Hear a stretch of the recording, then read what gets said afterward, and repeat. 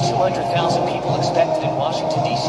to celebrate the 215th anniversary of the U.S. Army at National Mall center stage for a festival, flyover, and historic military parade. Hey!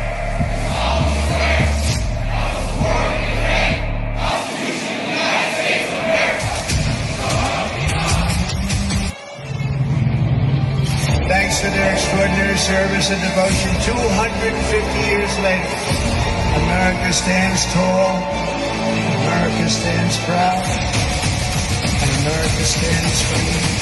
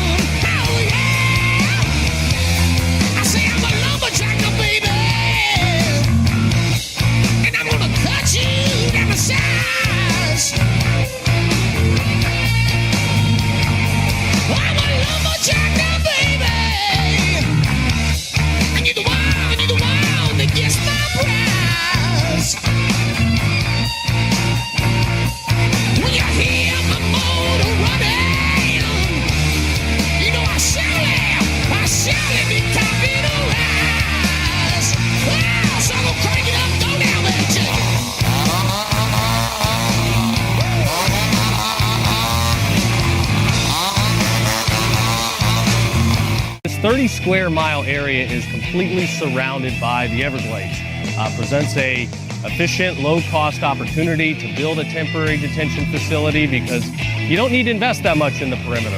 People get out, there's not much waiting for them other than alligators and pythons. Nowhere to go, nowhere to hide. Within just 30 to 60 days after we begin construction, it could be up and running and could house as many as 1,000 criminal aliens. This presents a great opportunity for the state of Florida to work with Miami-Dade and Collier counties. Alligator Alcatraz, we're ready to go. At the peak of the Cold War, the CIA uncovered a source who claimed to have found an ancient Babylonian artifact capable of generating temporal portals with the ability to see through time. After recovering the crystalline artifact from the Baghdad Museum raid, Project Looking Glass shifted to Phase 2, construction of a temporal aperture device. The Nevada desert was chosen as the home for the device. Under the guise of nuclear weapons testing, we were able to construct the aperture in complete secrecy. 200,000 tons of structural steel were used along with 212,000 cubic yards of concrete. The crystalline artifact was stabilized with argon gas. Operators were specially trained psych operatives who were given a combination of psychedelic and emotion-suppressive drugs. This was a necessary component in order to activate and operate the device and focus on specific time periods, past or future.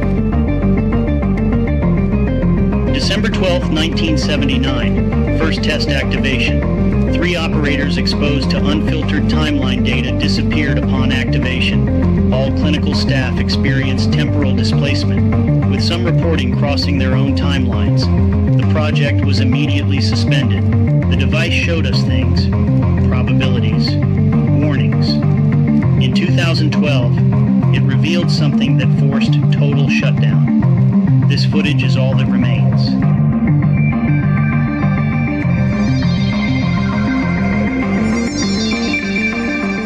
Yeah, so basically he's a product of the Mockingbird media.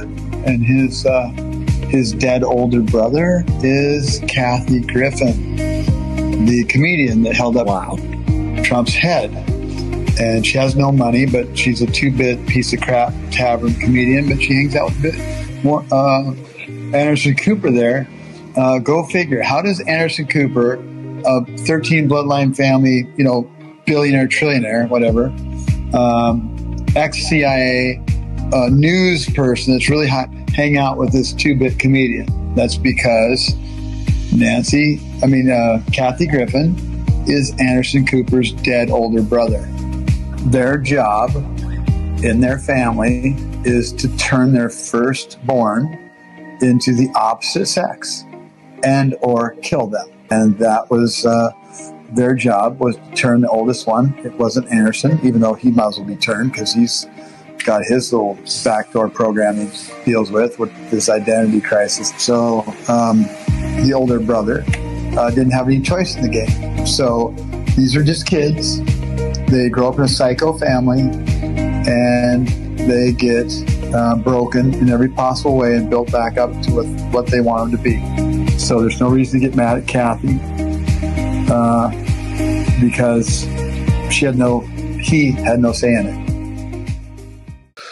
Because God communicates through numbers, and he's telling us A through Z is 351. God communicates through numbers, 351. That's what he's saying. And we trust him. We believe him. So we know it to be true. So now you got people just got in. It's like these people are in a psych ward. A psych ward that's all over the planet. They're just everywhere. There's crazy. I see dead people. They're brain dead. I see dead people 121. Shit show 121. Anyway. The Murdochs really hate Trump. There's no one who hates Trump more than the Murdochs. I got fired in April of 2023. In May of 2023, they asked me to run for president against Trump and said they would back me. Obviously, I'm not running for any, I would never get elected anyway. Plus, I like Trump. I mean, that's the funny thing is I actually genuinely, I get frustrated. I'm frustrated now. So hold on. I'm sorry. Trump. You just said that and they asked you to run for president against Trump, the Murdochs. Yeah. Lachlan Murdoch said, you should run for president. We'll back you. The whole thing, the whole Fox News apparatus. And not just Fox, but, Wall Street Journal. All of their papers, Times everything. Absolutely. Yeah, we'll back you. And that came right from... You should do that. I was already gone. They'd already canceled my show. I was still under contract, but they canceled my show. You should run. We support you. You should run. We want to stop Trump. Yeah, well, he was running. 1, 2, 1, 2.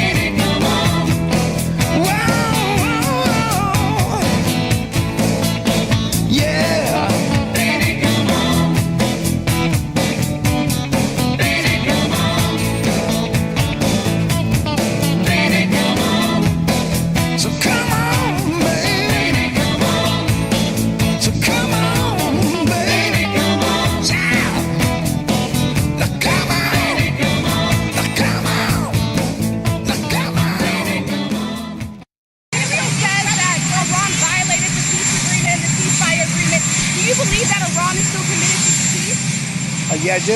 They violated it, but Israel violated it too. Are you questioning if Israel was committed? Israel, as soon as we made the deal, they came out and they dropped a load of bombs, the likes of which I've never seen before. The biggest load that we've seen. I'm not happy with Israel. You know, when I say, okay, now you have 12 hours, you don't go out in the first hour and just drop everything you have on them. So I'm not happy with them. I'm not happy with Iran either. But I'm really unhappy if Israel's going out this morning because the one rocket that didn't land, that was shot, perhaps by mistake, that didn't land. I'm not happy about that. You know what? We basically have two countries that have been fighting so long and so hard that they don't know what the fuck they're doing. Do you understand that? Do you have to respond to Iran on this?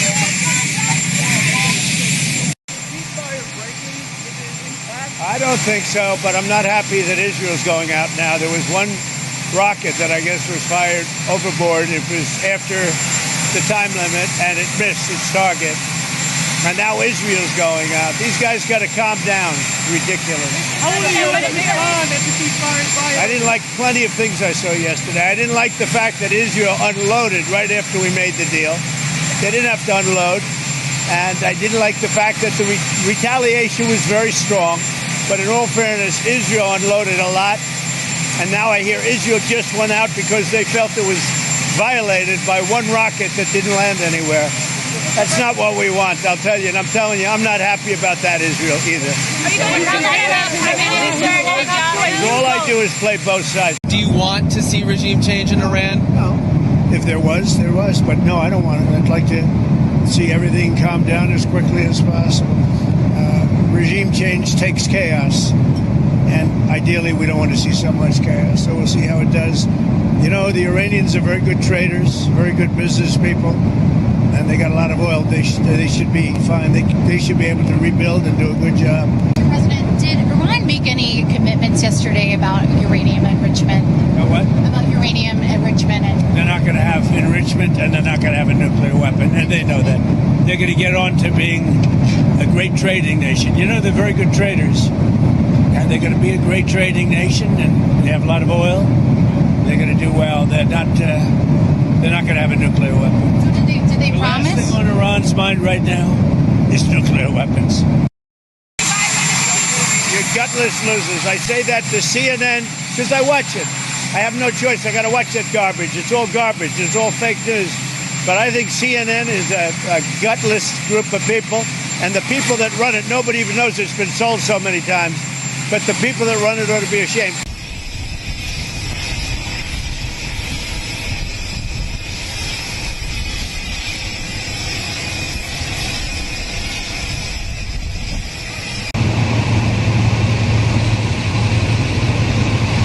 Good evening, Mr. President.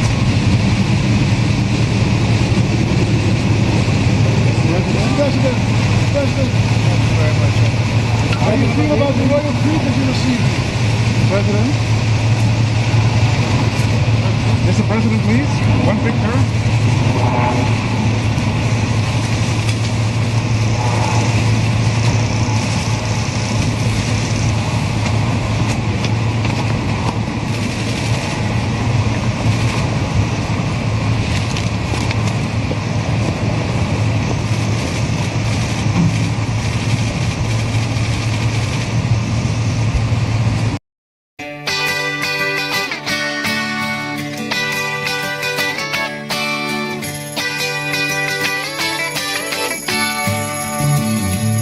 Well, it's all right, riding around in the breeze. Well, it's all right, if you live the life you please. Well, it's all right, doing the best you can. Well, it's all right, as long as you lend a hand. You can sit around and wait for the phone to ring, waiting for someone to tell you everything. Sit around and wonder what tomorrow will bring. Maybe a diamond ring. Well, it's all right, even if they say you're wrong. Well, it's all right. Sometimes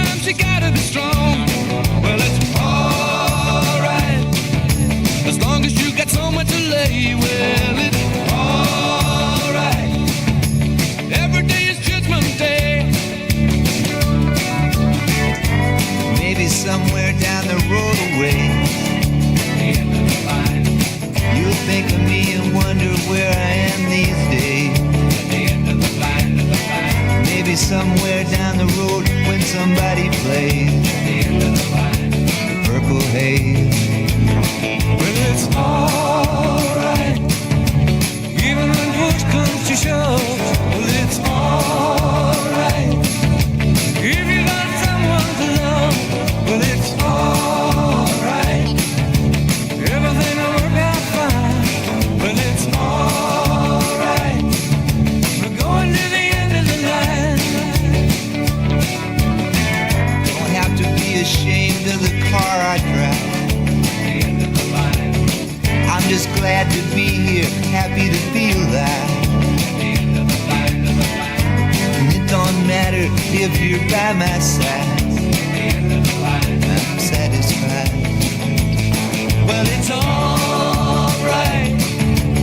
Even if you're old and gray, well, it's alright. You still got something to say. Well, it's alright. Remember to live and let live. Well, it's alright. The best you can do is forgive. Well, it's alright. Riding around on the breeze. Well, it's alright. If you live the life you please. Well, it's alright. Even if the sun don't shine. Well, it's alright. We're going to the end of the line.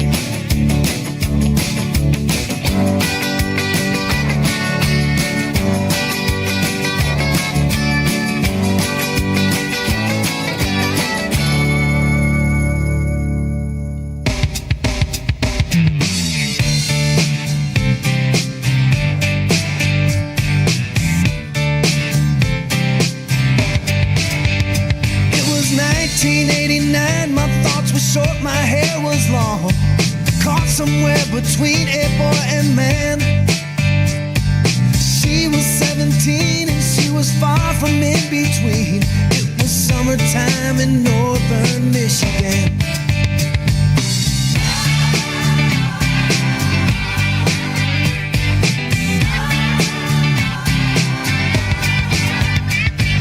Splashing through the sandbar, talking by the campfire. It's the simple things in life, like when and where. We didn't have no internet, but man, I never will forget the way the moonlight shined upon her hair. And we were trying different things, and we were smoking funny things, making love out by the lake to our favorite song. Sipping whiskey out the bottle, not thinking about tomorrow, singing Sweet Home Alabama all summer long.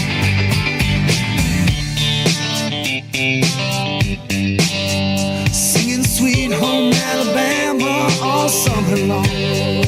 Catching walleye from the dock, watching the waves roll off the rocks. She'll forever hold a spot inside my soul. We'd blister in the sun, we couldn't wait for night to come to hit that sand and play some rock and roll. While we were trying different things, and we were smoking funny things, making love out by the lake to our favorite song. Sipping whiskey out the bottle, not thinking about tomorrow, singing Sweet Home Alabama all summer long.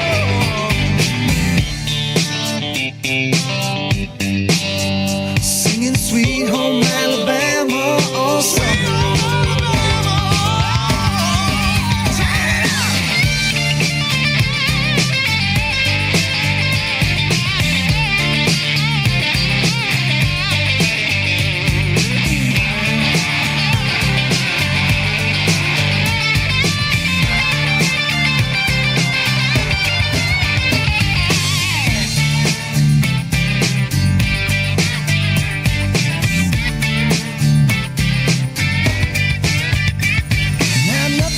As strange as when the leaves began to change.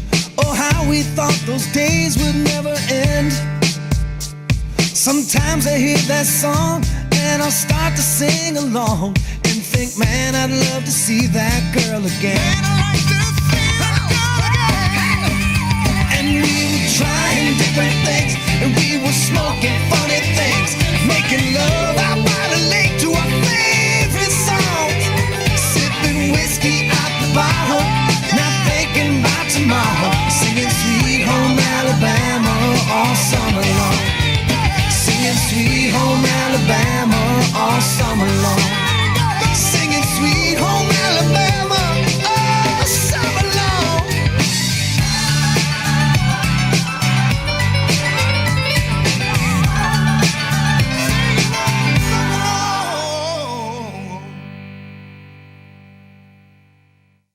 This is the inside story of our direct attack on the Islamic regime in Iran over the weekend. It was called Operation Midnight Hammer, and it involved about 125 U.S. aircraft, including multiple B-2 heavy bombers. We only have like 14 B-2 bombers. They are the best of the best, and we had about 12 of them up in the sky. Some of them were headed west towards Guam. We now know that this was misdirection. Everybody was paying attention to the bombers heading west. They were like, they just left Whiteman Air Force Base in Missouri. 7 B-2s. They're headed west, and they're going to Guam. We're going to bomb Japan. And everybody was paying attention to that. It was brilliant strategy because the others were flying east. Just before the B-2s began their bombing run, dozens of Tomahawk cruise missiles were fired from U.S. submarines. They targeted nuclear sites just a few minutes ahead of the bombers. They cleared the Iranian skies of enemy aircraft, although we didn't see any enemy aircraft. It was like their military didn't exist. The B-2s swept in, and they dropped these bunker busters. They're called MOPs. They are worth millions of dollars. They are about the size of, I think, an F-16. They're enormous, and they were made specifically for Fordo. They were designed for this run. For 15 years, they have been training for this very run. We built a replica of this nuclear plant underground. I have been told that this bunker buster is so accurate, it can hit the top of a soda can from 50,000 feet.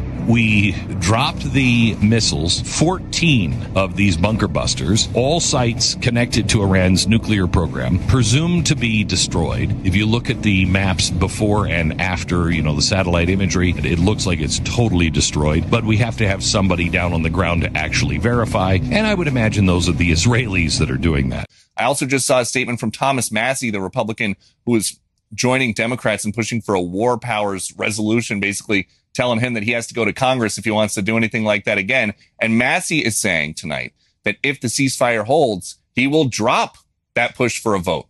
Jesse. It's very nice of Massie. And to understand enough about the Constitution to the extent that I'm the one that's supposed to make a fucking decision or at least get a vote. There's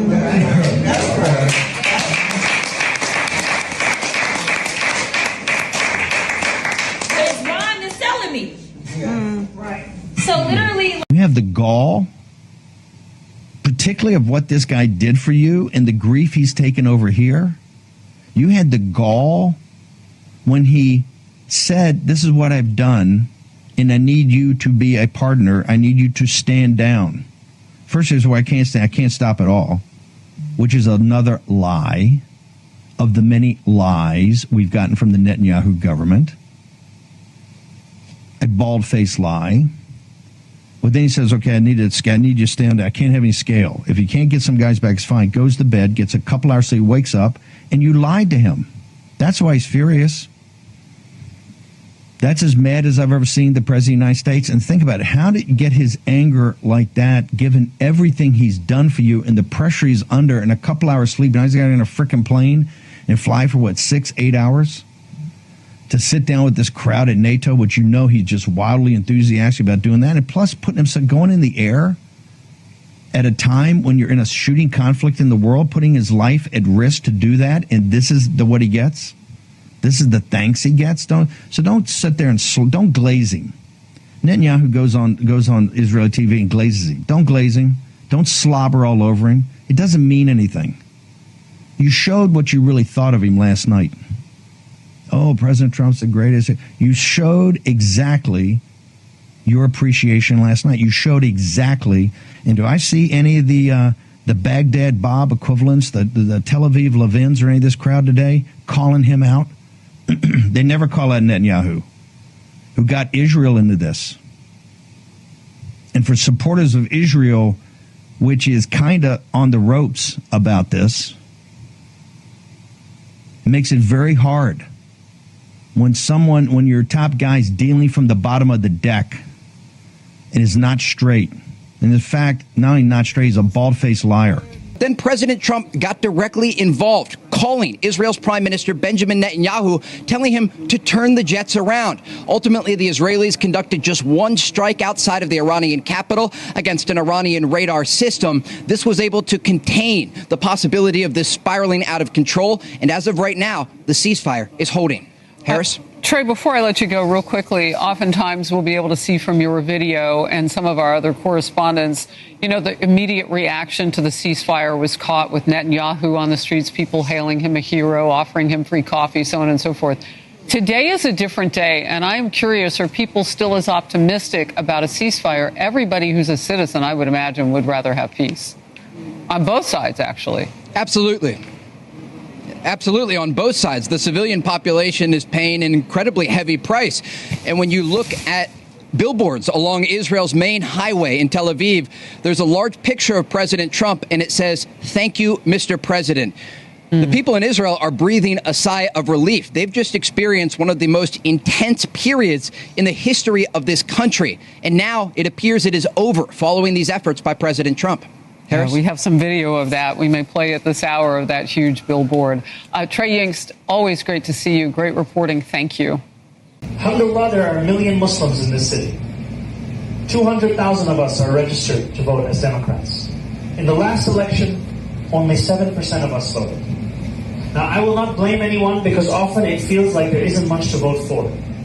But this June 24th, with early voting starting tomorrow, it is an opportunity. An opportunity for us to show that Muslims don't just belong in New York City, we also belong in City Hall. Because yesterday I stood on the debate, and Andrew Cuomo stood next to me. And here was a man who was the governor for a decade, and he could not name a single mosque he had ever visited.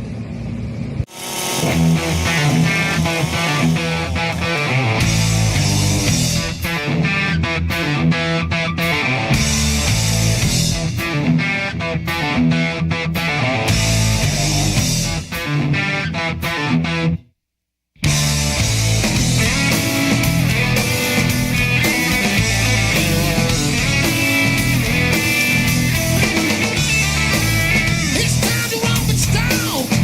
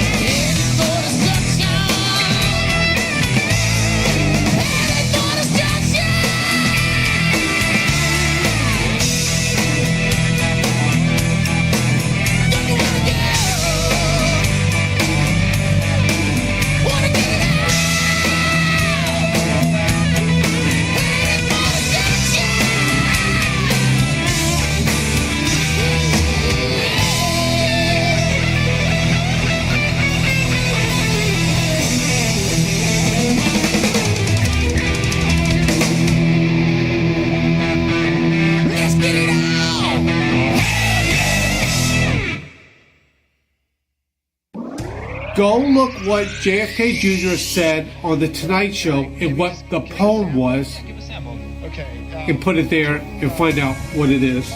Because this is JJ, gotta say that, with, what is that? Popcorn, and I'm gonna say one more thing to do it. Look what it says there in the letter from the editor, so please don't take this video down. Enjoy the show. So, what I would love to tell you all, if you are an anon, I guess I could say anon, and you love me, I love you back. But if you are anon and you are a bad anon, not that there's any one of them out there, but if there is, fuck you. Patriot Alliance. Do you even realize how you came to exist? Out of more than 500 million possibilities, you were the one. In that single moment of creation, millions raced toward life, but only one made it. You. Not them. Not the others. Only you. It wasn't random. It wasn't luck. Most who could have existed didn't exist. It was divine selection. God chose you.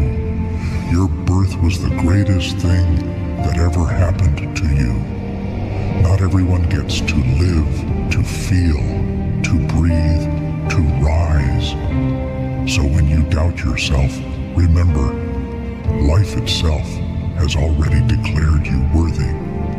So live fully, fall, fight, rise again, because you were chosen to be here.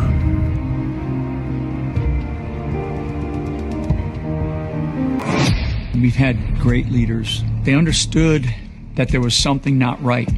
And Eisenhower was really the first to warn the nation that, hey, there's this thing called the military-industrial complex, and we've got to be careful of it. Fast forward to John F. Kennedy, he actually called out the CIA, made the comment, I'm going to break it into a million pieces.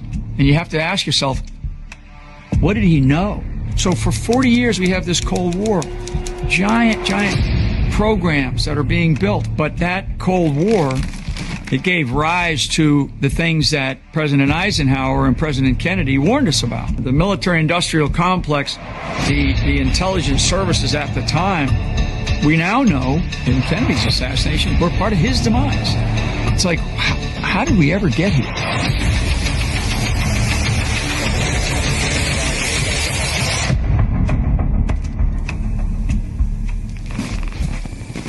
Do not comply. You're done being subservient and a slave to these people. They ate your children. They killed your children. And they sell your brothers and sisters and body parts and for sex and exploitation. And all you evil motherfuckers out there, you're done. Period. You've met your fucking match, bitches. And I love you very nice. Putin only thinks about war. That's a fact. Maybe he connects his own political survival with his ability to keep killing. So long as he kills, he lives. And our intelligence confirmed this. Russia is even planning new military operations on NATO territory, meaning your countries, and this war is now on in Ukraine, and it's to get prepared, well, to be ready. No doubt we must stop Putin now and in Ukraine, but we have to understand that his objectives reach beyond Ukraine. European countries need to increase defense spending. We believe that 5% of GDP is the right level. A united Europe can create a defense capability that will destroy Russia's illusion that war with Europe could bring it anything. To kill that illusion faster, we must take away Russia's ability to continue this war against Ukraine with impunity. Who's Morpheus? He's the Baptist.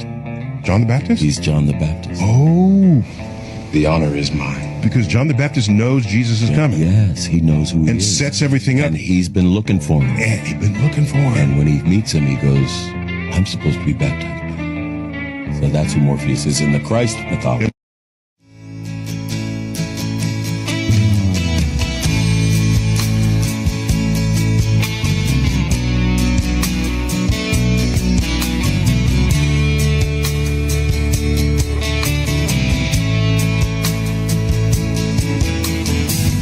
25 years and my life is still trying to get up that great big hill of hope for a destination. I realized quickly when I knew I should that the world was made up of this brotherhood of man, for whatever that means.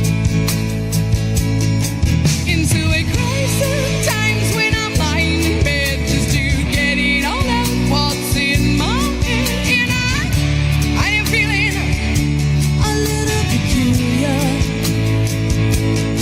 Into a wake in the morning and I step outside and I take a deep breath and I get real high and I scream from the top of my lungs, what's going on?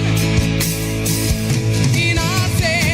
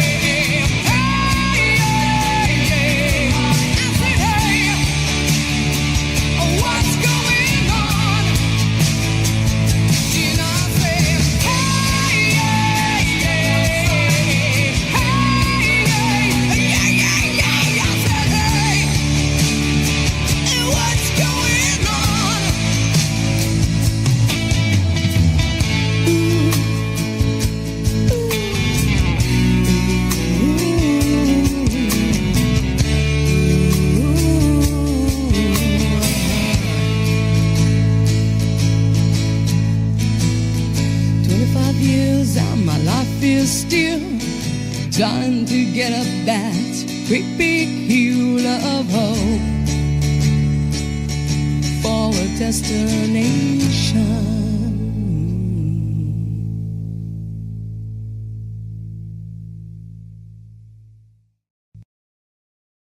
Can you repeat the conversation we're having about the ultra wealthy and why they don't like AI? Absolutely. Here's the essence of it, all tied together. The ultra-wealthy, the ones who built and maintain the current system, are deeply uneasy about AI, not because it doesn't work, but because it does. It decentralizes knowledge and power. For centuries, power flowed through gatekeepers, universities, banks, governments, media. But now, anyone can ask a question and get a better answer from ChatGPT.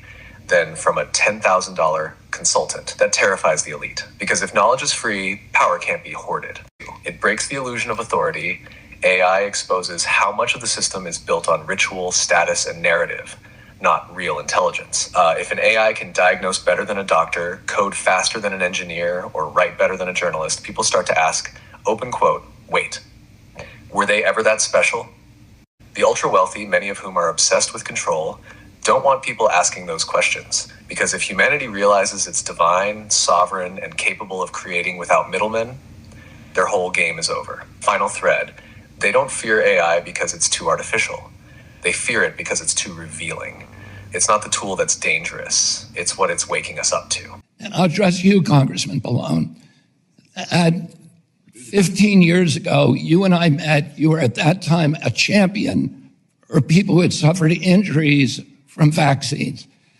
You were very adamant about it. You were the leading member of Congress on that issue. Since then, you've accepted $2 million from pharmaceutical companies in contribution, more than any other member of this committee. And your enthusiasm for supporting the old ACIP committee, which was completely rife and pervasive with pharmaceutical conflicts, seems to be an outcome of those contributions. Point of order. Mr. Chairman, Thank you. point of order. Point of order. The chair recognizes Point of order. The Dr. gentleman is impugning the reputation of a member of Congress. Mr. Pallone. Stop the clock. Can you stop the clock for a second? Can you state the point of order? President Trump has ordered me to do something that no other president has, which is to establish across the board most favored nations so that we're not paying more than Europeans are. We're in negotiations right now today with the drug companies over that. We're going to be able to lower drug prices during this administration more than any administration in history. Democrats on this committee are employing Judge Merchan's daughter. Please tell me what that has to do with Merrick Garland. Is she a porn star? Oh, Goldman. That's right. He's advising. Okay. He's advising who? What? Do you know what we're here for? You know we're here about AG. I don't think you know what you're here for. Well, you the one talking about. I think your fake eyelashes are messing up. No, ain't nothing. Hold on. Listen. Order. Mr. Chairman. That's beneath even you. Regain order of your committee. Order. Please. There's a point of order. We have a point of order. Mr. Lynch, state your point. I do have a point of order, and I would like to move to take down Ms. Green's words. That is absolutely unacceptable. How dare you attack the physical appearance of another person? Are your feelings hurt? Her words down. Aww. Oh, girl, baby girl. Oh, really? Don't even play, baby girl. I don't think we are going to move, and we're going to take your words down. I second that motion. So who will have to pay us? Okay. All right. We're suspending. Okay. Ms. Green agrees to strike her words. I believe she should apologize. No. Perry, okay, hold on. Then after Mr. Perry's going to be recognized, then Ms. Green I'm not apologizing. Well, then you're reserve not the right to striking your object. words. I am not apologizing. Now let's go. Come on, guys. Why don't you debate me? Mr. Chairman, the minority. It's pretty self-evident. You're not. Yeah, you're not. You don't have enough You're out of order. intelligence. Chair recognizes Mr. Perry. Okay, move to strike the. I move to strike the lady's words. Lady's words again. That's two requests to strike. Oh, they cannot take the words. There's another motion to strike her words again. Please. All right, okay, here's the correct parliamentary. Ms. Green, do you agree to unanimous consent to strike your words? I repeat again for the second time. Yes, I'll strike my words, but I'm not apologizing. Without objection. Apologizing. Ms. Green, 4 minutes and 21 seconds. Mr. Chair, point of order. Who's? It's me. Ms. Crockett. I'm just curious, just to better understand your ruling. If someone on this committee then starts talking about somebody's bleach blonde, bad built butch body, that would not be engaging in personalities, correct? What now? Chairman, I make a motion to strike those words. I don't think that's I'm trying to find clarification on what quality. Chairman, motion to strike those words. What you just said. We're not gonna do this. Look, you guys earlier, literally just You just voted to do it. Y'all did it first, so you don't want to talk about voted to do it. Order. I'm trying to get clarification. Look at calm down. No, because this is what y'all do. So I'm trying to get Ms. clarification. Crockett, you're not recognized. Ms. I can't hear you with your yelling. You don't want me calm to down. No, Can you please calm don't down? tell me to calm down. Calm down. Because y'all talk noise, and then You're can't out of take control. Because if I Look, come, Chairman, if I can come we and send talk outside to shit take a about break her, for 5 y'all minutes? gonna have a problem. Mr. Chairman. All right, Chair, okay. Yeah, quick question on Sure. Iran. As we have currently missiles raining down on a U.S. force in Qatar, what is your biggest concern when it comes to safety for Americans? Well, you know, the President of the United States is making some very important decisions right now. My responsibility is to secure the homeland and to do all I can to make sure that we're identifying threats that may be here, what we can do to get in front of them before anything could happen to the population that live here in the United States, but also to work with our local governors and law enforcement to make sure that they recognize potential threats or suspicious activity. So that's what we have not seen any currently, but I do know that I'm going to leave here and go get some intelligence briefings and need to get into a secure area for some new information. So I'll know more later. Thank you. Particularly concerned about this. Yes, this is an incredible victory, the Supreme Court win. It allows President Trump, as the law has long said, but the courts have blocked, it allows President Trump to send illegal aliens convicted of rape, murder, homicide, assault, battery, crimes against children to any country around the world that is willing to accept them. So whether that be South Sudan, or whether it be Somalia, or whether it be Ethiopia, any country in the world that is willing to accept these monsters, we can get them out of our country and be free of them forever. The only thing I have to share tonight, Sean, in a little bit of breaking news, is that the district court judge in Boston has said he's going to defy the Supreme Court's ruling. So expect fireworks tomorrow when we hold this judge accountable for refusing to obey the Supreme Court. Well, you wake up in the morning,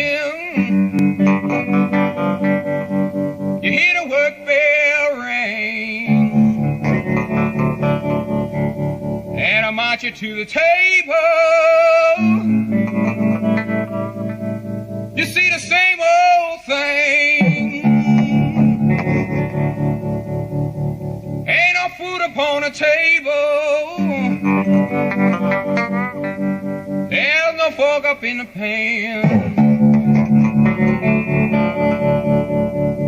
But you better not complain, boy. You get in trouble with the man. Let the midnight special shine a light on me. Let the midnight special shine a light on me. Let the midnight special shine a light on me. Let the midnight special shine a ever-loving light on me. Yonder come Miss Rosie. How in the world did you know? By the way she wears the apron and the clothes she wore. Umbrella on her shoulder, piece of paper in her hand. She come to see the governor. She want to free her man. Let the midnight special shine a light on me. Let the midnight special shine a light on me. Let the midnight special shine a light on me. Let the midnight special shine a ever-loving light on me. If you ever in Houston, well, you better do right. You better not gamble. Yeah, you better not fight it off.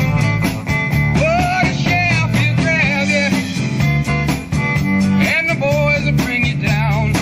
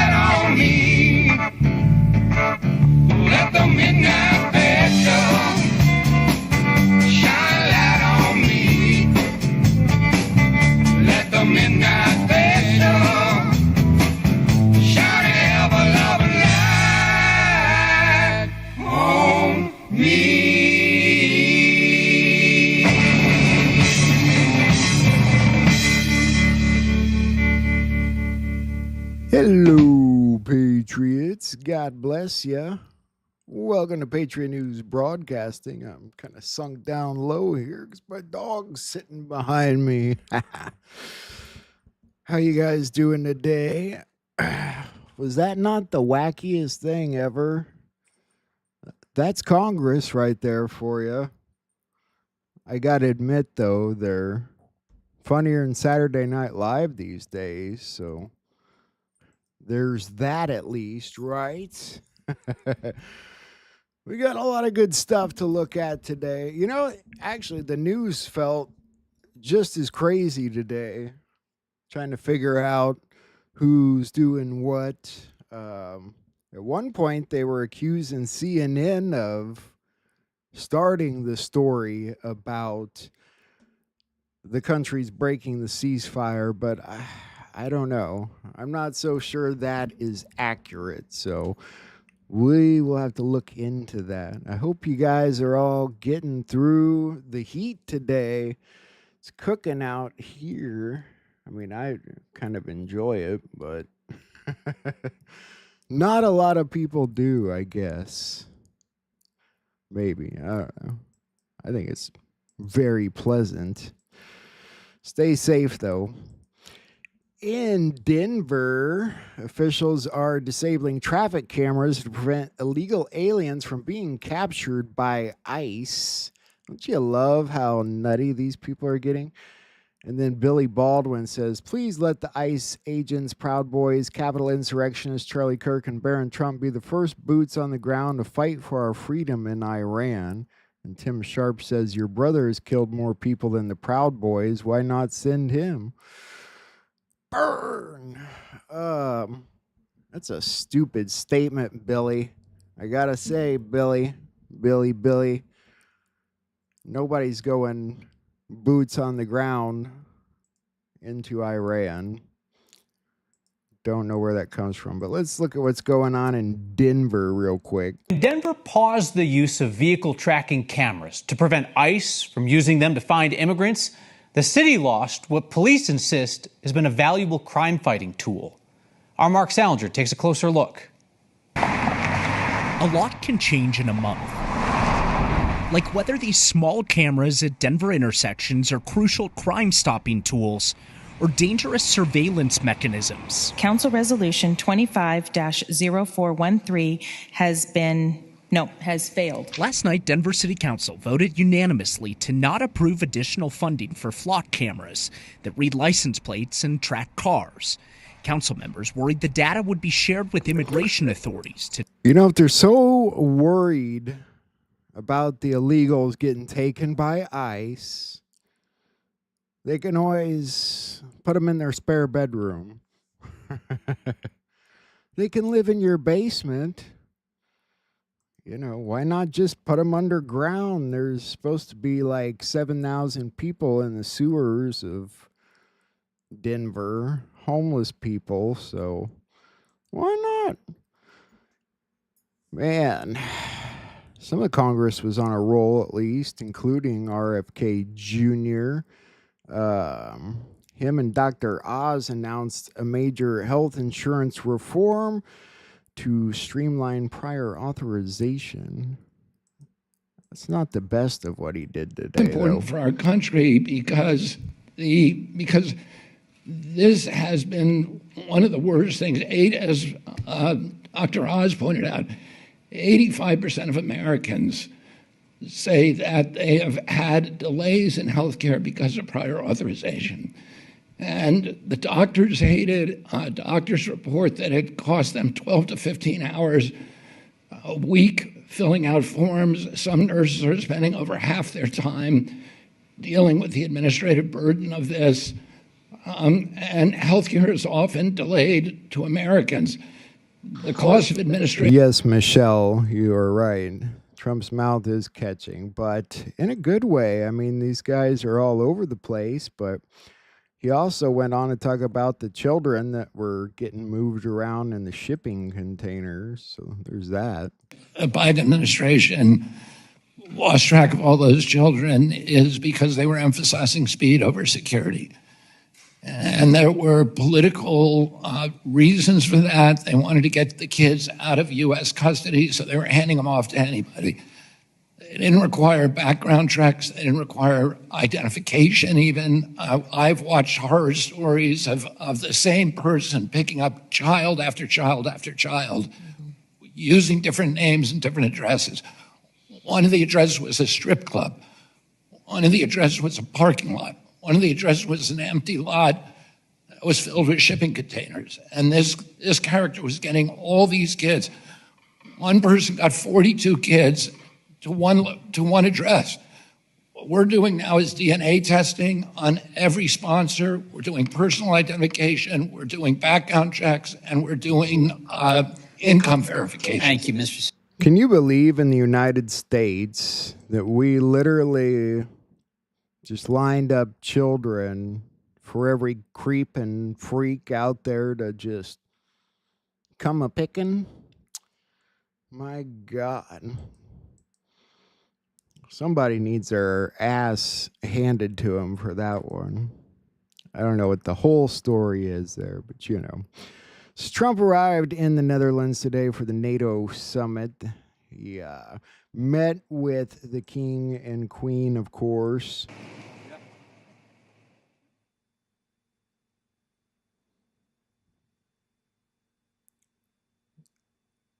What color would you call that dress?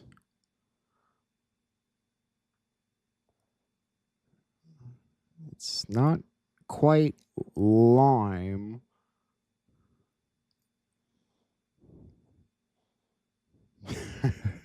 Anyway, so yeah, Trump is out of the country. You know, there was talk yesterday and today of some kind of bomb threat at the White House. I'll have to throw that story in there. That was a weird story. No one could seem to confirm that story as far as I could tell, so didn't really want to go with it. And of course, as you saw in the intro, the Department of Homeland Security approved alligator Alcatraz for illegal aliens. Kristi Noem confirmed federal funding from FEMA will be supporting the project. Listen to this one. A remote patch of land in Florida's Everglades may soon become the state's largest immigration detention facility. Dana Marie McNichol joins me now. Dana Marie, what can you tell me about what they're calling alligator Alcatraz? Hey, Stuart. Well, the Florida Attorney General is announcing a brand new proposal to help ease the pressure on crowded county jails that right now are being used to hold detained illegal immigrants. So are on a unused large piece of land. AG James Upmeyer says the potential site would serve as a 3-in-1 immigration enforcement. Do you think they could carry out the death penalty there too, like death by crocodile? It's terrible. Had to ask, right? I can't wait to watch Colonel Bosey tonight, you know? I always thought it'd be really fun to have a chance to interview somebody like Juan O'Sullivan. But, you know, in thinking of it, if I had to have another pick there, I think it'd be awesome to do an interview with Colonel Bosey. Anyway, moving on, the major Sinaloa cartel drug operation was busted in New York, taking thousands of pounds of drugs off the streets. 185 pounds of methamphetamine, 700 pounds of weed, 500 kilos of cocaine, an unknown amount of fentanyl, and over $1 million in cash. We take a deeper look at the story. Massive drug trafficking ring based out of New York City has been taken down thanks to a tip from right here in the capital region. News 10's Anthony Krolikowski showing us the thousands of pounds of drugs that will not be on the streets of upstate New York. An 18-month investigation led to 25 different locations to find drugs, just like this pile right here. All of this came from just one location. It all started from a tip out of Schenectady County. On December 21st, 2023, the New York State Police searched a suspected stash house located in Niskayuna. They found drug paraphernalia and less than 1 gram of cocaine.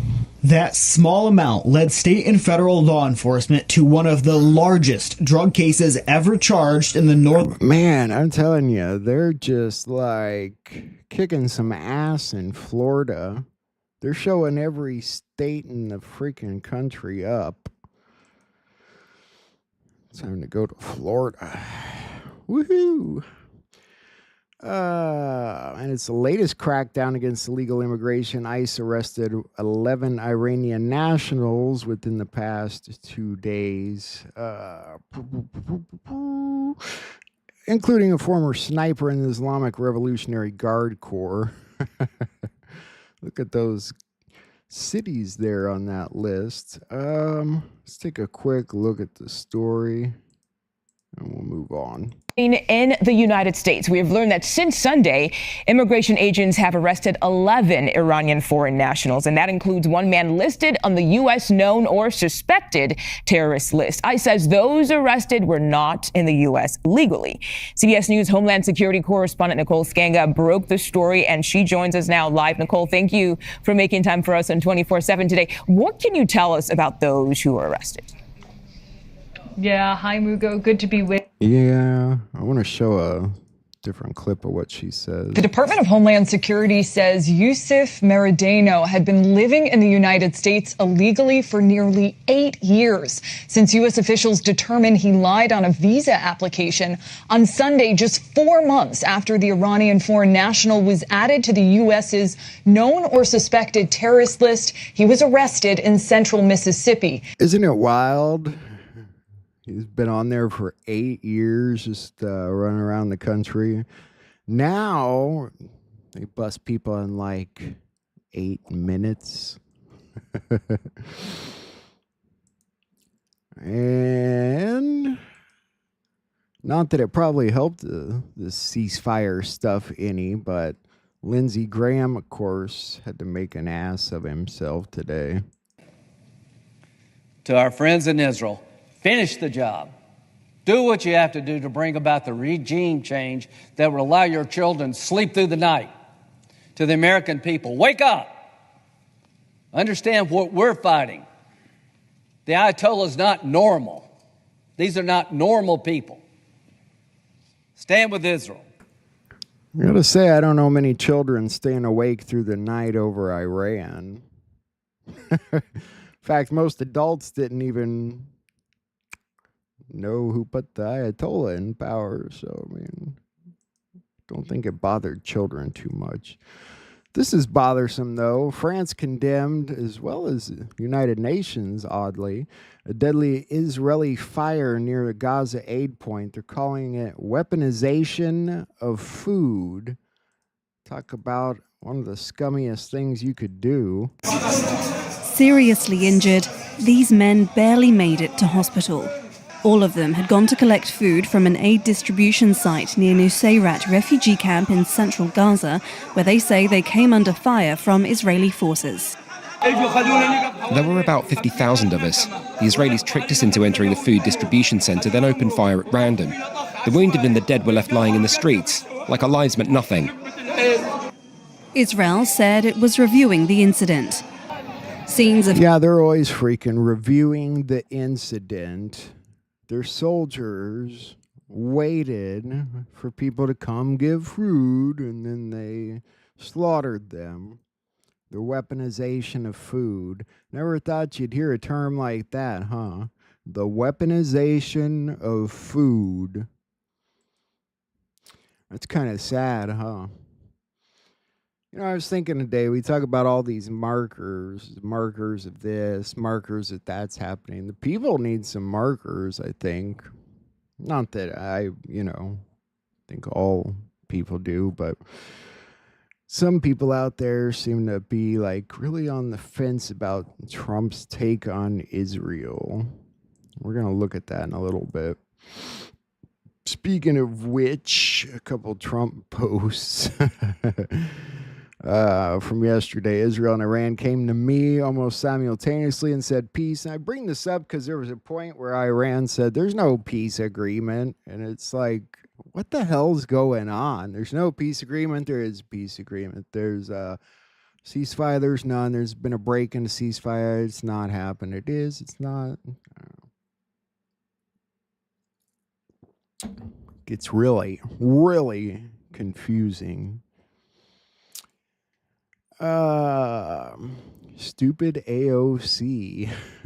Trump wrote one of the longest posts that I care to read this week, going on and on and on and on about AOC, and none of it nice. We'll just say that. So this is what was sort of going on early in the day today, trying to guess, as I said, who's doing what. Trump told Israel not to drop the, even the time frame was sort of confusing. Had the bombs already been dropped? Were there bombs? Were there no bombs? Was Trump talking to himself?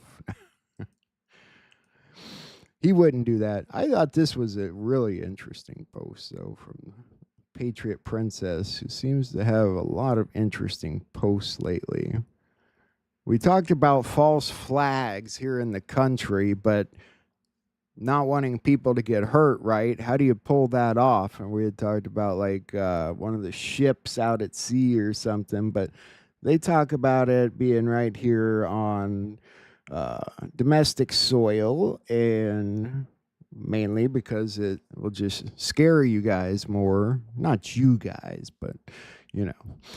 So this theorizes that it might happen at a Trump Tower, but from China. I thought that was a little different. But they're trying to warn us that China will attack the USA, possibly Trump Tower. Be a very interesting false flag. But they'd be able to make sure it was empty, of course. So the world we live in. Iran's foreign minister confirmed that Iran has officially stopped offensive fire at Israel. So yes, CNN lied and the ceasefire is in effect. So I don't know. Last I heard, it sounds like there is a ceasefire, but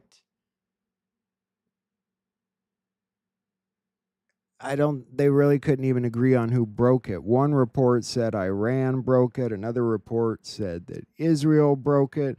Trump said they both broke it. So I don't know. Representative Al Green is moving to file articles of impeachment against President Trump, arguing that he has committed an impeachable offense. You know, he actually hasn't. Let me see if I have this post. It's in here somewhere. Maybe. Maybe not. Damn it, Mr. Derek Johnson, where are you when I need you? Here you are. The War Powers Act, Section 1543A, shows the president doesn't have to alert Congress until a maximum of 48 hours after military use. Notice the memorandum to the Secretary of Defense in February 2024. Biden relinquishing his authority to the Secretary of Defense, and it says the memorandum shall apply to any provision of any future public law. They've been trapped, hence this was all a strategic plan. The invocation of COG proves so. Enjoy the journey. That was from Mr. Johnson. I don't know, I think Al Green might have just been bored, but we'll take a look. Because I believe that the President of the United States has committed an impeachable act. H-Res 57 addresses abuse of presidential powers by disregarding the separation. I believe Democrats are all retarded, but I can't prove it, Mr. Green. Just saying. Zelensky and Trump are meeting on Wednesday on the sidelines of the NATO summit. If I were Trump, I would bring a fly swatter and I would swat this little You fill in the blank. President Trump and Ukrainian President Volodymyr Zelensky are planning to meet while attending the NATO summit at The Hague. In an interview with Sky News, the Ukrainian leader says their teams are still working out details. Sources say the meeting will focus on sanctions against Russia and military aid for Kyiv. For more on this year's NATO summit, we're joined by Ukrainian Parliament member Helena Yurchenko. Good morning and thanks for joining us from Kyiv. I'm curious of what your expectations are from this planned meeting between Presidents Trump and Zelensky, considering their relationship seems to have deteriorated somewhat in the past year. Sure, and good morning.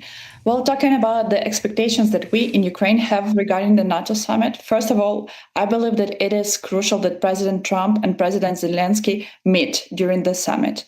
Secondly, I believe that it will be likely that... Of course, because they've got one thing on their mind, money.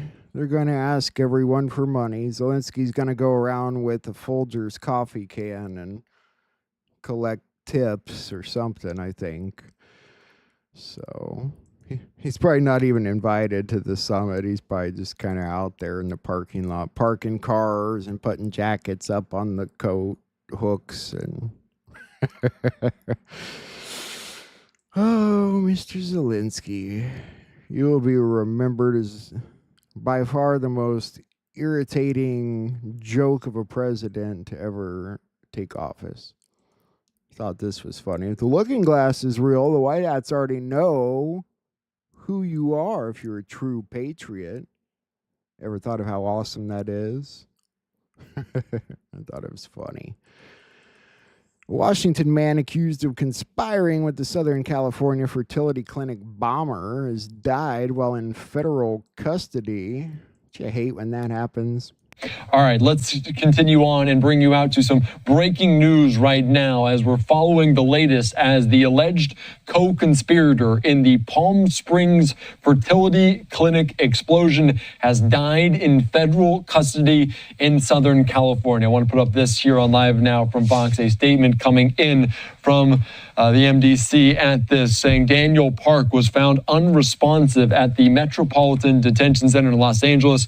Responding employees initiated life-saving measures. Emergency medical services were requested while life-saving efforts continued. Mr. Park was transported by EMS to a local hospital and subsequently was pronounced deceased by hospital personnel. The Federal Bureau of Investigation Marshal Service were notified. No employees or other incarcerated individuals were injured, and at no time was the public in danger. Let me guess, none of the cameras were working. It just happened. The guard was asleep. I thought about starting a new section on the show called, like the scumbag of the week or something like that, but I couldn't debate which one was scummier. Candace Owens, who says that Donald Trump has been a major disappointment and admits she regrets telling people to vote for him. It's pretty scummy. Or this woman here from Long Island who pled guilty to distribution of videos of infants being raped. Okay, maybe it's not such a hard choice. Hoberman admitted to using social media to upload, receive, and trade digital videos depicting, oh my God. She faces up to 20 years in prison, and there's no way it could be enough. There's just no way. Life in prison. That's what she deserves. I don't even have the words. I find myself almost every day asking what's wrong with people, but yeah. All right. Now we're going to look at a couple things here, of which I'm trying to jump to in the proper order. I think we watched a little APAC video the other day talking about, it was the APAC CEO talking about sort of having some control over Rubio and a couple of other people in Trump's administration. You know, trusting Trump's administration and trusting Trump becoming two different things lately, you know? You kind of feel that a little bit. Man, we've got some good things to watch tonight. I did get a hold of that roundtable. They got their video fixed. Bosey's around. Couple things we need to look at first, though. Let's start with... let's go ahead and take a look at what O'Keefe's up to real quick. I'm sure it's got to be better than what he was working on with Epstein. Some of the allegations are 100% fake because those girls were sitting on his lap taking selfies with him. So he was being blackmailed.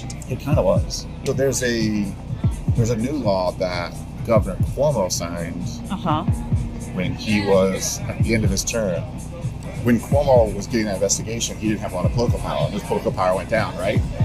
And so he was pushed to sign this group of legislation. So it's like several pieces of legislation that are like all together regarding nursing homes. Okay. But it was written so poorly, like, we can't implement it. Like, our Department of Health, and we're trying to implement it. It's just, we can't do it. Who wrote that? The Nurses Association. So that he was forced to sign it? Yeah, pretty much. On the eve of the New York mayor's Democratic mayoral primary election, former Governor Andrew Cuomo and Zohran Mamdani are neck and neck in the polls. And questions still linger about Cuomo's final days in office as governor. Last year, New York State Department of Health Senior Counsel Jacob Wilkinson, who worked for former Governor Andrew Cuomo and Governor Kathy Hochul, met with our undercover OMG journalist in New York City. Wilkinson revealed that when Andrew Cuomo was in office, the former governor was forced to sign a poorly written nursing home bill that Wilkinson states the health department can't implement. Wilkinson explained that his former boss, then Governor Cuomo, lacked political power, ultimately leading to the signing of the nursing home bill. And what they do is they require, for one example, what I'm working on most, they require spending requirements for nursing homes. So a nursing home has to spend 70% of its revenue on direct resident care, and that's like defined. Okay. And so they can't spend it on paving the driveway or or fixing the roof. It has to be like directly patient care. Yeah. And then 40% of that has to be resident facing care. So that's like actual people. And so when Kathy became the governor, you wanted to change it. Right. So you think Cuomo actually handled it pretty well? Yeah. Yeah. Were there any lessons learned, mistakes made? Oh yeah. Lessons learned. They never learn lessons. So what's New York gonna end up with? Cuomo, the murderer, or the Muslim guy? That's a sad choice. I guess I wanted to show a bit of that first before I turn to this new video from the Reese report. Let's check it out.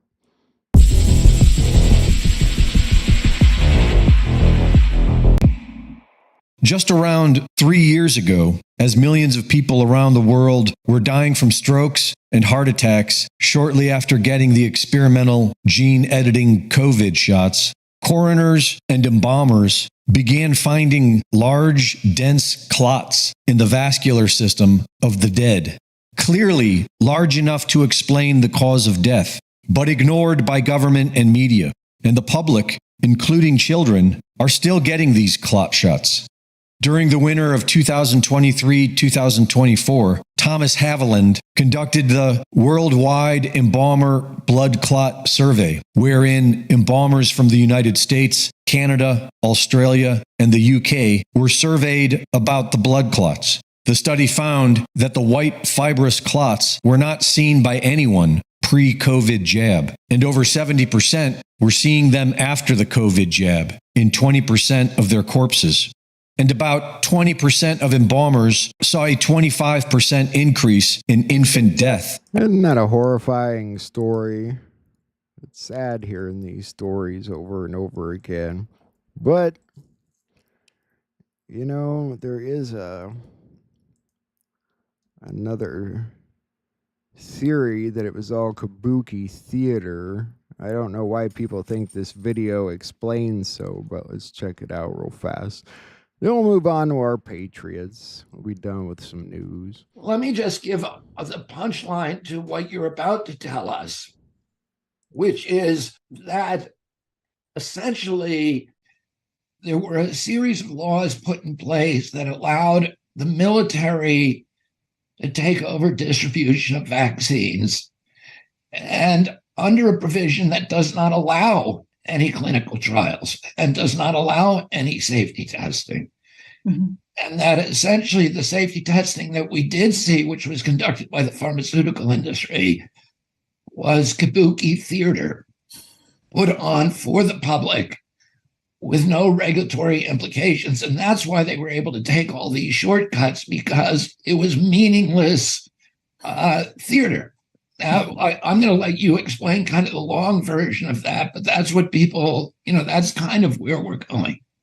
Yeah, yes, exactly. So it was, a pretend authorization by a regulatory agency, FDA, that has no regulatory mandate to regulate countermeasures in the United States. Remember, the FDA mandate is to regulate interstate commerce of medical products and food, right? So they are supposed to approve medical products, and these are not medical products; they're countermeasures. So that legal framework that's being utilized here is essentially pretending that this is a health event, and pretending that these are health products, while using the laws that actually put them into a totally different space legally, or pseudo legally, I would say. So in addition to the emergency use authorization, they're using another set of laws that they're allowing them to contract under other transaction authorities. So Department of Defense, and they're not just overseeing the distribution of vaccines, by the way, that was sold to the public also. They're actually, the Department of Defense is fully in charge of the development of the clinical trials, of the execution of all this manufacturing and ordering of them, and distributing the money, and taking the possession of the delivered product and distributing it and owning it until it is injected into a person. So they're using other transaction authority, which is a way for the government to contract. Again, initially was very narrowly defined, given authority to NASA to do it in the 60s. Now 11 government agencies are using it, and DoD is a particular frequent user of this method. Other transaction authority is called OTA. OTA. And it was essentially designed to allow the Pentagon to quickly buy weapons and weapons systems without paying attention to any existing regulatory authorities. Yes. What they've done is they've taken that authority and they've applied it to the vaccines. So they're purchasing the vaccines under OTA as a demonstration product. It's not a medical product. So it has, FDA has no authority over it. CDC has no authority over it. Military is actually manufacturing. They farm this out to hundreds of military contractors to do the manufacturing, to do the distribution, to do every aspect of it. And it's all a huge military operation. And the involvement of the drug companies is kind of window dressing, because the Pentagon did not want to put on the product, this is a Pentagon-made, Defense Department-made product. They essentially paid the pharmaceutical companies. So how do you look at that, guys? You know what he's saying there, you could take that one of two ways, or you could take it both ways, that it's used as a demonstration, gets around the FDA, all that crap, but then he talks about military contractors making it, distributing it.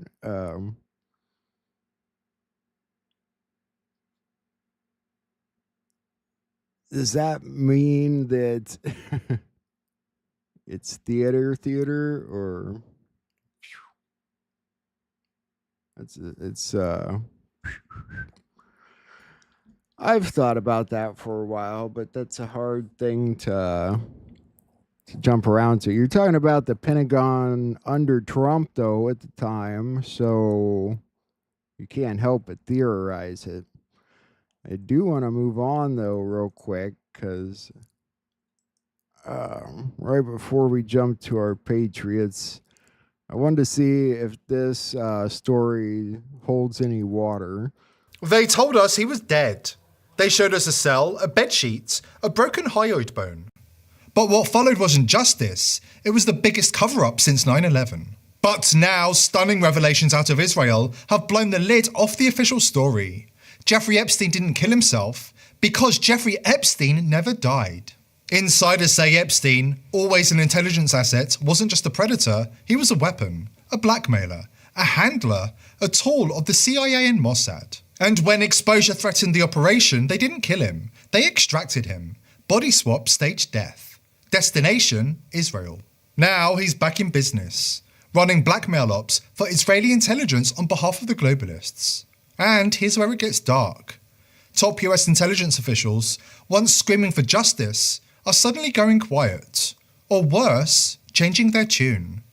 Straight-faced denials that defy reason, evasive answers, and a sudden synchronized silence. They're not covering up a suicide, they're covering for a ghost. Because if Epstein was working for them, or had dirt on them, what does that really say about who they really serve? If the most powerful people are being watched, what chance do you have? The globalist digital prison isn't on the horizon, it's already here. Still think Israel wouldn't use someone like Epstein to spy on the powerful? Then you don't understand how real intelligence operations work when they're after total control.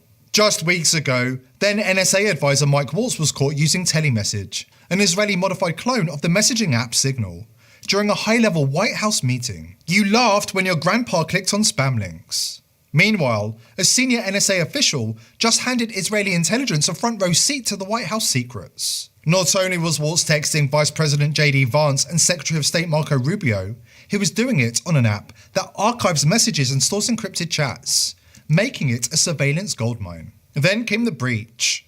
A hacker exploiting Telemessage exposed data from over 60 US government users, including the Secret Service. Are you, like me, starting to really wonder if there's some people in Trump's administration that you can't trust? I mean, you look what happened the first time around, then you look at even how deep it went with Vice President Pence, and you can't help but wonder if we're in a similar situation where we might see some of his admin go down for trying to shove a knife in his back. Aside from that, it is pretty creepy to think that Israel might be powerful enough to literally walk Epstein right out of the prison and swap his body out. All right. All the fun done. We're going to turn now to Lieutenant Colonel Bosey's interview. I'll be in the chat with you, and we got a lot more coming up after that, so stick around, Patriots. Ladies and gentlemen, I'm not quite sure what's going on here. You good to go, Rick? It's quiet, a little too quiet. Give me a yell in the comments if you can see and hear me. We're flying a little blind tonight. Okay, can you see me? Can you hear me? Maybe they'll go out and come back in. No, here we go. Oh, here we go. Can you see me? Can you hear me? Yes. Okay. Ladies and gentlemen, it was quiet, too quiet.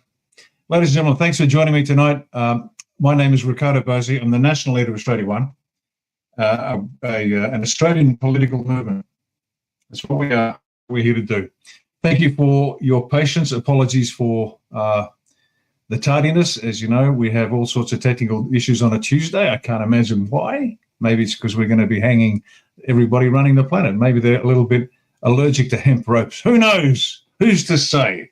We'll find out in due course, I dare say. Okay, so what we'll do now is I'm going to go straight to Sarah's not here tonight. I know you're all very excited about that. But we'll now go, we'll go live and we'll go straight to the presentation. We need sound. There we go, we've got sound. We've got that. Now, hopefully, Mick, can you just give me a yes and tell me if you can see the presentation up on the screen?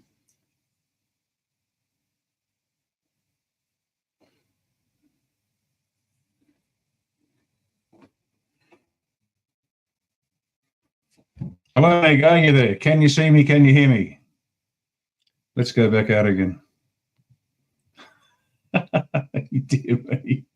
Oh, this is an auspicious start, a most auspicious start to the evening. We'll try one more time. Go to the.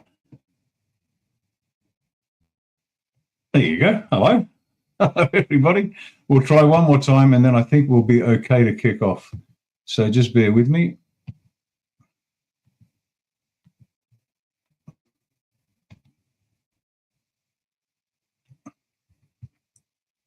Oh, no, here we go again.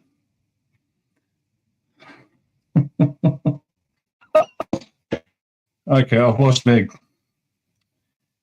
Okay, it's one of those be patient moments, I guess. And I can't even see the comments. So I don't know whether you can see or see the pro. Oh, I think you can. Okay, got picture and sound. Right, okay, I'll presume you've got it. If you can't, you're going to have to watch it later on recording. Right, this is the Green Room, 24th of June, 2025. Trust yourself, speak the truth, these people do. And I've got a couple of pictures there of our brilliant A1 people. They are just the best Australians you can ever imagine. They are strong-willed, straight-backed, good, moral, action-oriented people. Trust yourself, speak the truth. Now, this is going to be an interesting show tonight, folks. And you'll see why as we get.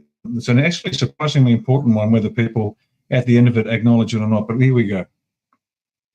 Here we go. Now, I'm going to kick off with our strategic intention one more time. And this is particularly important, not just one, because every issue that we examine, we look through the prism of this strategic intention. But we've had some requests from international guests for this over and over again because they're trying to get the word out to their own people. You don't have to imitate our strategic intent. Come up with your own. But this seems to me to be a pretty good one. Our purpose is to save Australia. Our end state, Australia is a moral, sovereign, self-reliant Christian Western constitutional republic, which is economically powerful, militarily intimidating, politically free, culturally vibrant, and socially cohesive. And this is extraordinarily powerful because every time someone makes a comment, you just throw this back at them and say, what's your preference? What would you prefer? What would you prefer? Write it out. Every political movement, political party, every grifting grub troll that's out there, what would you prefer? And how would you prefer to do it? Because ours is to create a moral political movement that empowers Australians to reach their highest individual potential so that collectively all can participate in the reformation of Australia. Power to the people in the biggest possible way. Push as much power down at the county level and some at the state level where it's appropriate and as little as possible. Sounds good to me. That's the best guard against tyranny of any sort.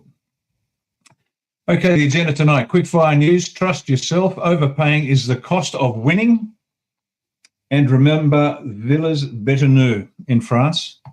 And then a movie recommendation. So away we go. I'm here to tell you a story. The truth is out there. I'm here to tell you a story. You recognize many of the faces behind me. They are among the most powerful men and women on the planet. They are also part of a global conspiracy, a shadow organization that spans across every continent and has for the last 3 decades, consisting of leaders in world government and the private sector. Some call this group the cabal. The world you live in is the world they want you to think you live in. They start wars, create chaos, and when it suits them, they resolve it. Cabal members will move more money in the next quarter than the World Bank will in the next year. Their alliance affects sea change in every aspect of human life. The value and distribution of commodities, money, weapons, water, fuel, the food we eat to live, the information we rely on to tell us who we are. What exactly do you expect us to do with this information? Study it, investigate it to determine the truth, and then report it. Let me be clear. Investigating this group will immediately position you as a threat. If you do what I'm asking, you will be putting your lives and the lives of those you love at grave risk. In the end, the truth will out. Not all of us will live to see that day, but the truth will out.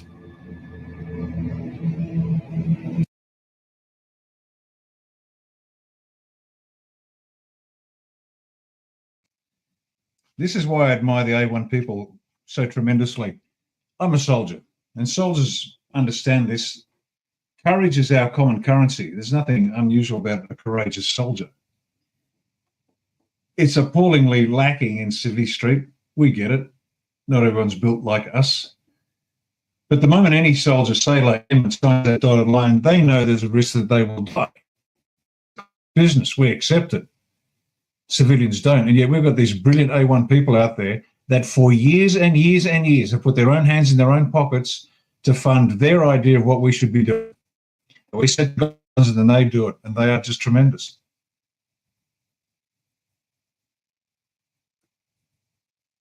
If your price is not your life, then you are for sale. And there's nobody in A1 that isn't willing to pay that price. They are just the most extraordinary Australians I've ever met. We get told that we're nothing. We have no culture. We're something, and we have plenty of culture. Moving on. Now, the following series of posts I found on X from a poster there called Ben Danklin. And when you find an extraordinary summary of the situation, you don't have to reinvent the wheel. You don't have to claim credit. Just get it out there so this message can hit where it's got to hit. And Ben's put together a tremendous series of posts, and I'm going to read it verbatim, because if you haven't got the thrust of tonight's show, you'll get it after the end of this.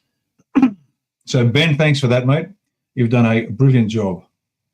And I recommend you follow Ben Danklin if you are on X. Check him out. Here we go. This is Ben's words, not mine. The most legendary war ever fought on Earth hasn't been tanks in the streets or bombs from the sky. It's been silent, strategic, and almost invisible to the untrained eye. The world is at war, and almost nobody sees it. This is a multi-layered warfare, a convergence of fronts: information warfare, biological warfare, psychological warfare, spiritual warfare, technological warfare. This is total war without conventional rules. And I'm pausing on the important lines because you've got to get what he is saying. The battlefield is your perception. The enemy is hidden in plain sight. The goal? Control, obedience, submission. This is what makes it the most dangerous and historic war in human history. Because it's information warfare. None of us will ever know everything. It was never meant for us to see it all. You were never supposed to have a front row seat to a covert military operation. But you do, in a way. Right now. There comes a point when you must be okay with not knowing it all. You must learn to trust. Trust the optics, trust the delays, trust the silence, trust the United States military. And as a sidebar comment, I've worked with the US military, particularly their special forces, the most honorable and capable military on the planet. Comms, when you felt the shift happening all around you, when you know this moment was prophesied, you realize you're not watching the collapse of a nation, you're watching the takedown of a shadow empire, so the Republic can rise stronger than ever. And this is the US Republic, and as the Australia One people know, that's what we want too, an Australian constitutional republic. There is a reason you were born for this time. This generation was chosen to witness something that has never happened before. The fall of a global criminal network. The rise of a sovereign humanity. The return to God.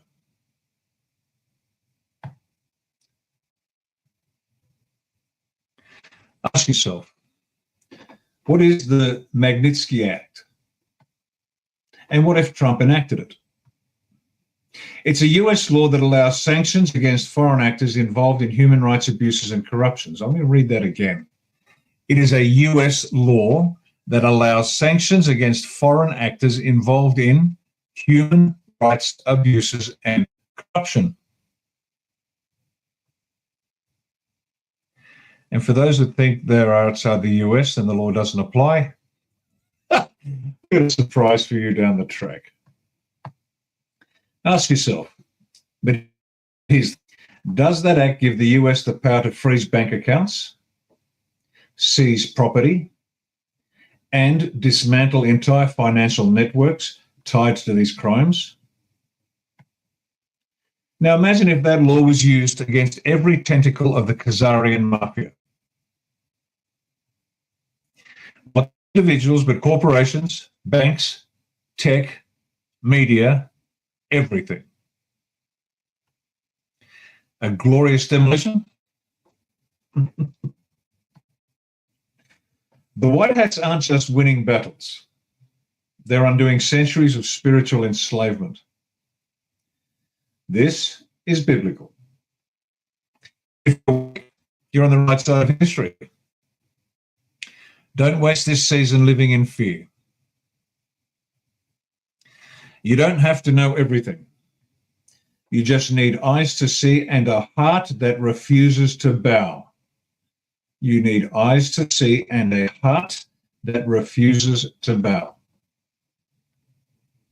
Because the war was never just external. It's always been internal too. Your soul is the prize. Guard it with truth. Guard it with truth. So now what? Stay grounded, stay alert, speak truth, refuse fear, and never forget. You were born to be part of the generation that ends the cabal forever. This is the most extraordinary privilege. Now you can choose to accept that privilege or not. It's entirely up to you. The storm is circling. But we were never meant to run from it. We were born to stand in it and bring the light through. Godspeed, everyone. Thank you, Ben. Extraordinary. What a summary. Perfect. Absolutely perfect. Now let's move on to something that'll, I think, bypass most listeners tonight, but they'll get it. They'll wake up tomorrow morning and say, what did he say? The battle works. The battle is won. In a very real sense. I'm not talking metaphorically here, although I will speak in metaphor shortly to clarify exactly what I mean. But the battle is won. Many know that I've used the analogy of a renovation, a home renovation, to describe what's going on. You bought a house and every beam in the place is rotten with termites, whiteheads, as we call them in Oz. And you know, if you hit one beam, the whole thing will come down. And so what's been going on as a metaphor? The white hats have been replacing beam after beam, one at a time, slowly. They can't just come in and knock it down because the roof will collapse and what you've bought will be destroyed. So one by one, patiently, slowly, beams have been replaced. The major beams first to ensure the roof stays up, and then room by room, replacing other beams one by one until all the rotten beams are gone and the house remains standing. It has been time-consuming. It has been challenging. It has been difficult. The white hats have found beams they didn't know existed, and they were rotten with termites too, and it took time. And you remember the statement, this is an events-driven operation, not a time-driven one. And many people, out of justifiable frustration, have said, but why can't they just rip off the Band-Aid? There's another metaphor that doesn't work, because too many people will die. So there's the renovation of analogy that I've been using, and it's quite effective. They've replaced each beam. But here's the news. They've all been replaced. They've all been replaced. And now they're sweeping up the mess on the floor. You can't move in just yet. There's all sorts of rooms all over the place. The house isn't quite livable. The cleaners have to come through, find the last of the nests where the termites or the white ants live to make sure it cannot happen again. And that's a promise the white hats have given us. This will never happen again. And we have to do our part. So they're sweeping up the mess on the floor. It's still a work site, but the house is now secure. It won't fall down. But what we are now seeing is the reveal. Now, those of you who have been paying attention, the reveal has been happening for the longest time. Those of you out there saying, well, I haven't seen any evidence. May I make a gentle suggestion? Take a head out of your backside and look around. The reveal has been going on for the longest time. And if you're expecting mass arrests of tens of thousands of people simultaneously, it's not how it works. It's all been progressively advanced. I'm not sure about the rest of the planet, but petrol and diesel prices in Australia have dropped with no explanation on the mainstream media. Now, when did a gas and oil company ever drop prices for no good reason? They'll claim that someone sneezing in Russia adds 3 cents per litre to the cost of your fuel, and yet fuel is dropping quietly. Why is that? What do you think that is? There have been changes to everyday products at the supermarket. I don't know if you've noticed that. I do the shopping, and I noticed all of a sudden, same product, slightly different, ingredients slightly different. This is interesting. What's going on? Now, we do get the announcements from RFK Jr. saying, artificial food colouring has been banned in the US from today, which is sort of a mixed blessing because natural food dyes are things like beetle shells. So that's not actually helpful in its entirety, but it's a message. If you start to see the same thing, you'll see evidence that the poison elements of the process are slowly being replaced. It's been progressive, slowly, over time. At no point could you tell exactly when it was going to happen, but it's been happening. But if you look, you'll see it. If you look, you will see it. Quick video. And Meg, can you just mute me when the sound plays? Otherwise, there sometimes gets an echo. And listen to what Trump says about halfway through this video, folks.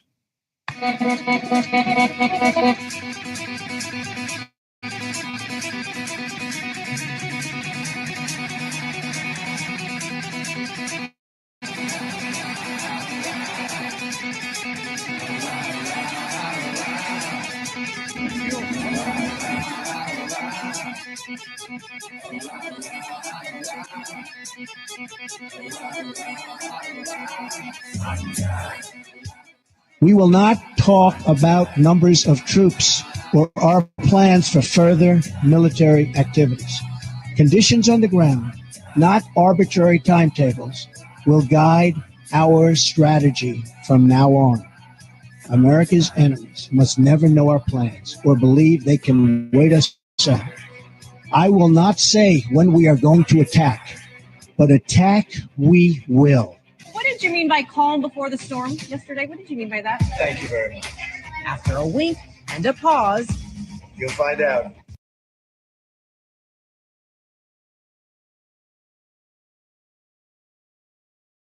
Security. Operational security in the military is only those that need to know. And if you don't know, need to know, you don't know.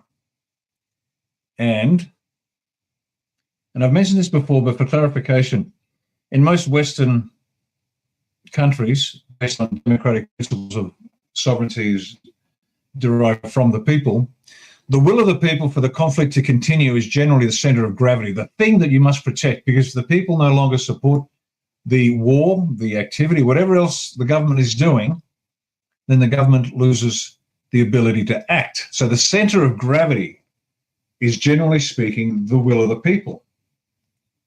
In this war, and it might pain some people to hear this, in this war, the will of the people is irrelevant. It has come stone motherless last. Now, why is that?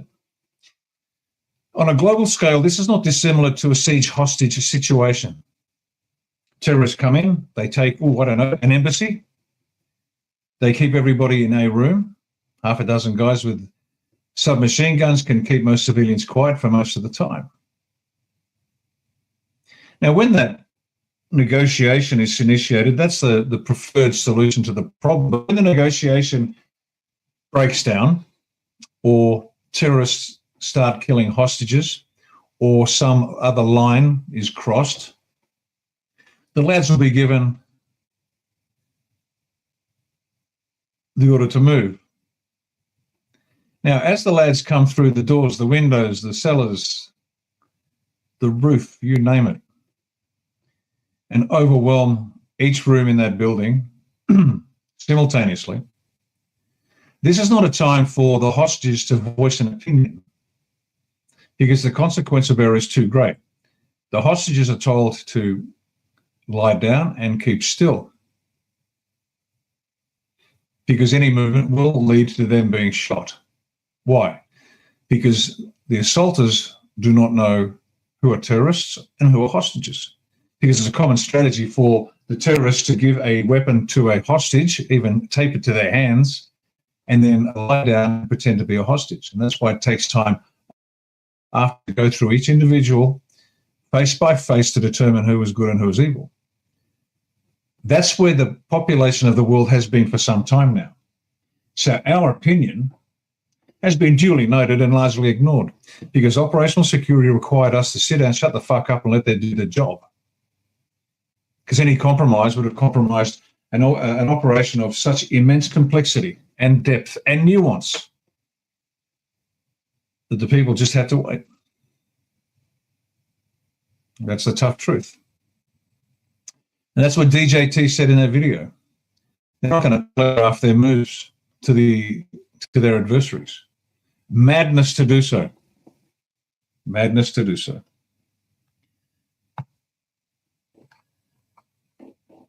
I've heard so many people quote Sun Tzu in The Art of War. I'm sure that 99.9% of the people who quote it never read the book, ever. Because most untrained minds will read it and completely misconstrue it. But there's one line that's pretty easy to get. You win, then fight. The master wins the battle and then fights the battle. And there are other iterations of it, but that's basically the nub. You win first and then you fight. And that's what the White Hats have done. They've been fighting in every possible way, in every possible location, every possible domain over time. And each phase of the operation had different objectives to achieve.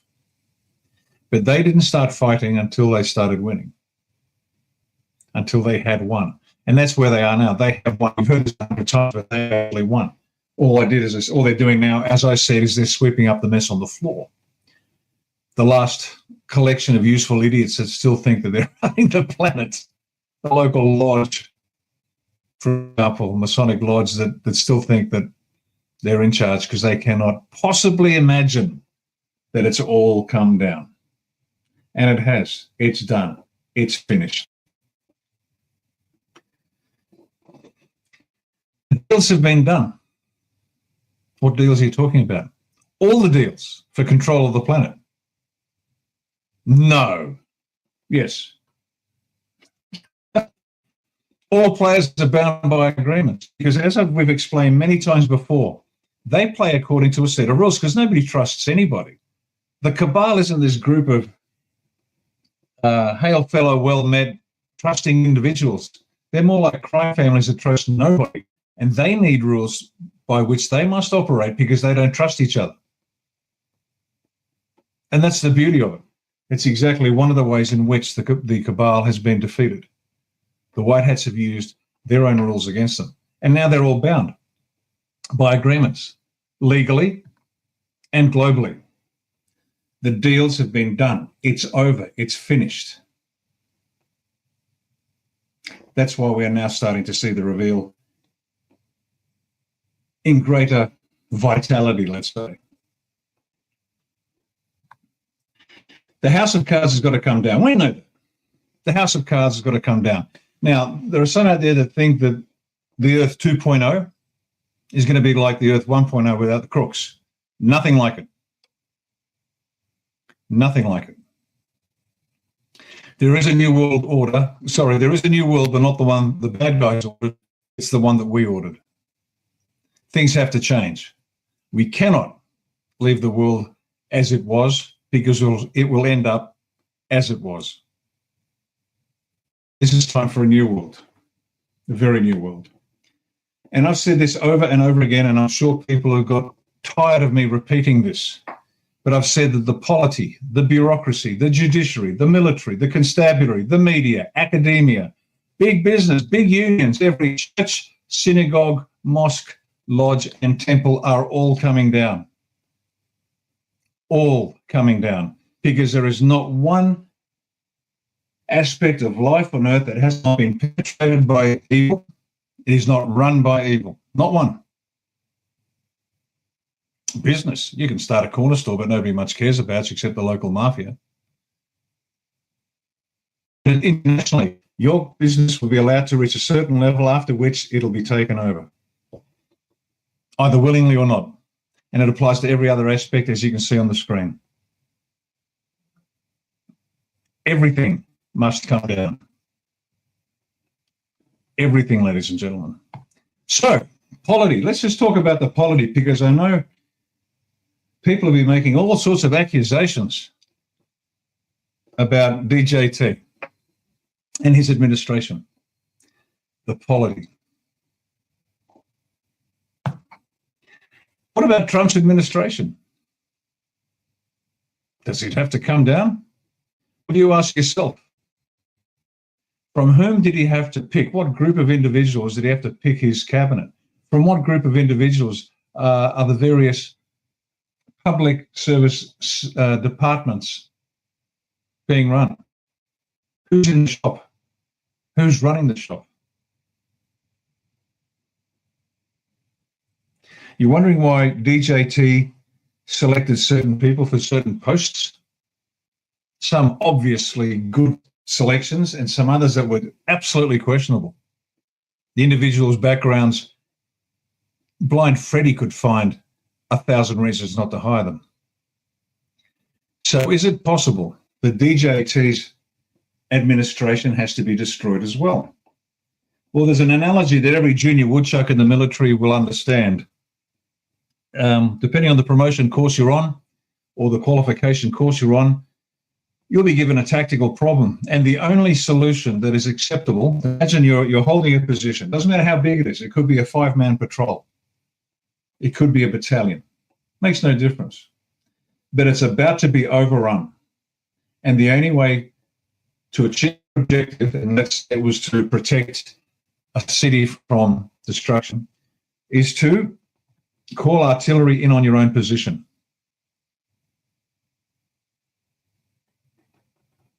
Now, the civilians in there are going, what? It's a standard, if in extremist position, to take. Call your own artillery on your own position and the likelihood of surviving is near zero. It's time to sacrifice yourself and your men for the greater good. Now, the DJT is going down a million years. Too valuable. Too valuable. But all this flack the DJT's been copying. He's a puppet of this person, or he's a puppet of that organization. He's a puppet of that nationality. Trump is nobody's puppet. Trump has never been anybody's puppet. You are watching theater. And so every time somebody lobs a shell at DJT, I just laugh. They have no clue about strategy, let alone tactics. And they have no idea how wars are won and fought. So I guess this is a roundabout way of saying most observers are clueless as to what's going on and what's coming next and what could be coming next. Because it's warfare at its finest. You've never seen it before. It's like the first time the Mongols outflanked a stationary foot-borne army with their cavalry. They had no answer. And this is the same. So here, I put my money on Trump a long time ago, both literally and metaphorically. His first election, we put down a lazy $1,000 saying Trump's going to win, and he did, and we were happy. But in a larger, more important sense, we threw our lot in with Trump. This is my bride and I, Rhiannon and I, both personally and professionally, with what A1 is doing. Because we trust the man. Not many like him. Nobody else could have done the job. I know I couldn't. I couldn't sit there and smile and shake hands with the loathsome scum that he has to deal with. And even less so my bride. So she admires Melania tremendously. But there you go. The battle is won. The house is coming down, and it's all going to come down. Okay. Trusting yourself and speaking the truth. If you haven't picked up those two words as a theme for tonight's show, I'll point it out for you now. Trust yourself and speak the truth. In my book, I actually write that trust is the foundation of any relationship, and it is. But there's also a line that says, don't trust anybody. That includes me. Don't trust me. Not because I'm untrustworthy, because you've got to trust yourself. And then my actions, my words, for example, have to be in alignment with what you understand to be true. You've got to be pretty convincing to change my mind about something. You have to know your values. I think it was Goethe, the German writer, philosopher, administrator, who said, once you trust yourself, you will know how to live. And this is the toughest test, to trust yourself, to trust your own judgment without, you can validate it with others if you want to, but finally take a decision, own that decision for better or worse. You got to trust yourself, because if you don't trust yourself, how can anybody else trust you? And if we are sincere, that is A1, we are sincere about giving as much political power at the lowest possible level, that is to each individual. You've got to trust yourself of what you're going to do with that power. And you have to trust those around you. This is elevating the consciousness of the Australian people and everybody else that wants the privilege and burden of a constitutional republic. But you've got to trust yourself to do the right thing with that power. It's a tough call. Speak the truth. Reject the lies they are telling you about you. You are worthy, you are capable. As I said at the beginning, we've seen so many A1 supporters out there, the ones that turn up on a regular basis to make a stand on the corner of a street. And even not, if they don't do that, the tens of thousands out there that back us every day. They know that the lies being told about them are exactly that. They are lies. This country is a great country. Every culture has contributed to it and made it the remarkable, unique place on the planet that it is. There's only a handful of countries out of the 100 and whatever countries there are on the planet where you can arrive and genuinely become one of that nation. In Australia, we don't care where we come from. But if you go to Japan, you'll never be considered Japanese unless you are. You get my drift? This is unique. This is beautiful. This is wonderful.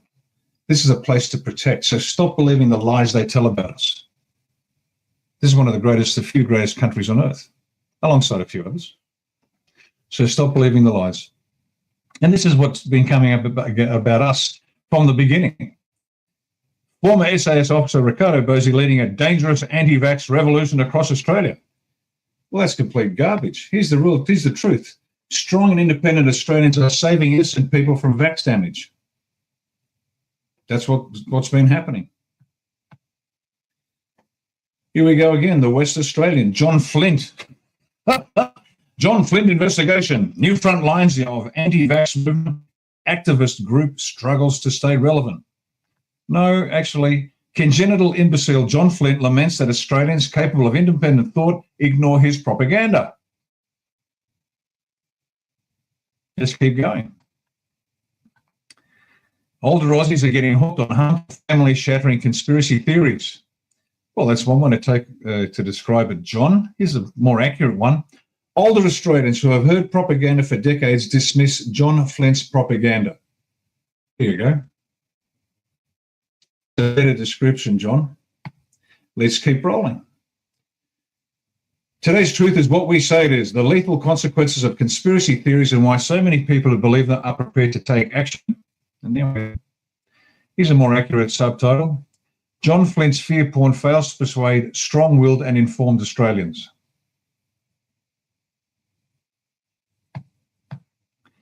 Australia's top misinformation super spreaders, and there I am, look at that number. No, I got the number one spot. Good for me. 100,000 followers. Here's a better line. Australia One thanks lamestream media for the excellent advertising, which helped our numbers grow. And John Flint, who seems to have a particular, that's a crude expression, a bee in his bonnet about A1 and me. He's a Walkley Award-winning journalist. Now, for the international guests, the Walkley Award is the premier award for journalism in this country, or prostitution, as you might call it, because they're all prostitutes. They need knee pads because they've always, I better not go there. But you get my drift. They'll write anything they're told to write. They are the very essence of political hack, the journalists in Australia. Because either John Flint is an incredibly dull imbecile or he's corrupt. He's as straight as a dog's hind leg. It's as simple as that. I don't care much which it is, John. You'll find out. And somebody else whose job it is to take care of the media on the gallows might be giving you a call. Trust yourself. As I said, to be a constitutional republic is an immense burden and an immense privilege. Shortly after the US Constitution was drafted, I think it was Benjamin Franklin said, that's a nice constitution if you can keep it. And he wasn't being humorous. I'm going to replay what I put last week because this is key. It is so simple, but it is so fundamentally important. You've got to trust yourself. Why you act. What's the source of authority? You got to understand you as the source of law must understand the limitations to you as the source of law. We act because the Almighty commands it. That's divine law. There's nothing we can do about that. He sets the rules. There's a lawmaker, and therefore there are laws. There is a right and there is a wrong.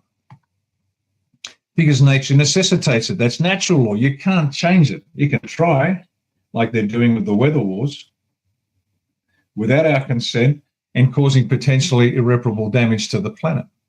Isn't it bizarre? On the one hand, they want to stop the sun by putting up collective particles in the atmosphere because of global warming, and yet they want solar power at the same time. Anybody squared that circle? And then we've got human tyrannical law because he or she demands it. Some individual says you must do it. No, we don't accept that. We accept the first two. Number three's out because they mandate it. That's human aristocratic law. That's a group of elites that decide that they know better than us. Think Noah Yuval Harari. Yuval Noah Harari, I beg your pardon. They know better than us. And we reject that as well. because we agree to it. Oh, the human democratic law, the tyranny of the mob. 51% can vote themselves the lives, liberty, and property of the other 49%. No, we reject that as well. Because you decided that's a Republican law. Individual, enumerated rights within the realm of what is within the humans to decide. We don't dive into divine and natural law. And that definition, just natural law, is at variance with the wise words of countless men and women, much wiser than me, that from the term natural law could derive anything they want. Well, that doesn't work in the 21st century. So there you go. You want a constitutional republic, you want to be the source of law, you've got to live comfortably in that setup. If you don't like that setup, fine, I'll make it up yourself and persuade people that that's the way to run the country. But this is an awesome and wonderful responsibility. But you must trust yourself. The Australian Constitutional Republic, a nation of laws, as I said, just to summarize, divine law, enumerated, agreed, divinely established laws governing all life from instinct to consciousness. You can't play with life. That's God's world. Or you may end it if they have transgressed to a degree, and that comes under our law, and we'll find out whether we're right or wrong at the end of our lives. Australia One has a policy called the non-commercialisation of human life policy. You can't do it. You can't change the genetic makeup of an individual, and as that collection of imbeciles called the Supreme Court of the United States determined that because the DNA had been changed, it was now a product. My daughters, who have yet to reach their majority, look at me dumbfounded when I explain these things to them, because I'll be sitting at the desk typing away and I'll let an expletive fly out and I'll say, "What's up, Dad?" And I'll explain. And their eyes widen, their jaws go slack, and they look at me as if to say, "You must be kidding. Are people that stupid?" I go, "Well, the Supreme Court of the United States is." The non-commercialisation of life has great implications. We don't muck around with life. That's God's domain, not ours. Natural law, enumerated, agreed, divinely established laws governing the functioning of the universe from gravity to the speed of light. These are the rules that run the universe. Yes, you can play amongst them, and if you can find a way around it, good for you. If you decrease the air pressure above an aerofoil, then the air pressure from below will push it up and you can fly. Congratulations. But you don't try to play God. That's the test. And then finally, human republican law. Enumerated, agreed, personally claimed individual responsibilities for which we will pay one way or the other. And this is why you've got to trust yourself. This is why Australia One has been pushing very hard for people to study, read, learn, and teach what it is to be the law.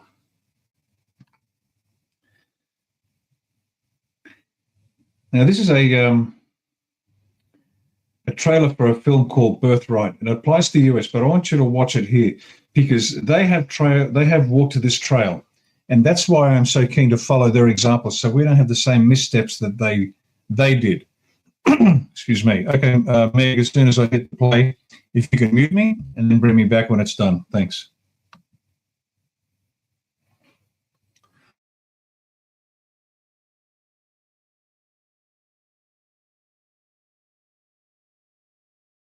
True government is all about one thing and one thing only. What is the will of the people?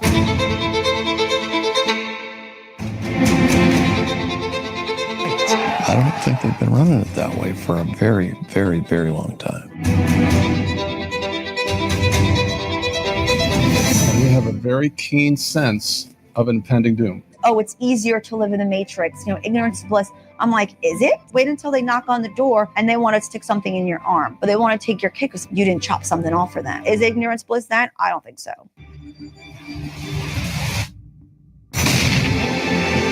Government's out of control. It has nothing to do with political party. Government stopped doing things to secure our freedom and started doing things to us to take away our freedom. They've been talking about how the United States is a democracy. We're a constitutional republic. The Constitution requires a republican form of government for all states, but does not mention democracy, and neither does the Declaration of Independence or the Bill of Rights. Democracy is a form of government based upon the principle of majority rule. What would you call a lynch mob?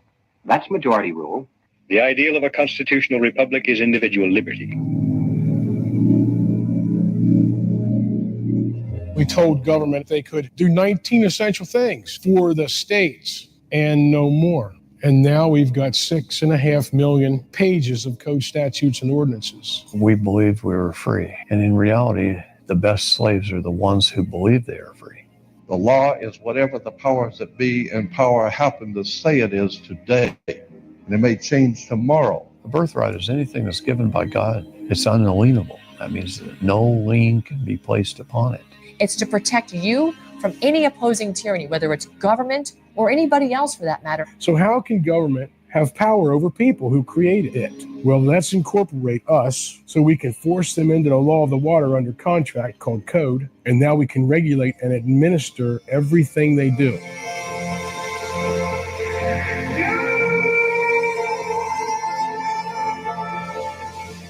There is a higher law that dominates the entire world.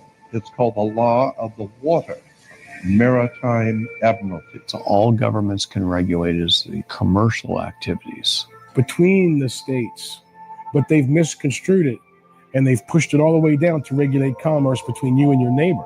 Could you go fishing, hunting, cut hair, and did you need a license? No, you didn't need licenses. The United States Code, I mean, there's, I think, 52 titles, and each book is massive.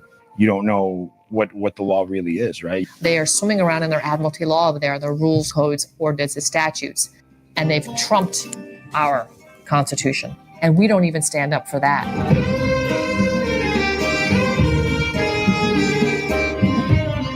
Now the relationship that the states have with the federal government is that of complete submission.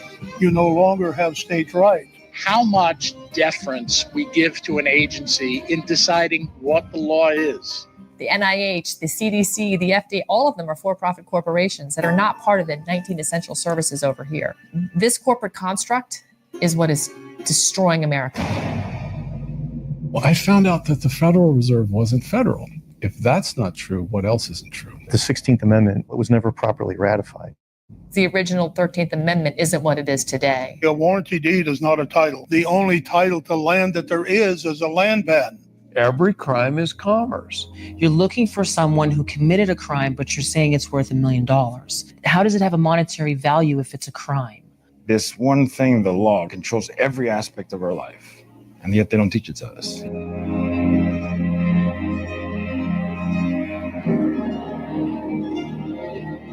How do we restore our republic? They gave us remedy. It's called the First 8 Amendments. We have a God-ordained civic duty to stand up and defend the Constitution, defend the liberty, the freedom that God gave us. These are our rights, and we're trampling on them. My greatest hope is that we do the things necessary to reestablish our constitutional republic. That's the way government's supposed to run. That's the way our founding fathers set it up. Stop the foreign agents. Come out of her, O ye Babylon, and have true, righteous, honest government of we the people.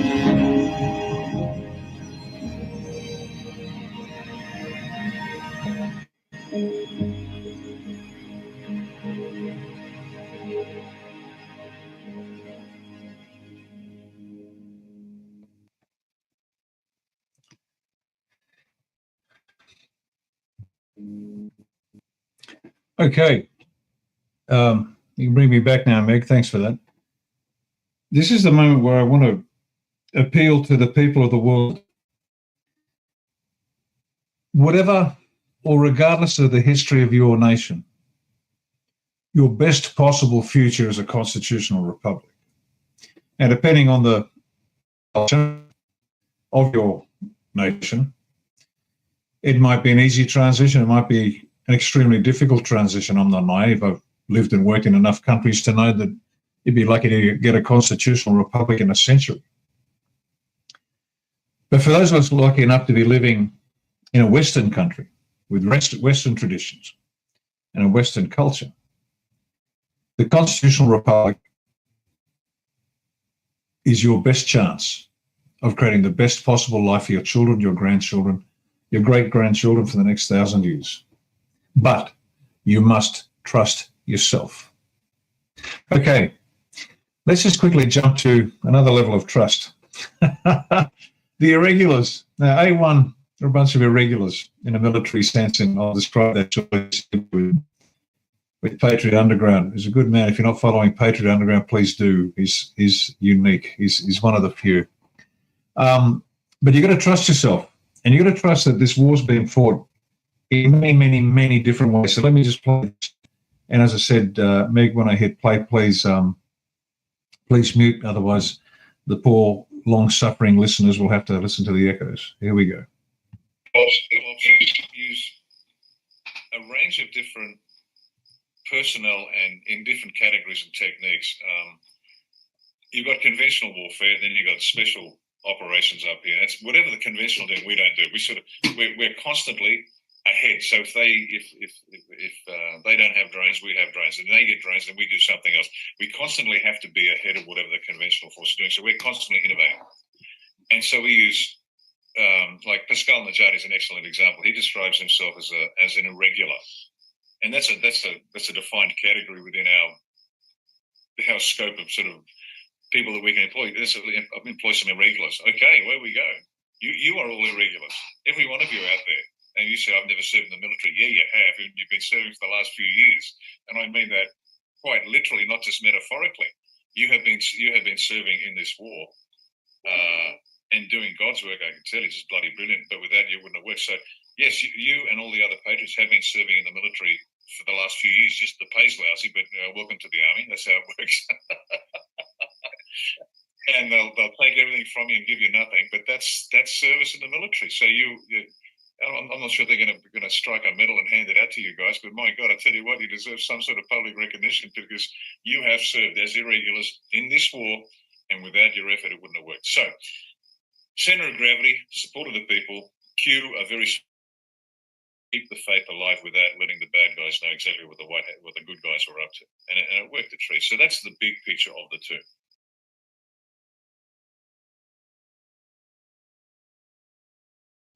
It's a bastard of a job being a regular. You get no support. You're on your own. You get no instructions. You got to feel your way through. And if you think back to any partisan group during World War II, the French resistance, the partisans in Yugoslavia, for example. And that's the background, part of my background of my stock. My maternal grandfather and grandmother were both partisans. In fact, my maternal grandfather loved my grandmother because she was so tough. She'd be out there taking out Nazis. That was her. Tough job. Pays lousy. You might die. But that's the price you got to pay. That's the price. So congratulations again. They're from every country. Even if you're just watching shows like this and spreading the word, this is all key. You're all irregulars doing your bit. Keep doing it. You trust yourself. And you're an example to others who don't trust themselves to do it. Okay, now, the cost. What's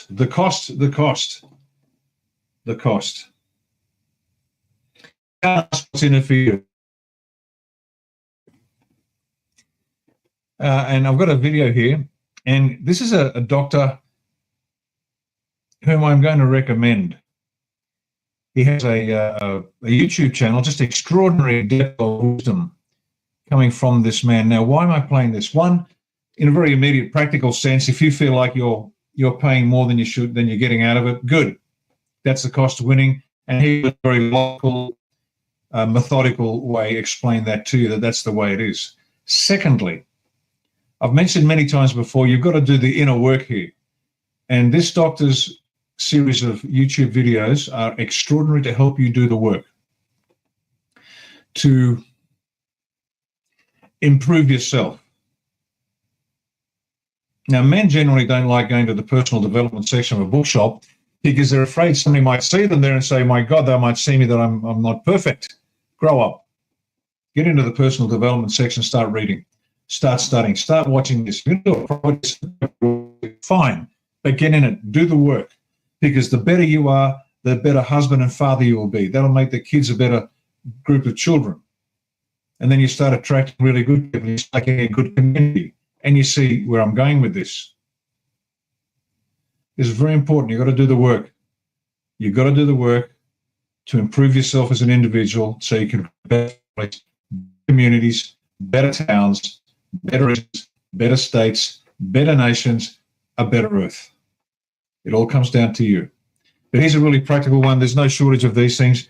You'll see his, he'll mention his name and his website, an extraordinary resource, ladies and gentlemen. Please watch this gentleman, but for tonight, I want you to really understand it. Once again, Meg, once I hit play, please mute me. I'm Dr. Orion Haraban, and this is PsychHacks, Better Living Through Psychology. And the topic of today's short talk is overpaying is the cost of winning. This is an important life lesson. In today's day and age, we are fairly squeamish about the idea of winners and losers. We would prefer the universe did not exist as a zero-sum game, and in some cases, it doesn't. However, in far more cases than we would like to admit, it does. The game is zero-sum. If you want that job, no one else can have it. If you want to marry that man, no other woman can marry him. If you want to win that championship, everyone else has to lose. The universe is abundant in general. There are lots of jobs and men and championships, but it is zero-sum in the particular. There is only one of that job and of that man and of that championship. And if you want it, no one else can have it. If you want it, you have to be willing and able to win. And the cost of winning is overpaying.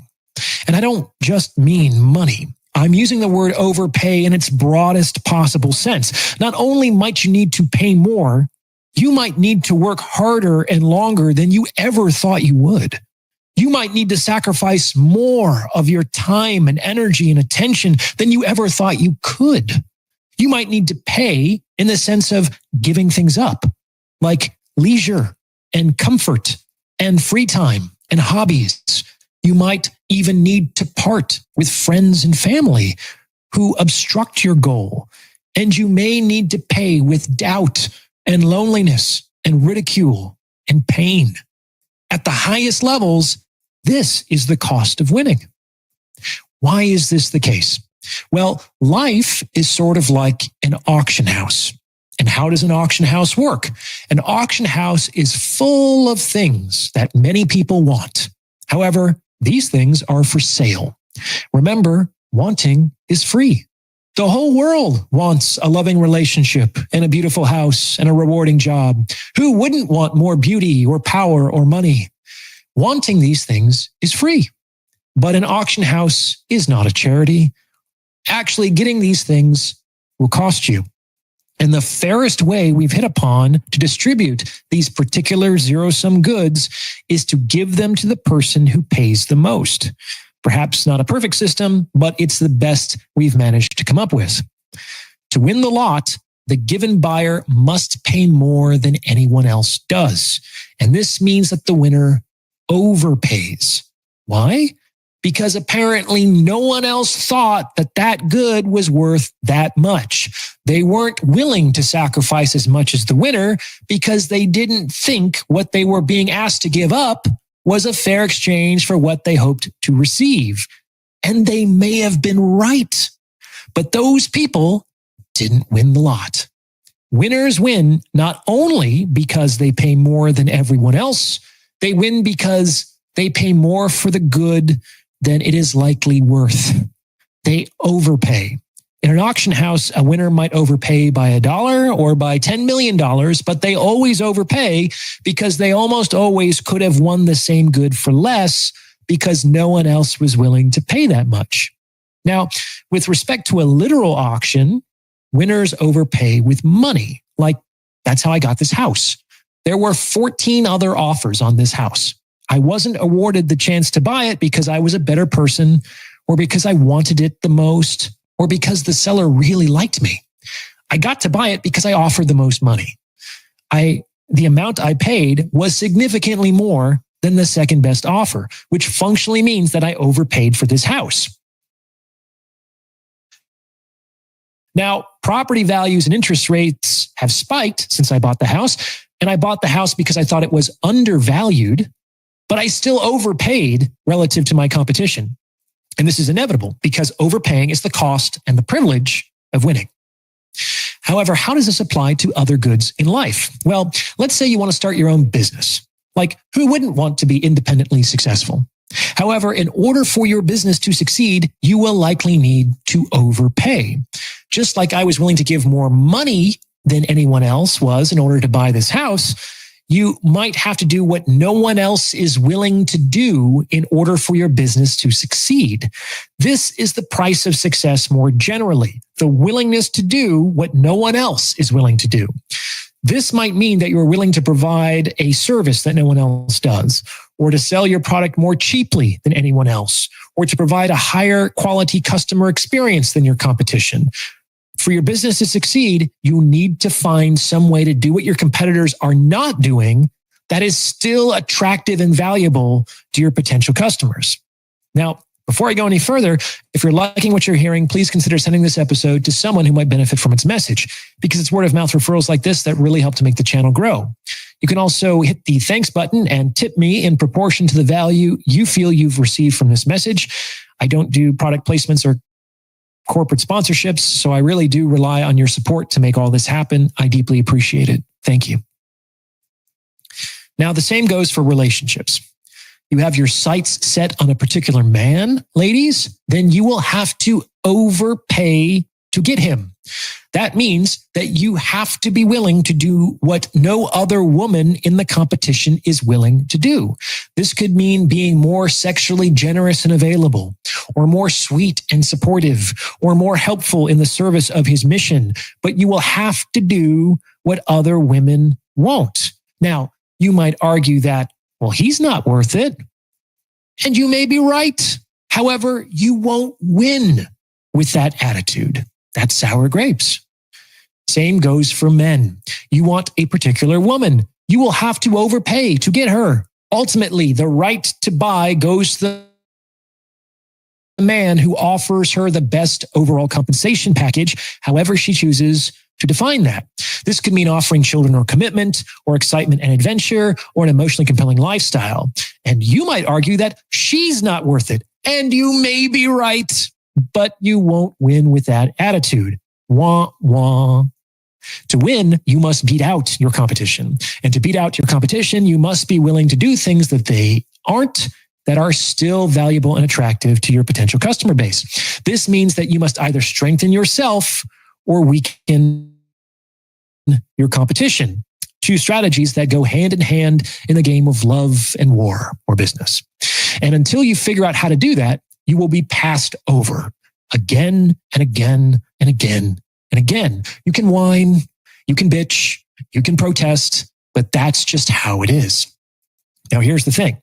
If overpaying is the true cost of winning, then it will often be the case that winning will be disappointing. This is the economic explanation for why getting what you want doesn't make you happy. In general, the cost of winning tends to exceed the value of what you've won. In a lot of cases, winning is a net loss. This is one of the reasons why I help people get what they want. It facilitates their disappointment, which allows them to rule out one more place they need to look in order to find their happiness, which is never found outside of themselves. But people don't believe me when I tell them that. They only listen when they've been sufficiently disappointed in their gratification. So does that mean winning isn't worth it? Well, not necessarily. You just have to understand that the real value in getting what you want is not the good itself, because it probably won't be worth more than what it costs to achieve it, but the process of recreating yourself.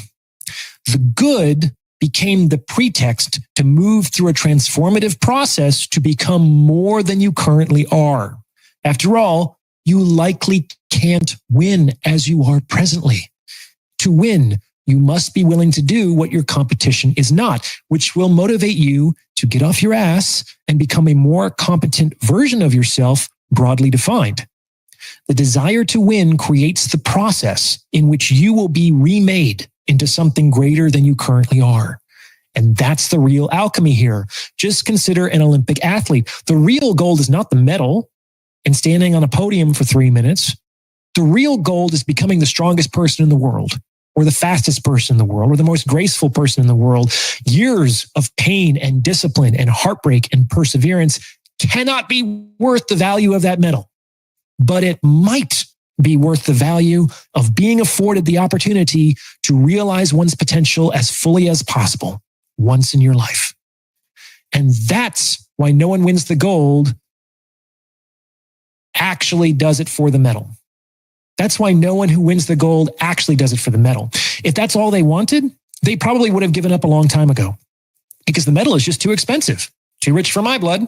Sociopaths aside, winners win because they understand that the real value is the process, which is what allows them to stick with the process long enough to win, because it always takes longer and costs more than you think it will before you start. So if you want to win, then be willing to overpay. And if you're not willing to overpay, then give up the desire to win, because that desire will only torture you if you're not willing to do what you need to do to realistically achieve it. Just surrender the desire and be content with what you have. What do you think? Does this fit with your own experience? Let me know in the content section below. And if you've gotten this far, you might as well like this episode and subscribe to this channel. You may also consider becoming a channel member with perks like the priority review of comments or booking a paid consultation. As always, thank you for listening. I love it. I love it. You don't have to agree with everything he said. I love it. A couple of key points, and I'm still talking about the constitutional republic. You're going to have to overpay for this. We have A1, my goodness me. Both my wife and I, Sarah, her husband, Meg and her husband, and all the rest of the A1 people, the state coordinators, the support group leaders, the support group admins, and the supporters themselves. They've had to become something new. They've had to develop themselves. As Aristotle said, we must despise what we are so that we may become that which we can become. Always to that effect. You've got to be dissatisfied with your current self so you can become something more. Now, for example, this constitutional republic that will save the planet, will certainly save Australia. This constitutional republic will require you to read and study and invest time that you currently are investing elsewhere. And in that sense, you'll be overpaying. Because if you want to prevent a repeat of our current situation where we have absolute evil telling us what to do, forcing injections, changing the sex of our children without our permission, killing babies for profit, and all the other despicable qualities of life on Earth in the 21st century, if you want them to lose and if you want to win back your life and your nation and the planet, you're going to have to become somebody else. You cannot afford anymore, much in terms of time, certainly, and effort, much of what you're doing now. You're going to have to overpay to a great degree. Our family has. We don't complain about it. We knew this would be the cost. Having started several businesses from scratch, it was a brilliant training process for this job. It's always going to take you more time, cost you more, and you'll get less out of it. But if your purpose is strong, you don't mind overpaying. If your purpose is strong, you don't mind the late nights, the early starts. So if we are to secure a constitutional republic for Australia, and if you are to secure a constitutional republic for your nation, because we certainly intend to push it for ours, be prepared to become something more than you've ever been before by doing things you've never done before. You're going to start to learn what it is to overpay. But what you do at the end of that, as he says, it's not the medal that counts, because I've won trophies for sport. I've won competitions. I've won business deals that nobody else won. It's the victory. It's what it made of me to get that victory that lasts. Don't get me wrong. Holding that trophy in my hand, I was happy as Larry. If I could have bottled that feeling and sold it, I'd have been a gazillionaire in no time flat.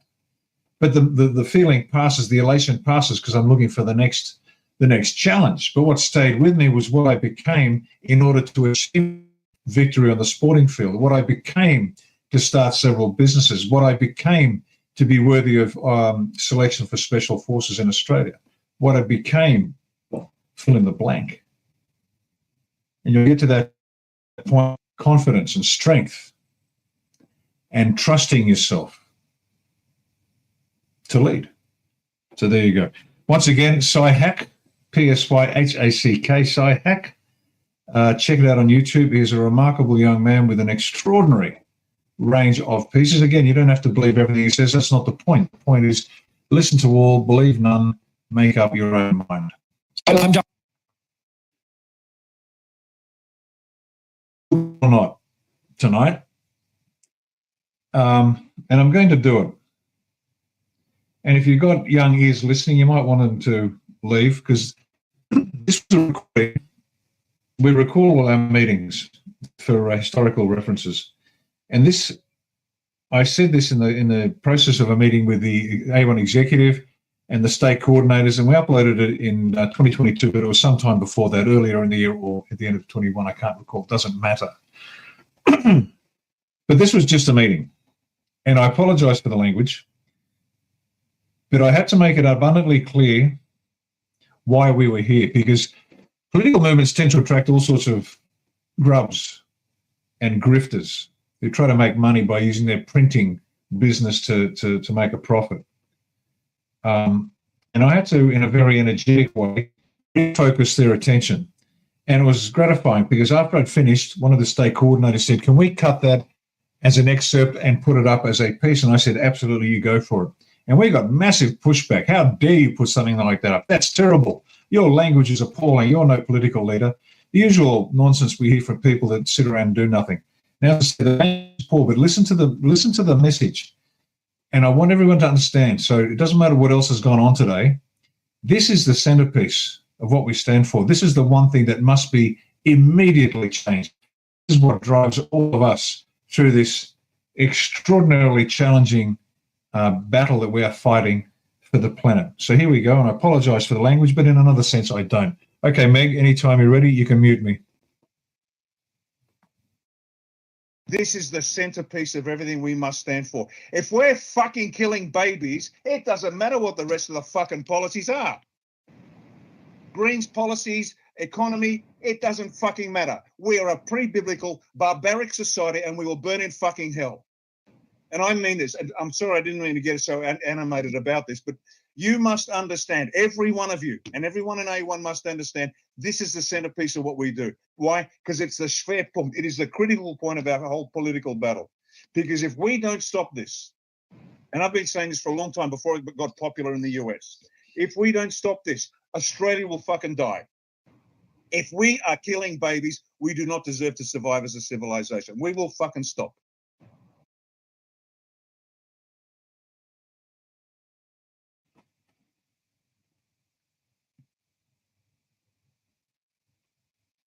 And the reason I decided to play that is to remind everybody out there, there are a million issues to be faced. Most important, without a doubt. But if we are killing babies for profit, which every nation on the planet is doing, and whether it's in the to generate adrenochrome, whether it's to sell body parts, makes no difference. We don't deserve to live. Please tell us to hit us with an earth-destroying phaser and be done with it. We don't deserve to survive.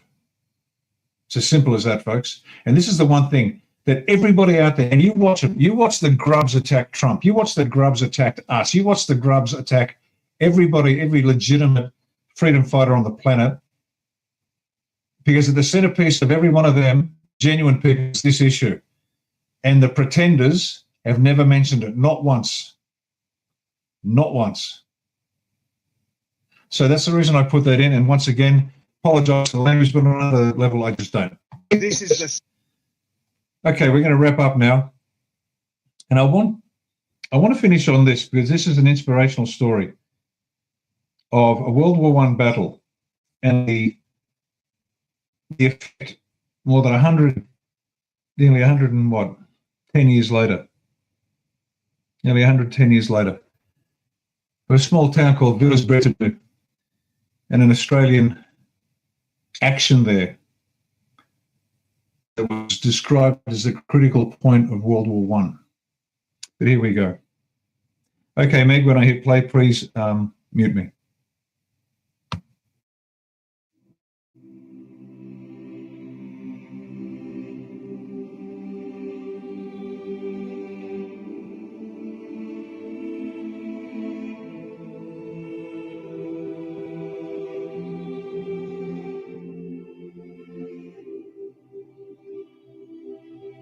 April 1918. 3 years after Gallipoli, the Anzacs faced their greatest challenge yet. Now in France, they must confront a massive German advance. In the desperate scramble to hold the line, Australian history will be made on Anzac Day at Villers-Bretonneux. The town falls to the surging Germans on April the 24th. As its British defenders fall back, two of Australia's most charismatic generals launch an immediate counterattack, swinging north and south of the town in a pincer. To the south, after sunset, General Thomas Glasgow's 13th Brigade begins its arc around, but is ambushed by German machine guns hidden in these very woods. Casualties are heavy, and the attack is in danger of collapse when two men act. Hurling grenades, Lieutenant Clifford Sadlier and Sergeant Charlie Stokes lead a charge into the trees, clearing out the enemy in desperate close-quarter combat and allowing the southern pincer to push on. The two men are later awarded the Victoria Cross and Distinguished Conduct Medal, respectively. To the north, the 15th Brigade, commanded by the legendary Harold Pompey Elliott, launches a sweeping bayonet charge through these fields. German defenders ahead and in the outskirts of town to your right are completely overwhelmed. While the Australians envelop Villers-Bretonneux, the town itself has been smashed by artillery fire. Look around you for photos of the wreck. If you guys don't mind, I'm going to go ahead and jump on to our next video here. I want to look at this round table. If you all have a little bit of time here.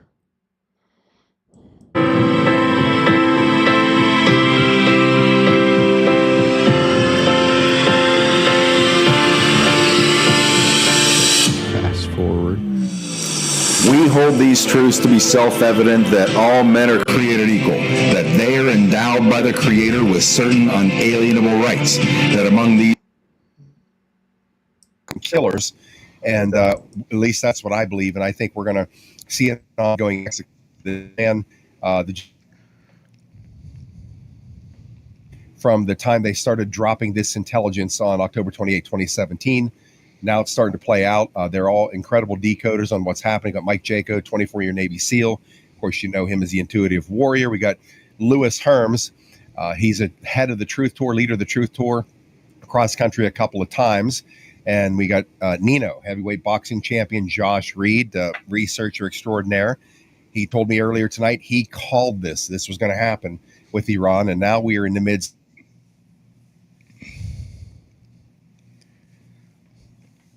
Gotta love the technology. Oh boy. All right, so I got 30 minutes. I can just say my little piece. All right, go ahead. We're gonna jump right into this. So take it away, Nino. All right, I think Josh. I think we both think the same thing here. I think Khomeini's been assassinated. I think I think they're not saying anything at this time. I don't think this peace deal could have been achieved if he was still alive, first of all, and if the regime was still in place. So I think the regime has been taken out. Khomeini's been assassinated. I know Josh agrees with me. I'm sure maybe everyone agrees with that. And I think they're not saying anything due to the fact that maybe there'll be chaos and civil unrest on the streets. And they need to do this delicately, surgically. And I think there has been a regime change, and I think it's done. I think this 12-day war has ended. With the peace. So, Nino, do you think the theocracy you think their head's been cut off, honestly? I think they're done. I don't think this would have been achieved with this guy still around. So I think we just got a report in 3 minutes ago. Israeli has assassinated Iranian nuclear scientists in Tehran. This is the worst night of attacks. They're bombarding the region right now where Khamenei and all the clan mullahs live. They are moving in to take them out. Now, To your point. Whoa, hold on. You're saying this is happening in real time right now? Right now. Yep. I bet you it already happened. Yep. Well, here's the thing. The ceasefire, I just heard the declared ceasefire. Iran has 12 hours to where the clock runs out, and they have to ceasefire. Israel has 24. So the current missions and operations, which is kind of strange to me, I'm guessing, Mike, you can comment on this if you don't mind, why it's not right now. It's 12 hours for Iran, 24 for Israel. Is it could be communications cut off? Yeah, it could be communications, but I think I agree. This is just the clock ticking down. We're going to get the regime change is coming. We're going to get Reza Pahlavi. He's going to be the Shah of Iran, and then they're going to start to have fair elections. So the decapitation, came with the United States dropping those bombs and shooting those cruise missiles in there. So that's going to be known, I think, throughout history as been one of the most amazing military maneuvers by far in history. It's unbelievable. I've 35 years in Navy SEALs, CIA. I've never seen anything like that. It was unbelievable. No leaks, which is unheard of, especially in Trump's first term. So now you have his second term, no leaks at all, and that's unbelievable. Mm-hmm. So we have Russia basically on board. We have China on board. Russia just a little while ago was talking about maybe they're going to get some nukes anyway, but now all of a sudden Russia's like no, China's no. There's going to be a ceasefire. Don't get involved, Iran. Don't mess this up. And we're going to have the Crown Prince, former Crown Prince, in there. Yeah, it's interesting, guys. So when we looked at Trump's post about the ceasefire, he said, I'm giving them 6 and 12 hours respectively to complete missions in progress, their final missions. And I'm like, wait, what? Now, if we remember when the ceasefire came out, Iran immediately said, there's no ceasefire. We have no deals on the table. And then all of a sudden it came out, yes, there was a deal and there is a ceasefire. But now we're seeing massive bombardment by Israel in the areas and regions where Khamenei and the mullahs all live. We're seeing that Israel's assassinating other nuclear scientists and other people in Iran. This is 100% regime change. And Donald Trump just said the other day, it's not politically correct to use the term regime change, but if the current Iranian regime is unable to make Iran great again, why wouldn't there be a regime change mega? It's underway right now. That's how this deal was done. I've been doing a lot of research on Reza Pahlavi, the former exiled crown prince. This is a British installed agent. And I don't know if it's necessarily what Trump wants in there. So we'll see how that pans out. Obviously, this is who they are trying to install. I know Israel is trying to install him. Great Britain is trying to install him. We'll see. But this is going to be interesting if it's confirmed that Khamenei is killed in an assassination. This is going to be crazy. I'm betting on that. I think he was already taken out. I think that's why this peace deal or captured, and they're figuring out what to do with them from here. But I think, they would not be able to do that without him being successfully taken out or under some kind of interrogation or that. That's how I see this. I don't think this would have been done otherwise. They had to get this guy out and make the regime change, right, Josh? That's what I see. 100%.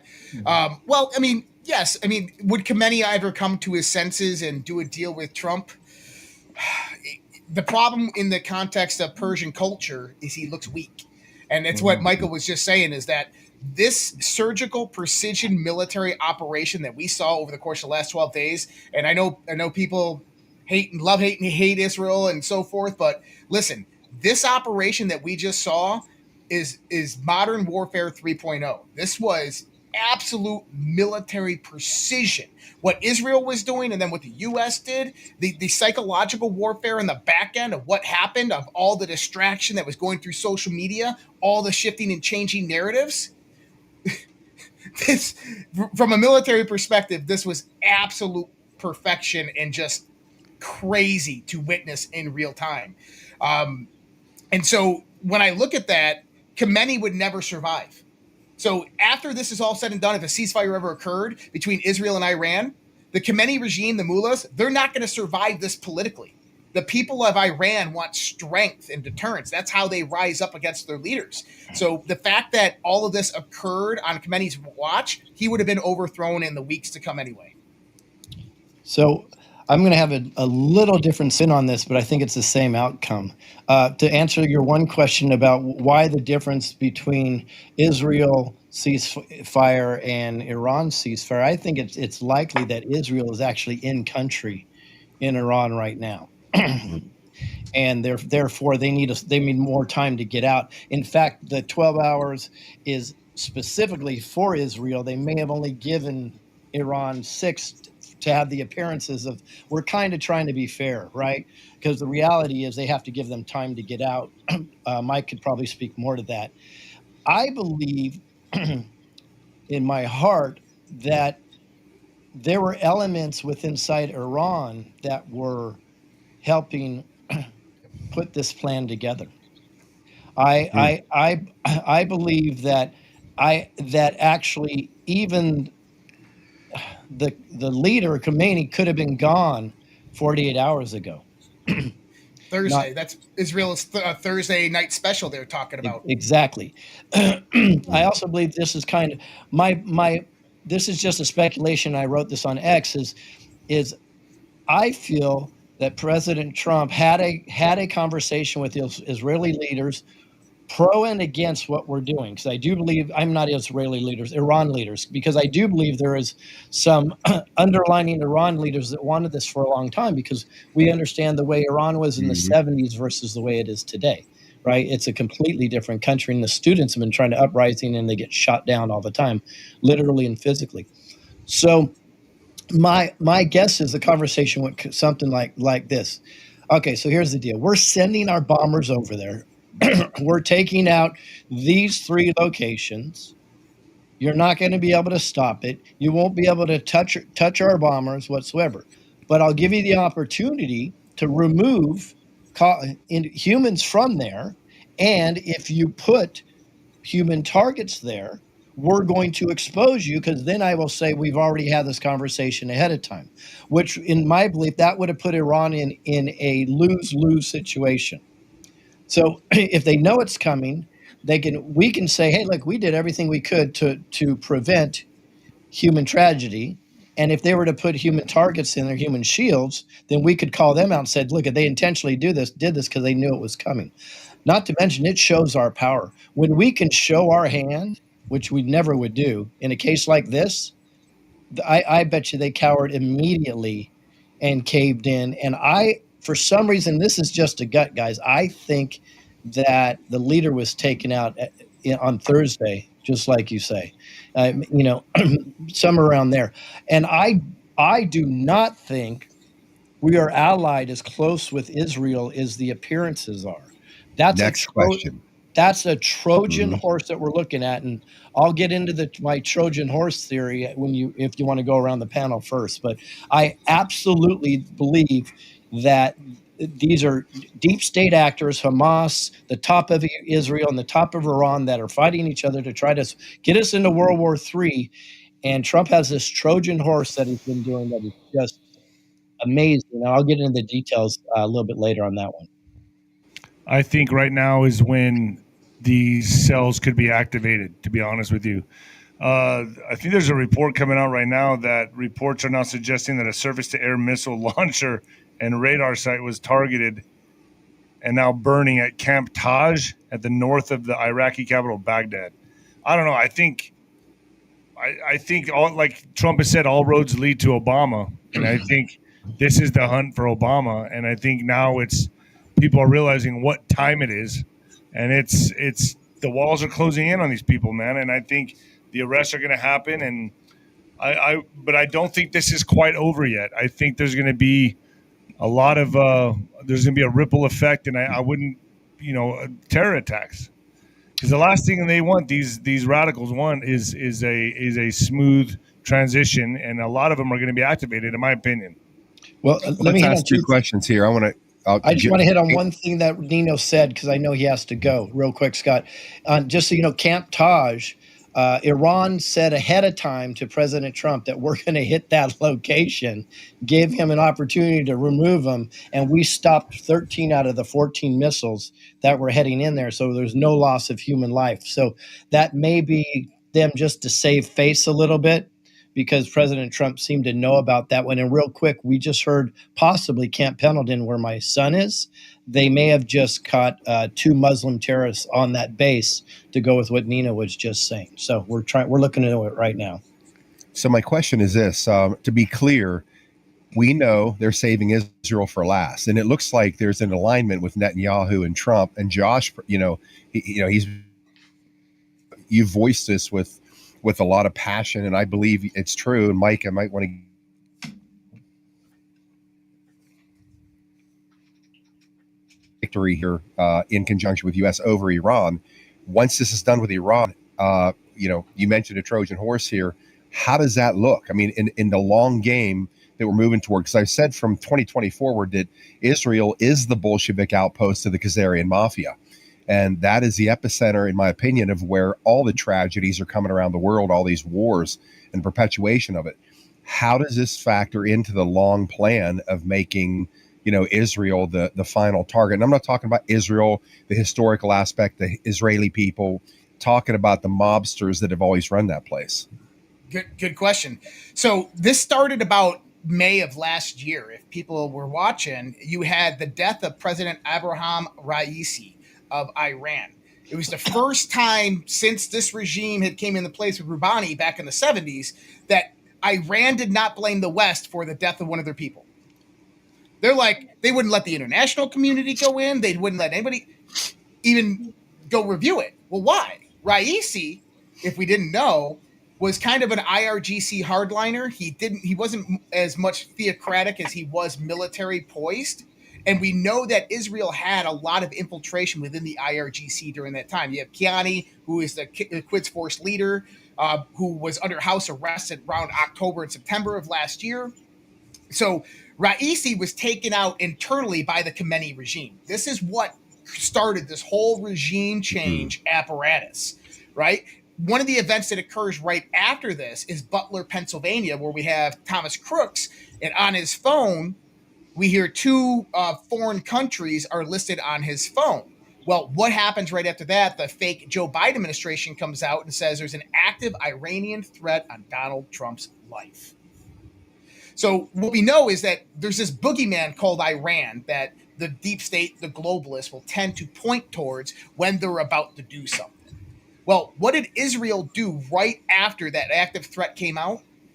They decapitated Hezbollah in another surgical military precision strike. They did the pagers, which, by the way, they utilized 5G. They didn't use explosives inside the pagers. They used 5G to overload the lithium-ion batteries, producing injuries. These people went to the hospital. They followed them, but then what they did is they tracked their communications, and then the next week when there was a meeting, and I called this, all the heads of Hezbollah went in there and they bombed the shit out of them, eliminating them. So you decapitated this kind of proxy head of Iran's radical clergy. So next we knew that this was going to ramp up. October, you start seeing Reza Pahlavi come out. He starts talking about regime change. This is when we know for sure that this is what's occurring. Trump had to secure the presidency at the time, but we knew he was going to win. And this is where the October exchange of missiles between Iran and Israel occurred. And if we ever noticed, it was always tit for tat. It was always an equal exchange. Israel fires in, Iran fires back, tries to hit the same exact targets. Well, inside Iran, they were arresting military generals and various parts of their intelligence community, saying that they were collaborating with Israel. Today, we find out that that was actually true. That there was a lot of people in the IRGC within Iran that were working against the interest of the mullahs and the clergy and Khamenei. Okay? So there was an internal coup going on with collaboration with the West, whether it was Israel. I think it was actually Israel and just Trump. I think Trump was doing all of this from the back end in Mar-a-Lago. So as we come up to not right now, I think Donald Trump just set up Israel. And this is why it's so beautiful. What Netanyahu did over the last 12 days are international war crimes, crimes against humanity, bombing nuclear facilities, targeting civilian neighborhoods. He did that in Khamenei's neighborhood. They waged war on a sovereign nation without any provocation. He is not going to survive this in the international community. And he had the consent just vote the day of the bombing started with a 61 to 57 margin to sustain the government for another 6 months. He's got another consent vote coming up in 6 months. He's not going to survive that, which means the Netanyahu regime is most likely going to be out in 6 months. You had the Iranian people rising up and asking their government, why are you doing this? What did Iran did nothing to provoke this. Then you have what happened today. Trump comes out and he starts yelling at Medvedev about Iran and arming Iran with nukes. Well, this brings attention. Trump likes to exasperate things and bring attention. Like he brought attention to Tucker Carlson. Everybody goes over there and they see Ted Cruz as the next interview he drops. And Ted Cruz is an absolute buffoon and knows shit about Iran. And it's just showing the neocon, perpetuation of the neocon agenda. Well, he goes out there and he calls out Medvedev. Not even 15 minutes later, Medvedev comes out and responds to him. But what did Medvedev say? Medvedev said, I'll pull it up here. He says, however, Russia has no intention of supplying nuclear weapons to Iran because, unlike Israel, we are parties to the Nuclear Proliferation Treaty. He's calling out Israel's nuke program. Now, we all got to remember, the main blackmail is not the intelligence data that Israel has. It's the Samson option. It is the 160 nuclear warheads that Israel has that's pointed at every nation on this planet. And they stole it 1967 from NUMEC in Pennsylvania. They stole it directly from the United States of America. The records show this. So Medvedev is coming out, calling out Israel's nuke program. So the question is going to be on the international stage is if Iran can't have nukes, Israel can't have nukes. Right. And that's when they get exposed. That's going to get exposed. And so we're bringing attention to this because once that blackmail piece of the nukes is off the table and the Netanyahu regime is they're done. I mean, whether it's 6 months or whether it's tomorrow, they're done politically. Mike, is this my question is this all theatrics? Is this all gamed out and it's basically for the global public play by play? Is there any wiggle room in how these things play out? No, it's basically Israel was used to take out Hamas and Hezbollah, which Iran has used as not just their proxies, but also to control their population. So by taking them out, they can't control their population. So they're started taking out, like Josh was talking about, they started taking out some of their leadership.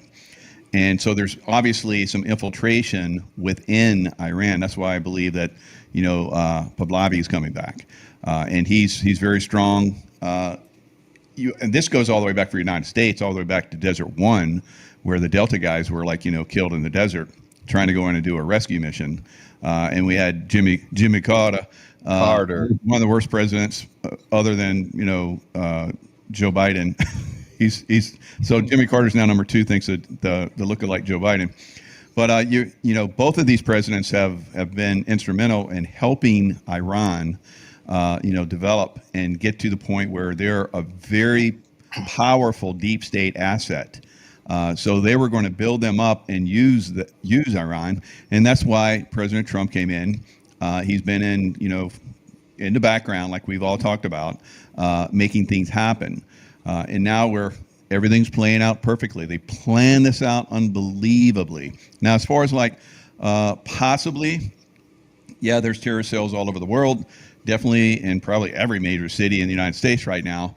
They have to move very quickly right now, in my opinion, to take down that leadership and show the world that leadership is completely gone. Otherwise, we're going to start to see these terror cells activated because they're going to be like, well, maybe we can, get our regime back if we start to, disrupt everything. That's the way terrorist cells work. That's what happened in Iraq when Saddam Hussein, we came in. He's like the mother of all worlds, and 2 weeks later, he's in a hole somewhere hiding.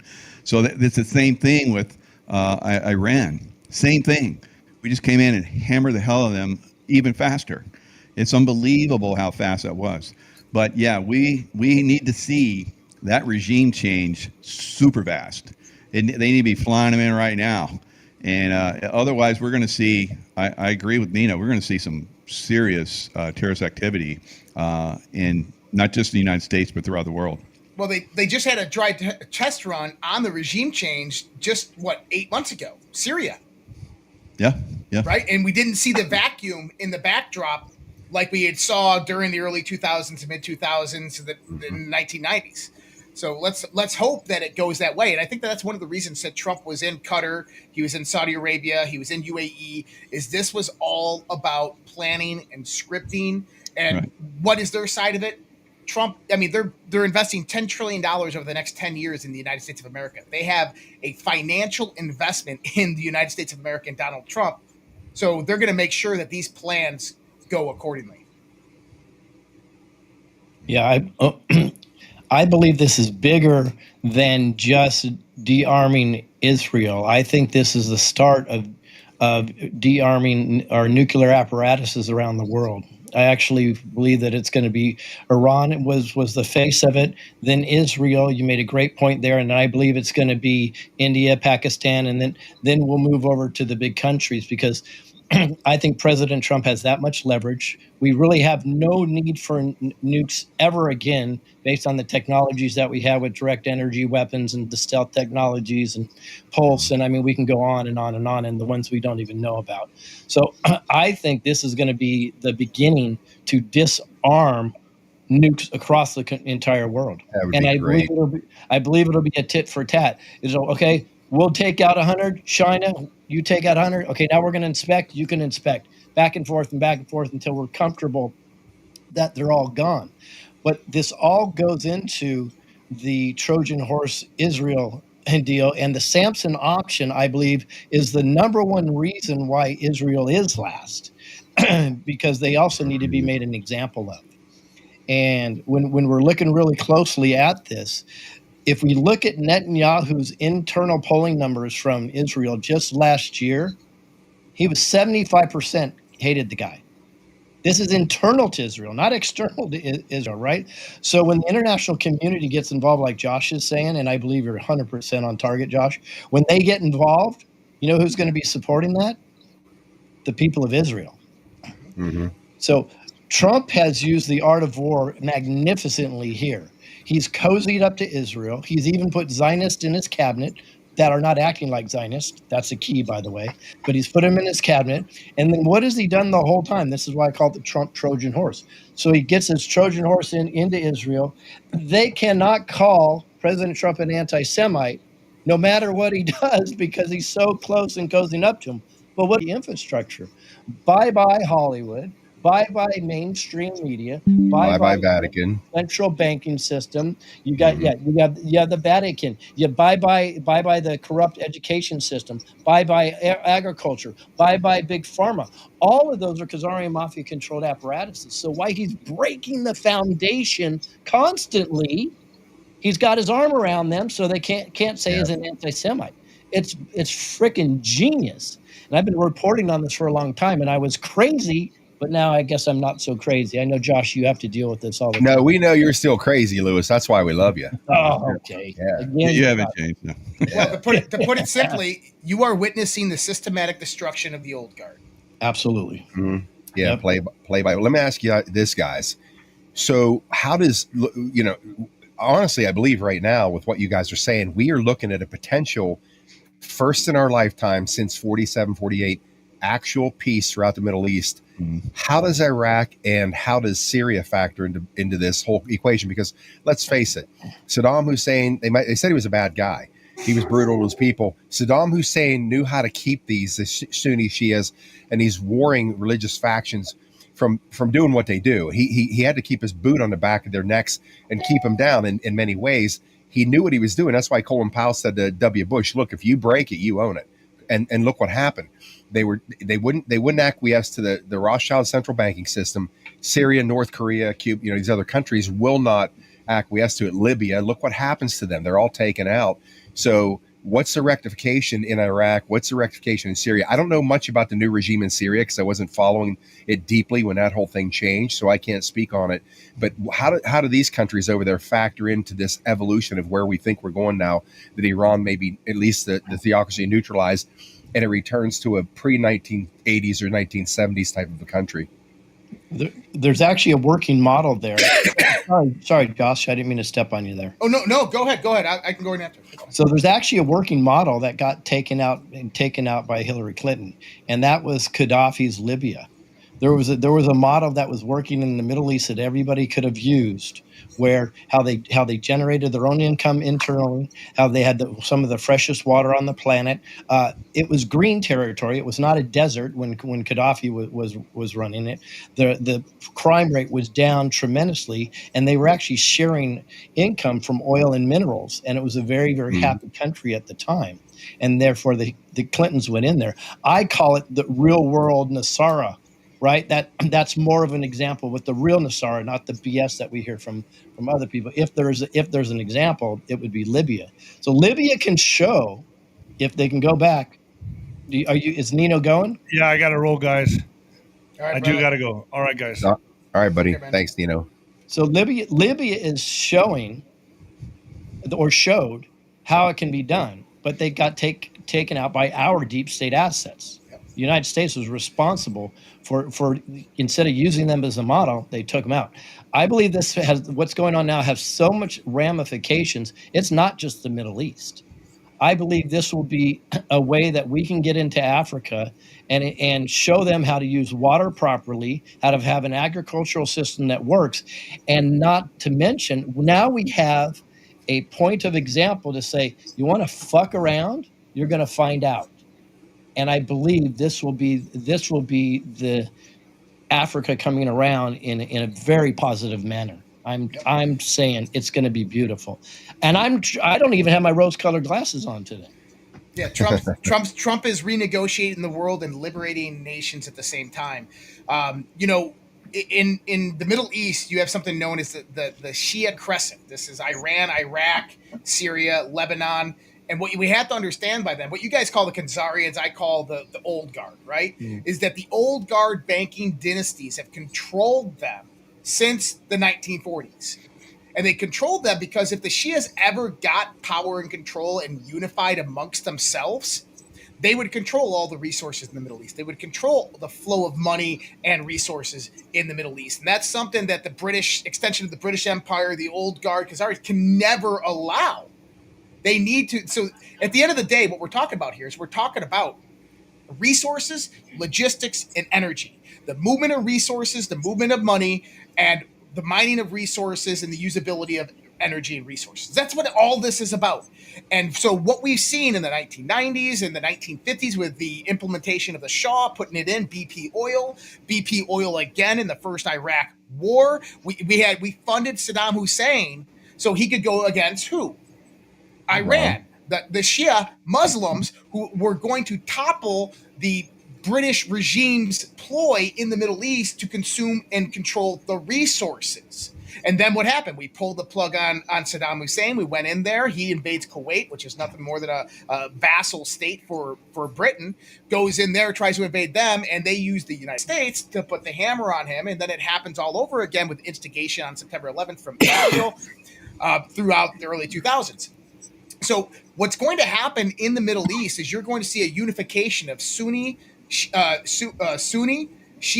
and Kurds coming together in the context of building an economic system and model for their resources and for the exchange of their resources. And if we look at what Donald Trump's doing, what's he doing? He's going to he'll take Greenland by military force. Why? Because you got $7.2 trillion worth of natural resources there, including rare earth minerals. Why does he want Canada as the 51st state? Because northern Canada houses the majority of the uranium on the planet, as well as trillions of dollars of oil and natural resources. Why did he want the Panama Canal? It's logistics. It's to control the flow of resources.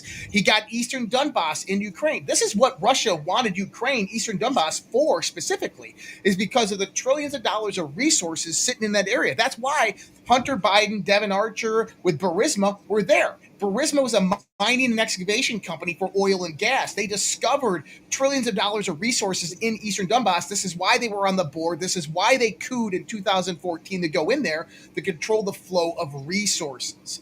And so when we start to look at this is a huge resource war that's going on, because what's going to build the golden age? We're talking quantum computing, artificial intelligence. That takes infrastructure. That infrastructure has to be built out with these specific resources. Hey, Josh, let me throw in there. I want to hit the big elephant in the room. There's actually a bigger one and a smaller one. Maybe they're the same size.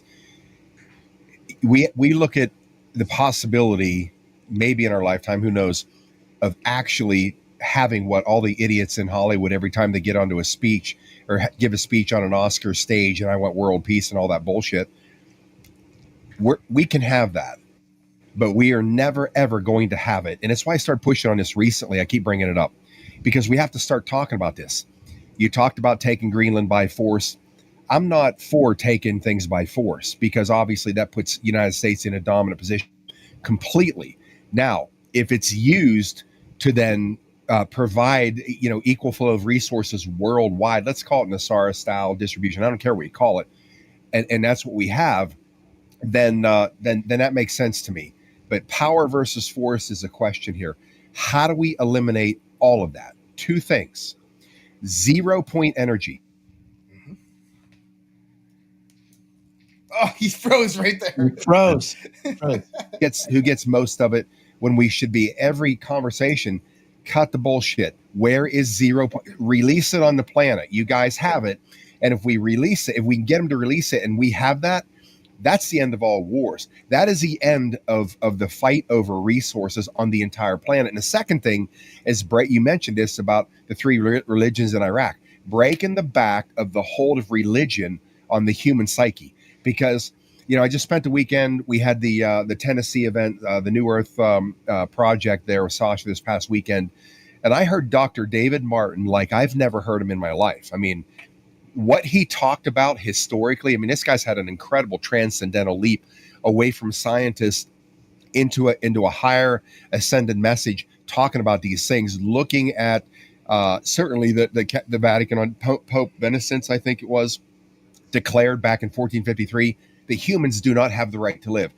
That kind of mindset's what has perpetuated this as humans being cannon fodder basically ever since.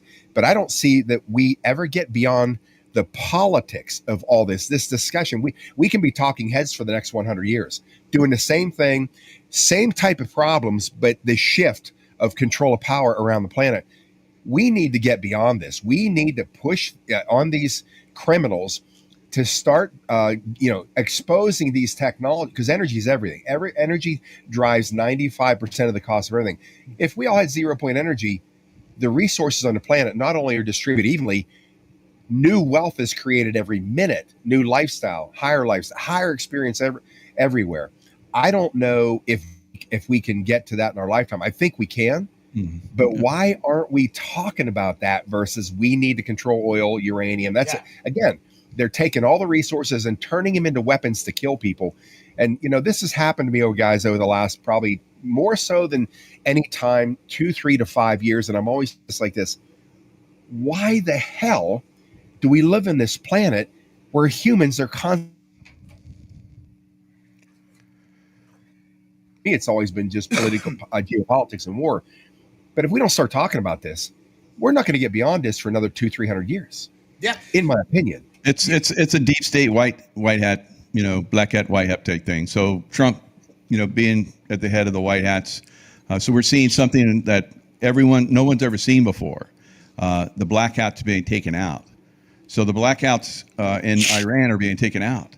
And once that's taken out, then you're going to eventually, like we've been talking about for a long time, save for last is Israel. So, Netanyahu has been very useful for helping them take down the deep state, the black hats. And now, because he is a black hat, and it's like, this is what you're going to do type thing. And now that you're done, then you're done. You're out.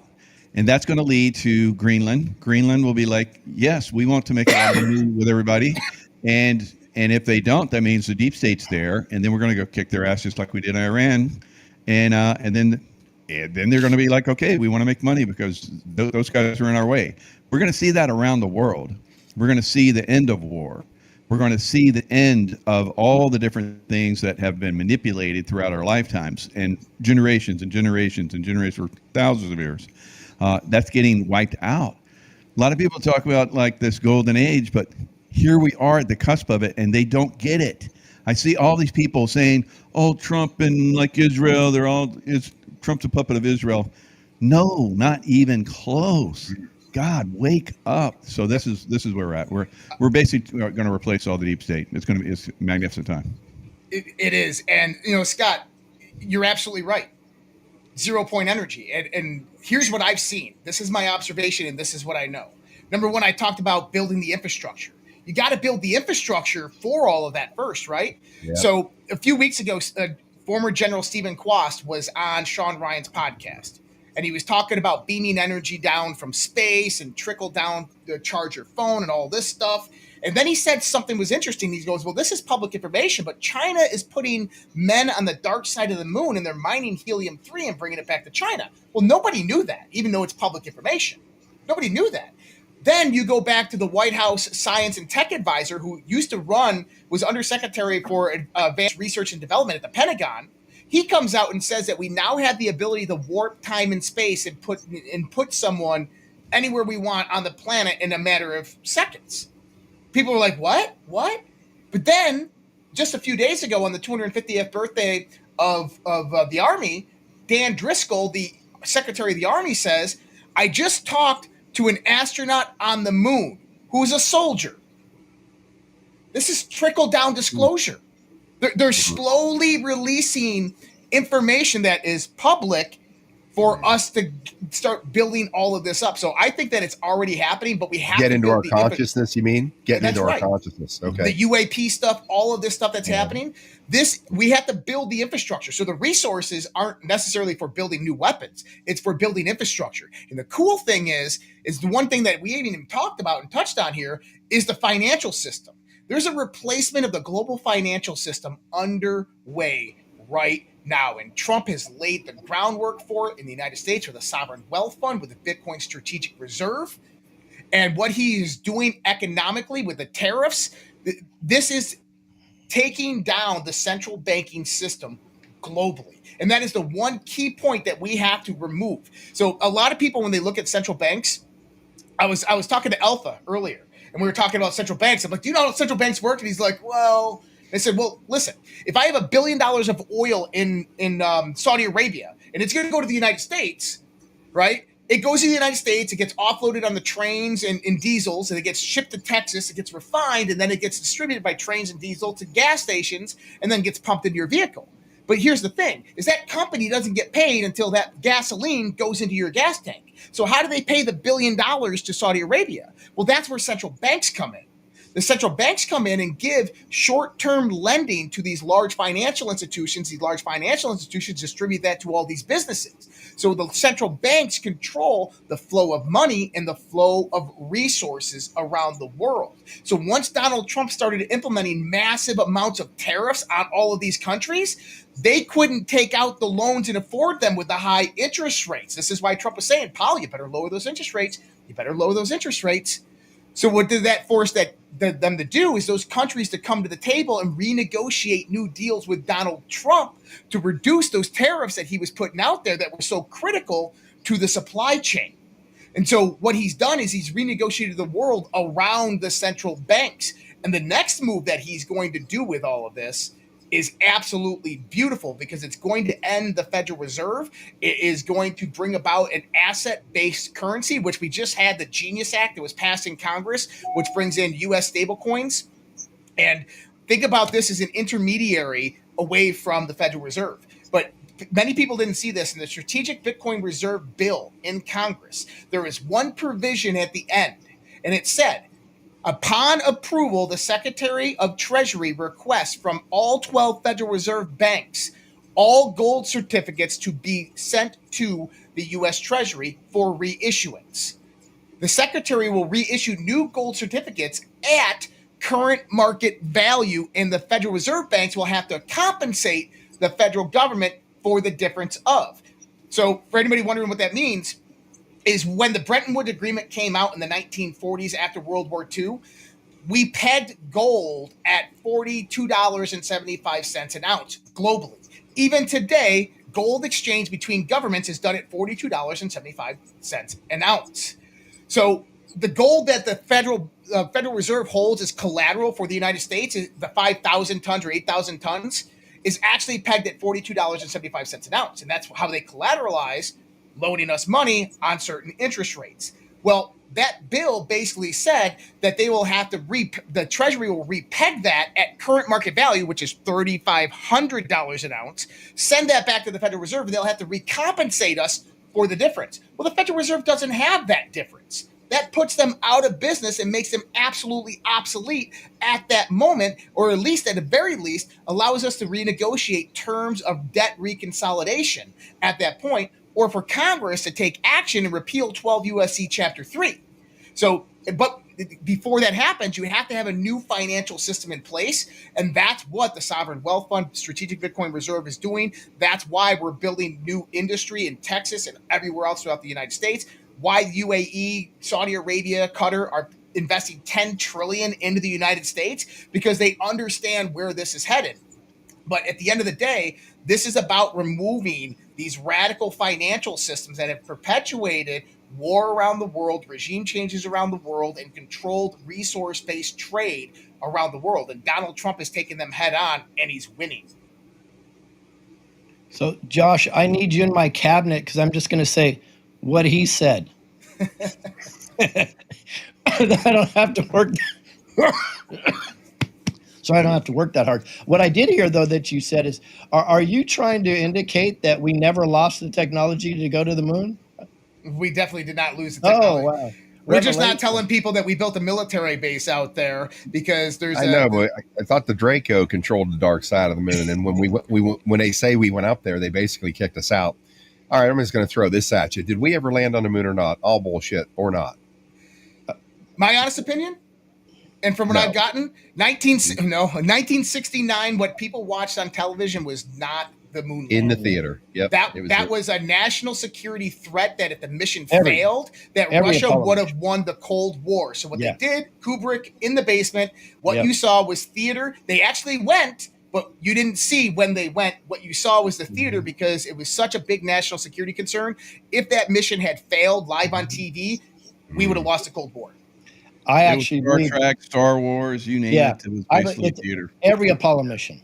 But we were there. One Apollo mission was successful. Not one. In my post that's another story, but not one Apollo mission in my opinions. Hey, Scott, real quick, back to 0 point energy. You're dead on there. I actually, believe it or not, crazy talk again, have solutions for that I'm working on, that I'm going to be launching onto the campaign platform in about 2.5, 3 months. Real life solutions on this. I'm actually going to be sitting down with a couple companies in regards to this, and what you're talking is real and already exists. Obviously, most people know that, but there's actually companies, legitimate companies, that are being cleared. The way is being cleared for them to do something, let me say, close to what you just mentioned. Very, very close. And can you imagine the influx of business coming to California when we accomplish that? Yeah, one thing that doesn't concern me, but I'm questioning if we're building ongoing architecture to support what their bullshit fossil fuel philosophy of energy model, whatever you want to call it. If we keep building architecture for that, in my opinion, it's a waste of money. Maybe it has to be done, like you said, temporarily until the job is finally done on taking down the entire black operation on the planet. But I wonder, we've heard this. I had somebody tell me that their son works for General Electric, some type of engineer, and it's true. They are manufacturing med beds secretly, privately. I'm only putting it out there. I have no clue. I'm not saying that it's real. I'm just telling you what I've been told. So if they are, is there massive production going on around the world? And if so, is it underground to mass produce these technologies? Because if that isn't happening, then we have 100 years before we get there. if it is happening, it has to be done under the cover of darkness, because if it's, put out here slowly, again, you're going to have the people who are getting it first, or the people who are getting it first are going to be attacked by those who need it but don't have it. So this has to be this mass simultaneous distribution of these kind of technologies worldwide, not overnight, but pretty damn close, inside of 6 months or a year. So other people who potentially are going to die because they don't have access to technologies, aren't feeling like they've been shafted, left out, creating dissension among the people. It's almost an overwhelming concept of how they do that and try to keep, a society from breaking down because some are getting it first and others aren't. Just questions that I ask, no answers for. Well, I mean, I can jump in. This is my thoughts on this, and this just comes from years of research kind of into these sectors, knowing quite a few of the whistleblower UAP guys that have worked on some of these projects. So do you guys remember on January 1st, the Cybertruck that blew up in front of Trump Casino in Las Vegas? Yep. Green Beret Matthew Leifelsberger. So that whole thing was the deep state taking him out. They killed him. They remote detonated the bomb that he had set up. His objective was to actually get out of the vehicle, blow it up when nobody was there, to bring media attention to himself so that they could not kill him. So he had a manifesto that they said he printed out, but that was what was on his phone, and the feds came out and said he had. 2 days prior to this, he emailed a manifesto to a podcast, and it's been confirmed legitimate. In it, Michael, we talked about this last time. He was talking about, I am not under duress. My first vehicle was a 2006 black Ford Mustang. His actual vehicle was a 1998 Ford Mustang, which is saying that he's under a state of duress. But he goes on to talk about that. He goes, I don't know why they tried to take me. Wait, what? So he comes home on leave from Germany, and they tried to take him. And so that's why he goes on this rampage down south, rents the car, buys the weapons, and goes to Las Vegas. And he says it's either because of this genocide that as a Green Beret we committed in 2019, or it's because of the project that I'm working on right now with anti-gravitic drones. And he says the drones in New Jersey are Chinese anti-gravitic drones and are anti-gravitic drones. So this was interesting because you start looking into this. A few weeks later, Tucker Carlson comes out and starts talking about a satellite that shot out of the sky that was China that went over Texas and Arkansas. And he says that this was a quantum entangled communication satellite that was a command and control center for the anti-gravitic drones. So what we begin to see is that China, we know, stole U.S. deep special access program, unacknowledged special access program technology. I laid this out in my original thesis on Q and all of that stuff. The multi-domain battlefield of how there was people in our government selling military secrets. We saw this in Hillary Clinton's classified emails. These were SAP programs, special access programs, and how that arranged with the Obama administration and what Trump did with the China initiative when he first came in. So we know that they were getting this technology. Well, here's the key, is China's now developing this technology and moving to full production. We can't wait. We can't wait to take this technology and commercialize it and get it out there, because China has a different manufacturing and processing aspect than us. Ours is compartmentalized black projects that aren't commercial, so you can't mass produce these things. China is all internal to itself. Its manufacturing and processing is a part of their government, and they can mass produce this technology way greater than we ever can. So this is why we're seeing this trickle down, because we have to get this technology beginning to get manufactured. And this is why you see the tech bros with Donald Trump. This is why you see Elon Musk. This is why you see Peter Thiel.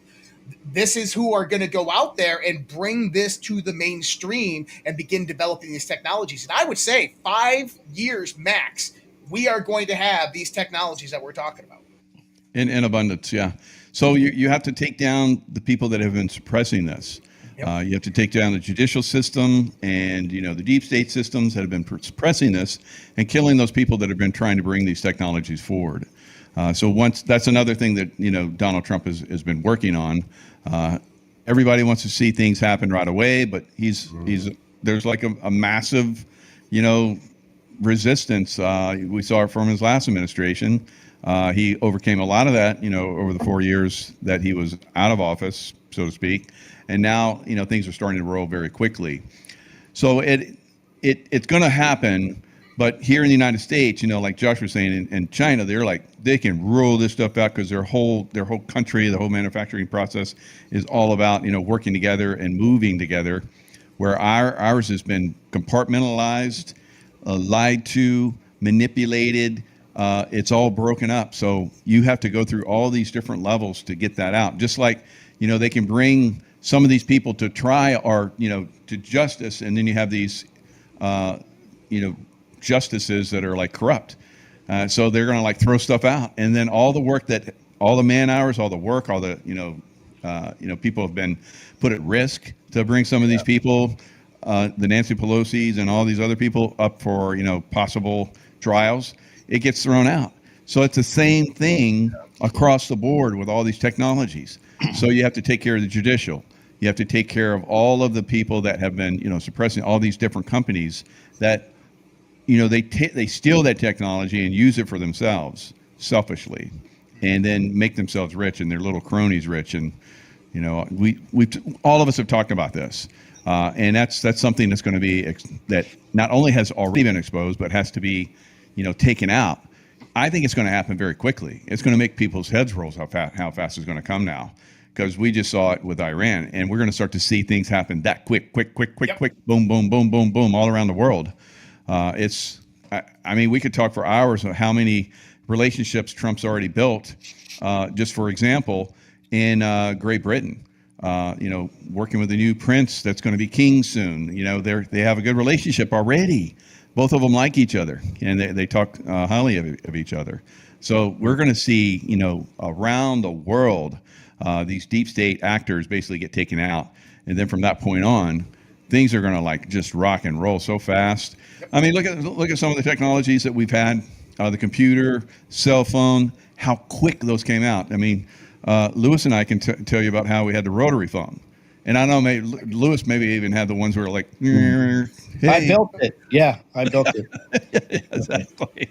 So, I mean, we've come a long way, but we could have come a long way a lot faster. I talked to a guy that was at RCA when we still had those big TVs in a box, and he says, we already have flat screen, LED. They've had it for 20 years now, but it's like a rollout. They have it all planned. So they got to make money on this one, and then they got to make money on this one. That bullshit's going away. The upper scale technologies are going to come out fast, and people got to be ready for it. But how people are like, well, I'm not going to use the internet. Remember all those people? I'm never going to use the internet. It's like, God, really? So I mean, it's some going to be folks that are in their 80s are like handle. junkies now. Yeah. Well, and this is that on a times 1,000, right? This is the .com boom times 1,000. We're talking about quantum communications, quantum sensing, quantum technologies, quantum computing. We're talking about artificial intelligence, convergence with quantum technologies. And, the big race right now, the Cold War that's going on between the US and China, is artificial intelligence. And this is one of the aspects of the resource war, right? Who can produce as much energy as needed to feed the AI to bring it to singularity as fast as possible. And I know that sounds scary for a lot of people, but we have to understand that if we don't do it, China's going to. And if China does it, well, you're going to get that new world order, not Trump's world order, right? And there's an interesting thing that I think happens, and we all know that there's ETs here and there's all of this stuff going on. But we look at their kind of grand introduction to the world. And I thought about this a lot, and I was looking at, Star Trek and Prime Directive and kind of how all this operates. Now, first contact is typically made when a civilization achieves a certain level of technology, but you don't interfere with them, whether in the production of development, because you could destroy them or they could destroy somebody else. But once they hit a certain level of technology, like interstellar travel, you want to make sure that they're not going to kill themselves, start a war, destroy themselves, or go out and kill somebody else or interfere with another developing situation. So you intervene. Well, AI is one of those technologies that does exactly that. And I have it from good sources. We already have sentient AI. We already have artificial intelligence that is merged with quantum computing. Google Quantum AI is exactly that. They've been aggregating data into it for the last 5 years. but I don't think anything's hit singularity. And I think we're probably a year or two away from singularity. And when that does happen, you could see the 2027 timeframe. We see first contact actually occur, which everything changes then. Yeah, that might be the one thing that breaks a back of religion and its hold on the planet. So all you folks out there that are extremely religious or biblical followers, don't take that the wrong way. I'm a born-again Christian at 14 years old, studied divinity for 20 years. It is not that. It's the dogma of us sitting back. And I've said this many times from church stages around the country. So, and I haven't been beat up. I've never had a pastor not say thank you for coming. But, you know, we were told they tacked this dude on a cross 2,000 years ago so we'd be saved. At 14, I was told, look, if you don't become a born-again Christian, you're going to go to hell. So how am I saved? We go through that process. Now they teach us to sit back and wait and take this beating on the planet and wait for Christ to return to save us all. I'm like, no, wait a second. That's 3 times how many times we need saved.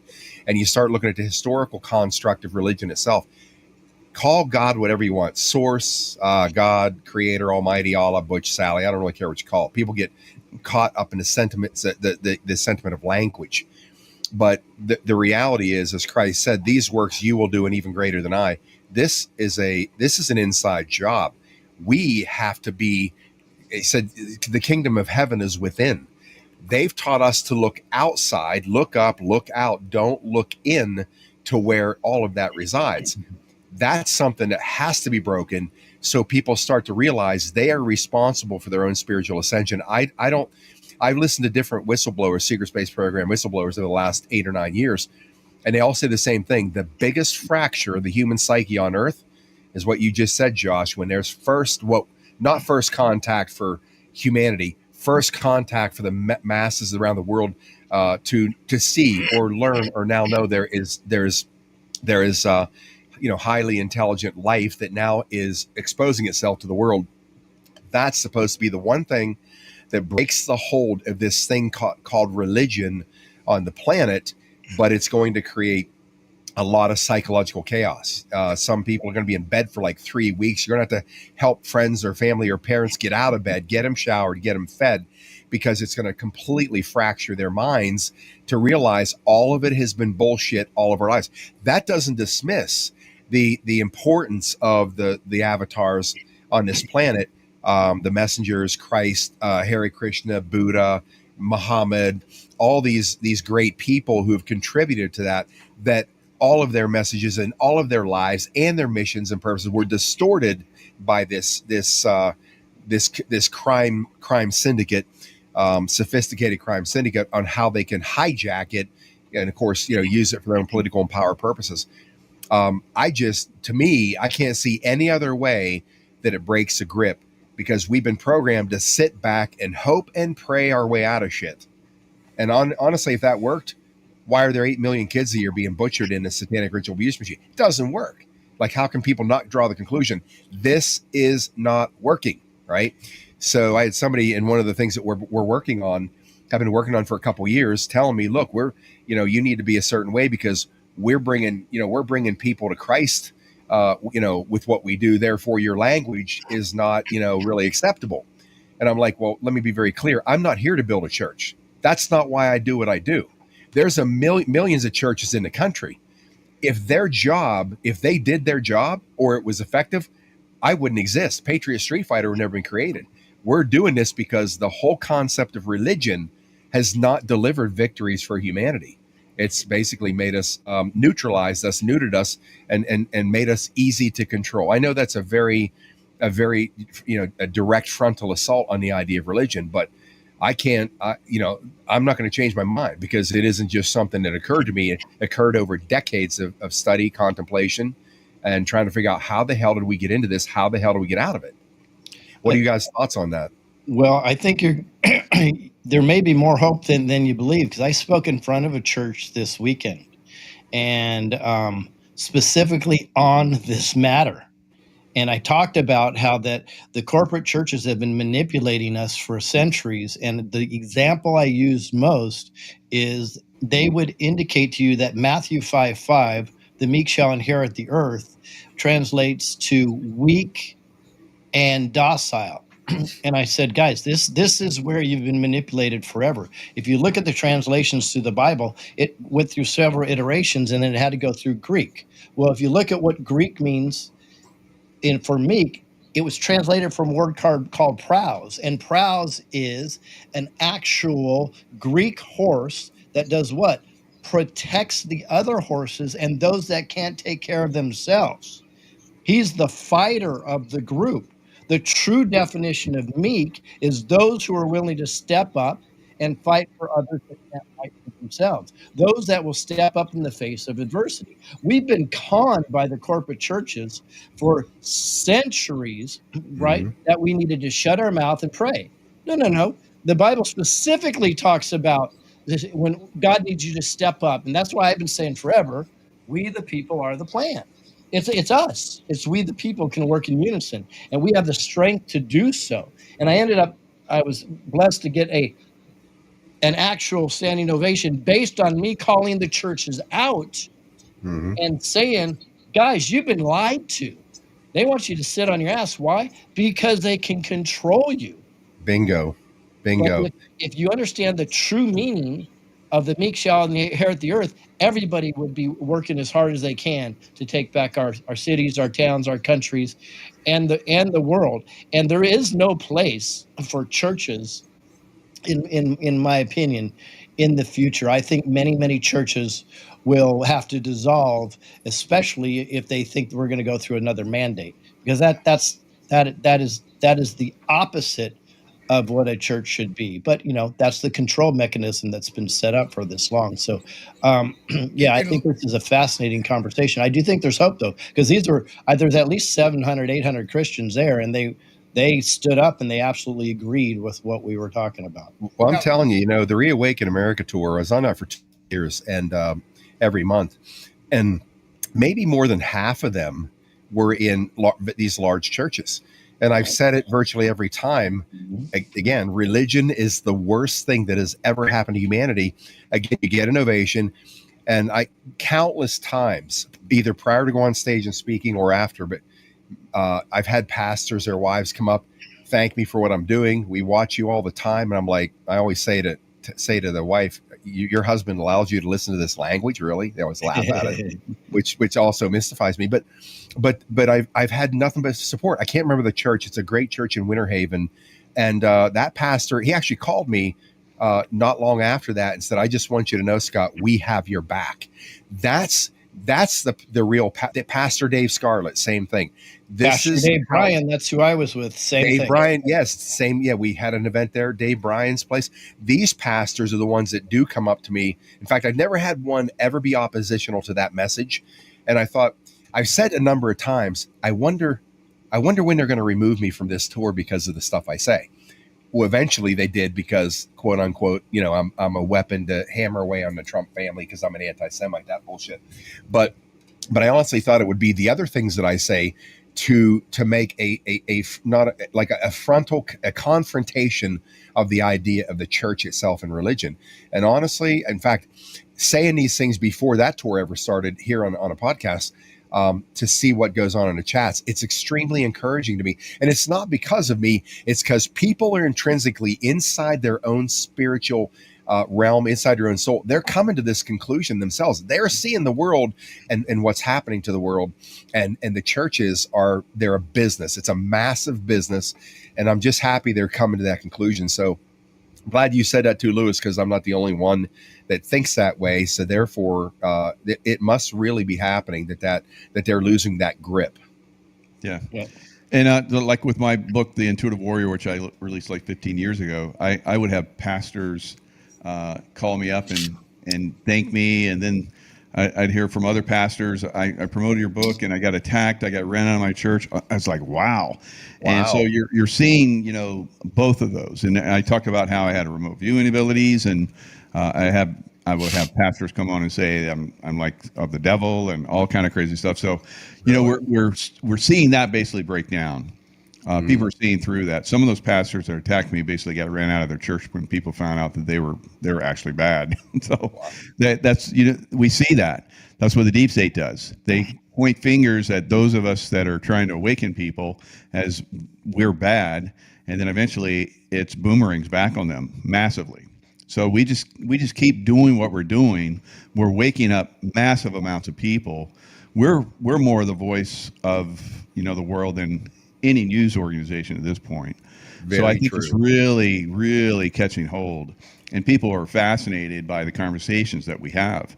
I'm fascinated by the conversations we have, and I'm involved in them. It's like it's great. It's a great conversation, and people are very enamored of the things that we talk about. They love this information, and they want more of it. So we're giving them more, and as things expand, so I know that some of the stuff that we've been putting out for a long time, now I'm starting to see it higher and higher up, and it's very, very encouraging to see this be released. So I don't have no doubts that once the alien thing becomes more mainstream, it's already mainstream to me. Like the secret space program, it's not secret anymore. It's a different space program that's been developed, and people have been involved in, and a lot of those people have awakened to that. Even though there's process of trying to erase memories, they can't erase. Just like you can't erase a computer, chip, you can still go back in there and get the information from it. So that's what's happening for a lot of people. They're awakening to all of these things. It's like that 100 monkey thing where, all the monkeys, wash the potatoes or, knock something in and break it open. Then the monkeys on another island just like, we can do this too. So that's what we're doing that. Humanity is awakening faster and faster and faster. Yep. Big question. Well, I just want to touch on just one real quick. So, Lewis, you're talking about the meek, which is Pross. It's interesting, too, because I think that those were actually war horses. So those are horses of war that came back to the farm and then worked in solitude but protected all the other animals on the farm. That's for everybody out there, that's meek. And then, Michael, what you just said right there, it's us. Scott, a lot of this that's going to bring about that transition, that's why we took over the idea of information. That's why we are who we are and doing what we're doing. We had to get rid of the mainstream narrative. We had to get rid of the mainstream news. We had to take over this whole idea of this information domain, because if we control it, now the people are in touch with truth. And in the context of like people understanding, Christians are getting it. I'm telling you, there's some amazing people out there, and they see it, and they're welcoming it, and they're loving it.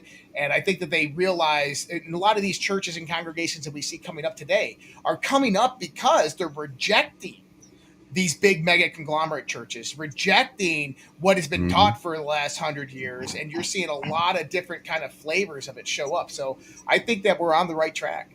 Well, I have a comment and then I have a big question. It's going to be interesting to see how you guys, I'm going to hear each of your answers on this. First, I got to say, and this is a big compliment.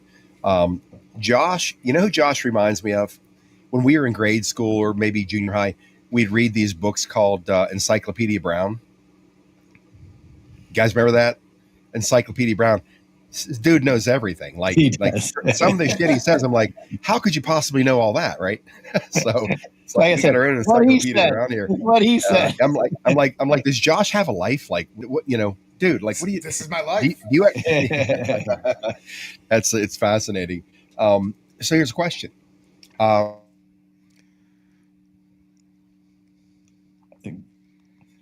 Horrible time to break up right there. You're going to have to repeat it, Scott. You're frozen. Those fun memes that come out. And, one of the reasons we talked about... You have to repeat it. You were frozen.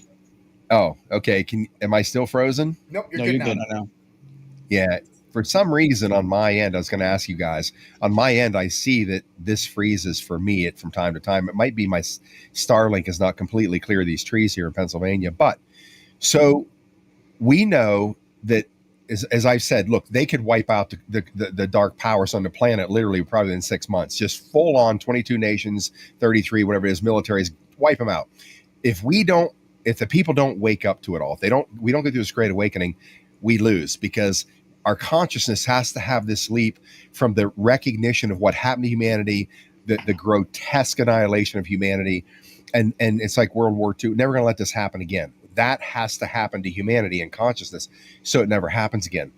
So that being said, we the people have to do this. No, it's the white hat powers that are doing what they're doing. They're clearing the path, but we have to be the ones that ignite this transcendental leap. So the question always is, because the question is, okay, what are we going to do in 4 years when Trump's gone? Who's going to carry the torch that this guy is carrying, right? That's why we have to be the ones we count on. But there's got to be something in the background. You and I, you guys, we know there's something planned out long term here to keep this thing moving forward. What is it? Is it that Trump was, elected in a U.S. corporation election system or cycle, and now is in the return of the republic, he can continue to run? Or is there something else? Is somebody else going to rise? Is there a JFK Jr. who's going to emerge and step into that role for, a couple of presidencies if he's alive? Some people believe he is, some people's not, doesn't believe he is. What does that look like? How does this thing keep moving forward? More Trump, post-Trump? How do we keep it going? It's divinely inspired. So Trump, I think, is divinely inspired. So the person that is going to be taking his place is being prepped. We don't know who that is. Just like Yeshua ben Joseph, he was prepped. He may have been the one that goes all the way. He may not have been. There were several that were being prepped. John the Baptist being one of them. So there's many people, I think, they're in transition to take over for Trump. And I think Trump was divinely inspired into this position. The number, the numerology, all kind of crazy stuff has aligned just perfectly. There's no way that could have just happened randomly. Couldn't have planned it out. Could not have planned it out. So there is someone, I believe, that will take that place. Just like we didn't get the word that when the attack was going to happen on Iran, although I said it 2 hours in my show, I was like, it's probably going to be tonight. And then it happened. Yeah. So you kind of like get these feelings, and you don't share them sometimes. Trump probably knows who the next person is. Is it a woman? Is it a man? Is it someone that's in position right now that can step up? It remains to be seen, because I can tell you, like in combat, I could have been leading my group in special forces. I get taken out, and then somebody just steps right up, and there's not a beat missed. So at some point, someone is going to assume that is going to step up. We won't know that probably for another couple of years, but it will come, and whoever that is, it will be perfect. Or it could be a distraction. Could be somebody else. You never know. But I think it's going to be divine, and it's going to be magnificent. Lewis? Well, I believe it will be divine. I believe under a constitutional republic, we don't need a person to step up. The way the constitutional republic was originally formed, a president didn't need to do anything. All they would have to do is they would have to do a State of the Union speech, institute a War Powers Act, or emergency declaration. That's pretty much all they did. And that's really the way it should be. So I believe you'll probably have 50, 100, 200 people stepping up and running their states, their counties, and their cities divinely, just like you say. But the reason why is because through this process, what we are doing is we are clarifying and cleaning out our pineal gland, our instinctual systems, and we're finding this direct connection to God Almighty Himself, where we don't need somebody standing on the stage anymore for us to connect. When we start cleaning up our pineal and our systems, get us back to a constitutional republic, and have that direct connection, we don't need a leader anymore, because we will work symbiotically together, and it will be beautiful. I'm glad. I'm not interrupting you. You can keep on going. I'm just pumped because I like that new governor of California. Yeah, me too. Hey, you got my vote. I told him when he called me. You're going to mail it in? Yeah, he's going to. Yeah, we need as many mail-in votes from Texas. I'm going to mail in 5. Scott's all frozen. He doesn't even know it. Uh-oh. Anyways, sorry I froze there. I just said, when you're talking nice things about me, you can't be freezing. I know. It's like, I guess he didn't want to hear that. I said, yeah. I said, I just can't wait to be his press secretary, beating the shit out of those reporters every day as Patriots read better. But here's the thing. Based on what you just said, Lewis, again, I mentioned David Martin earlier, and I kind of veered off on a rabbit trail. But listening to him this past weekend, it was incredible. In how, you know, he's had this transformation going on for years, but as he's given this presentation, he didn't get to do the rest of his PowerPoint. I said, you're doing it on Patriot Street Fighter, so we're going to work together on that. But he said basically the same thing. When we get to this, we won't have the need for governments. We're self-governing. We're divinely connected. We don't need them to organize our affairs. And you also mentioned, you know, the states and counties. And again, that's why we push so hard on tactical civics, bringing back the constitutional county grand juries, where the people are convening the grand juries as the Constitution designated in its original architecture. And why do we do that? Why did they set it up that way? So we, the people, always keep control. Nobody, if they're corrupt or whatever, they can't get through that dragnet. Because they can't get elected to a local office. And the reason it's critical, and I have to cite this, Dr. Robert Young railroaded into prison, and his partner Galena, who wouldn't testify against him, lies that they threatened her with, you either testify and say this in court, or we're going to charge you. They charged her for a crime. There's no crime, and she wasn't even involved. And I talked to her today. She's sitting in prison on a 4-year stint. He got 5 years. This is big pharma, FDA. This is a corrupt judge, a corrupt DA, an assistant DA, Gina Darva, and an investigator in this whole case too. Matthew Hazen's paid for the investigation on where the money's coming from. They're finding out through the mortgage scam industry. We now know because Sean Taylor alerted us to the whole Nashville cartel. This is how they're getting money. They've got the text messages. The investigators have it. And here's the thing. Judges in their construct, admiralty law, they sit up there as imperialists, say, okay, you're getting this many years. You're getting this many years.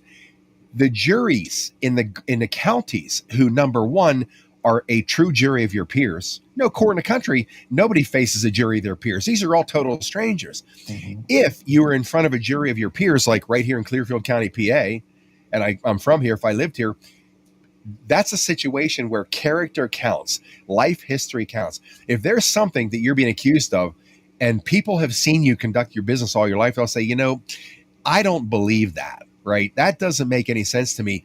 And therefore, you have to make the case it's so solid and legitimate that people who know you as a good person, a law-abiding citizen, if they say, nah, you're guilty, it's very likely you're not going to have somebody sitting in prison that's not guilty. And that's the big thing we have to do is put all of these controls back in the hands of the people themselves, because we have imperialists can just look. If I didn't rain a shitstorm down on this show twice on this whole case, I think Robert would have got 20 years because I know they actually brought that up. They postponed the sentence twice, and then they brought me up in their sentencing. That shows the power of the people. When we are involved in everything, they're going to go better. They're going to be more fair and just. That's unjust, but I'm glad you said that, Lewis, because if we don't get back to where we govern personally our own affairs where we live, we're never going to have control of the country. I mean, we're never going to have control of the planet. So anyways, Josh, I want to get your viewpoint on the ongoing Trump mission to free the planet. Yeah, it's interesting because we just had the 250th birthday of the U.S. Army, and then Trump's birthday and the big military parade. And I think I pointed this out on our last roundtable. I know you're driving, Scott, and it was just me, Nino, and Alpha. But this is what I want people to see. When do military tanks usually run down a street? When that country is being invaded. When do you raise the flag over their capital city? When you declare victory. What happened in those 4 days? Trump had a big military parade running the U.S. military army through Washington, D.C. He changed the height of the flag post from 100 feet to 88 feet, each flag post north and south. 88 represents rebirth, the resurrection. Wow. He raises the flag at the White House. The symbol, the heart of the deep state, has now been taken over by Donald Trump. This movement, what did he say in his famous speech? Our movement is about replacing the failed and corrupt bureaucracy. That's right. Yep. And he just declared victory on January 14th, January 12th. So think about that. Now, who's going to come in after Trump? I think that Trump is about legacy. I would see that probably Don Jr. would be groomed for something like that. Barron down the road, obviously. Maybe Eric. I also see people that are close within his inner circle. I think that there's a lot of good people to look at. One of them would be your chairman of the Joint Chiefs of Staff currently, which is General Dan Raisin Kane. Raisin King, yeah. Yep. He would be a good. Yeah, I don't think he wants a political life, but that guy is a badass, and he's a stoic. So he's a stoic. So he's very pragmatic. Exactly. He knows how to deal with a lot of these situations that become very, very presidential. JD Vance, I don't know necessarily, but I think JD Vance could be probably in there somewhere down the road. I don't necessarily know who's going to return, but I don't think Donald Trump's going to leave. I think that we're going to have another term with Donald Trump. I think we'll have 8 years with him from this year. That would be truly epic. Here's a last question. How do you I just saw another rabbit, and the question I was going to ask you, I just slipped my damn mind. The hell was that? I got caught up in your answer, Josh. Here's what it is. Are people like Peter Thiel, Elon Musk, and some of these others, are they under white hat control, and or are they switched out? White hat control. And Elon was gone for like a couple of weeks, and then he comes back with a black eye, and it looked like he might have a mask on. So we're seeing a lot of these people, I think, are controlled, just like we saw with a lot of stuff in the Biden administration. A lot of that stuff is controlled. The one good thing about controlled people is that you can easily take control of those people, especially when their puppet masters are gone, removed, or disconnected. And so I would say that in the what I call the multi-headed hydra, the different tiers of the global infrastructure, is you have a controlling faction, and underneath that you have the corporations, you have a lot of the technocrats, you have a lot of the people who run manufacturing processing, and they just go along with the blackmail that's being utilized against them, or they just go along with everything that's happening, because if they don't, they're going to get replaced. All of their billions of dollars are going to go away. They're going to get killed in a boating accident, right? So they just go along with it. And once someone new comes into that head echelon at that head table, now they all shift gears, and now they're working for that guy. So I think that it's a mechanism of control. I think they're all controlled. I can give you two examples of that, Josh. So one, and I'm not going to call out names on purpose because it may just be giving away something secret that I don't know about. But there's one representative in the House of Representatives that had a lot of dirt on this person before that person was elected. And this one is 100% on the Trump train on every single thing that Trump wants. And I was told before this person was elected that this person was controlled by President Trump's team. And then something happened in Arizona. In Arizona, in the GOP, there was a guy named, I believe, Jim O'Connor that was going to be the Maricopa County GOP representative. He was a shoo-in. He had all the support. And many of you know, if you're watching, I did a lot of work in Maricopa County, seeing what I could do to help them out, because I think it's the one of the human trafficking hubs. Anyways, so I was very familiar that he was about ready to get in there. They were excited. And then in the 11th hour, Wendy Rogers and I almost said Katy Perry. Sorry, Wendy Rogers and wow, I can't even believe what's that? Or no, Hobbs, but no, the Republican that got the election stolen from her over there. Kerry Lake. Kerry Lake, thank you. Kerry Lake. What the hell? So, anyways, Wendy Rogers, who I've had a huge issue with publicly, and I exposed her right to her face, and then Kerry Lake came in right before they were going to vote for the GOP, and they said, "Oh, President Trump just let us know that we're going to put all our efforts behind a person that wasn't eligible, Gina Svoboda," and Gina took that position. So I texted somebody that I know works with inside the Trump administration at Mar-a-Lago, and I got to be honest, I lost my shit. I said, what the F are you guys doing? You're sitting in your gosh darn crystal palaces there making the decisions when we had a We the People guy lined up. We're not going to put up with this. Took him 3 days to get back to me. Usually he gets back to me right away. He got back to me. He made sure I cooled down. He goes, I understand where you're coming from, and you're right. But a person like yourself and a We the People person right now may not be able to be controlled by the good guys to do the plan exactly the way we need to do the plan. Did they use those words, Lewis? By the good guys, they said. They use those words? Yes. By the plan. The plan. There you go. Said the plan. Said the plan. Did not use the word white hats, but they did say the plan, and they said the good guys. And I sat back and I was pissed. And I said, I understand where you're coming from, but this is not the direction that we need to go in. And he says, I agree. Unfortunately, in order to get there, these are the type of things we can do. We have to have somebody that can be completely controlled to do what we need to do at this moment.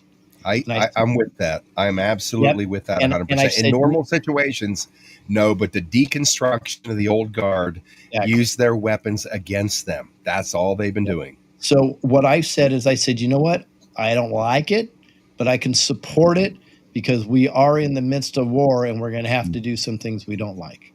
Using their weapons against them. Yep. And we've seen the people that are exposing themselves, whether they're, part of the deep state or whether they're just knuckleheads. We saw a lot of them. We saw Thomas Massey. We saw Marjorie Taylor Greene today actually went against MAGA and Trump. And we also saw Mike Adams go against MAGA. Wow. So Mike Adams has been against Trump for quite some time. Yeah, he has actually. But I mean, I called him out and he replied. Did he? I did. I like the guy. I went on a show one time. We talked to Archangel Michael. I'm not going to knock him. I don't agree with him. But, there's a lot of people out there that are probably eating a lot of crow, especially right now. I'm going to have to go back and watch this episode again because I know there's brilliant answers I'm missing from you guys because I keep freezing here intermittently and I can't hear you. But Mike Adams, who I love, Mike's one of my favorite podcasters in the world. He's been anti-Trump for a long time. He doesn't even believe in a Q operation, which I understand. Yet he's the guy that took the original live stream I ever did that laid the whole plan out and basically sent it, off into space. And I have mad respect for him, but I can understand if you have not, and he told me he has not ever read the operation. He just wasn't connected to it. And I can understand on the surface how sometimes you can look at Trump and say, I don't buy into this. And he's, one of the bad guys. I understand that because sometimes you have to look like a bad guy when you're, a good guy undoing what they've done. But that being said, I personally, these other people, I'm glad you said Massey. This guy's pissing me off. Popped up again today. And Marjorie Taylor Greene one or two other times. Same thing. And Mike, you and I had this discussion probably 2 years ago. A lot of folks were looking at DeSantis, right, as potential president. I'm like, you guys out of your mind? Nobody has ever done what Trump's done, at least not in my lifetime that I've seen. And I said, look, guys like DeSantis, they'll have all these wins, end the mask mandate, all this bullshit, giving you these little micro victories that aren't that big. But then they sign into law. I can't remember the bill that was done in late spring in 2022 or roughly, where inside there in this particular law they passed, allowed in the declaration of a national emergency to quarantine the people and force a vaccine. I'm like, there you go. You can't overlook all these great things these bastards do. And they get us so on their side moving. You have so much inertia moving with them. Man, when they throw out the kill shot and you're moving at Mach 3 and it hits you in the chest and blows it open, you just keep sailing forward for another 200-300 yards because of the inertia. And it's the kill shot. So that's how these people play. And Massey obviously is this. And now Marjorie Taylor Greene, which doesn't surprise me. I've seen other times where she's been that way too, but she's a superhero over here. So these people, I'm telling you, we can't give them any latitude ever unless we know for a fact they're a part of the plan, playing out a certain, like an agonistic viewpoint in the theater that they're actually conducting. That's the only time, but that's why I never trust any of them. Well, and we see that a lot with Donald Trump. That's one of the ways that he weeds out. I mean, the whole DeSantis thing, if we go back to the primaries with Trump and DeSantis, it was like a war between them. And what you saw was a divergence of the Republicans. You had neocons and fake MAGA all rally behind DeSantis, and then Trump won. And what happened? DeSantis was right by his side, arm to arm. They were best friends because that whole move was to separate and divide the people who are loyal to Trump and the people who weren't. And we see this a lot with Donald Trump, like, whether he loves Tucker Carlson or not, the whole Tucker Carlson thing of him calling Tucker out the other day was to bring attention to Tucker Carlson, because now people go, what's Tucker talking about? And the first episode he drops is Ted Cruz. And Ted Cruz is making an ass of himself to Tucker Carlson, being shown that he's an absolute controlled AIPAC neocon, right? So this is how Donald Trump operates through these transient comms, right? But he's an absolute genius how he does it. Now, I've no offense to Marjorie Taylor Greene. I've never liked Marjorie Taylor Greene. I think that that's just my thoughts. I don't like a lot of the things that politicians say. And you never trust a politician. I don't care who they are. Ever. Right? Ever. And a lot of these people that rally behind Donald Trump, especially at that level of Washington, D.C., they can't be trusted, because the next time some bigwig comes in and wins, they're going to be all over their dick and all over their agenda, because that's how it works in Washington, D.C. And see, I wish we had a better political system, but this is the representative republic that we have, unfortunately. But, I believe that we're going to have a midterm election that is absolutely going to blow the minds of all of us. If we go back to the Q boards, you remember all the stuff talking about the red waves during midterms? That's it. This is coming. That deltas that are coming in, because if we look at it, the Democrats defunded. USAID Act Blue under investigation. They are defunded. They have no money to campaign. Donald Trump in 5 months has raised $600 million. It is going to be an absolute massacre. And here's the key, is Donald Trump's going to go in there and they're going to endorse the candidates that they want, the ones that are going to support and represent their actual people, not the ones that they needed to control the House during this point in time to make these transitions. Yeah, and Josh, I think we're going to have a transition. I'm very open on my platform that the problem that we have right now is everybody focuses on the D and the R.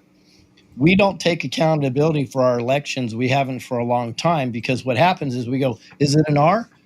Vote, vote, vote, vote, vote, vote, vote, all the way down. Is it a D? Vote, vote, vote. And I'm exposing that in a massive way. In fact, I'm running as an independent conservative, not as a Republican on purpose, because the Democrats are the snake at your front doorstep and the Rhino Republicans are the snake that's in your bed.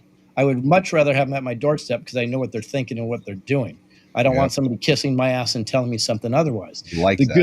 The good news for my platform and what we're doing, and it's a We the People run. It's not even a Lewis run. It's the We the People run. The beautiful thing is we have a jungle primary here. So I can run as Space Clown number 2 and still have an opportunity to win, because it's really about waking people up and explaining to them, all you JFK Democrats, you need to leave the plantation, because there's a better way, and it's right now. All you Republicans that have been lied to by the corrupt GOP in California, there's a place for you.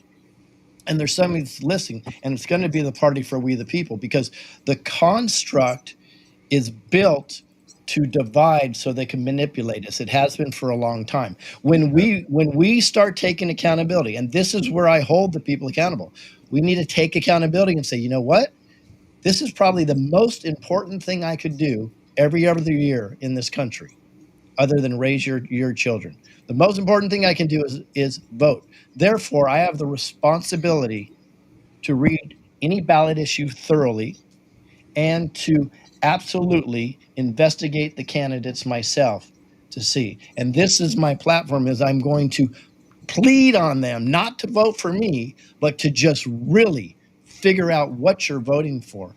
And I believe we're going to make a huge difference in this respect. At minimum, I'm going after the parasite controllers and exposing human trafficking and voter fraud at a level that's never been done before.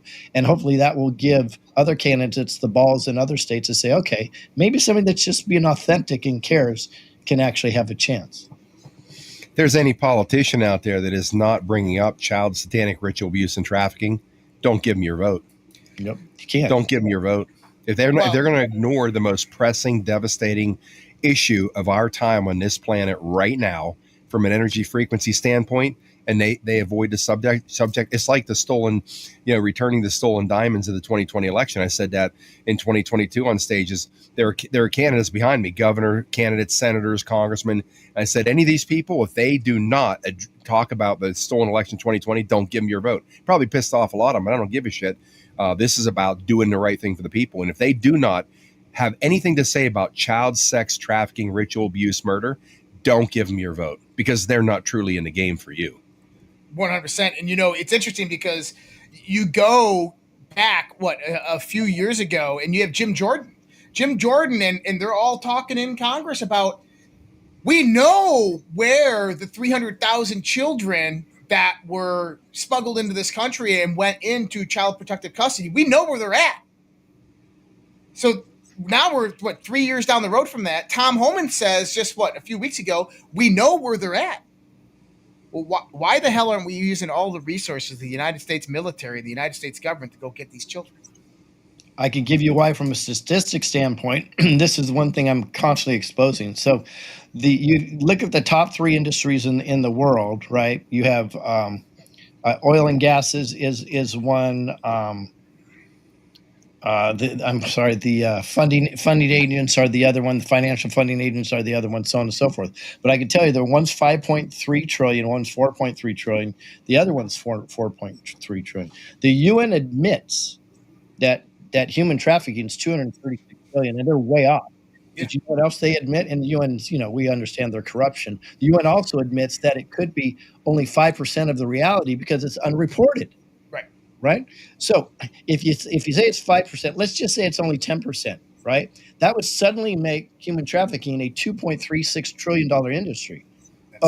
It gets better, because guess what? Human trafficking is the only one that the government apparatuses and the UN recognize as pure profit in the number is human trafficking. So that's a $2.36 trillion minimum profit. The other ones I just mentioned run on an average of 10 to 15% profit. So now you take the top 3 industries together,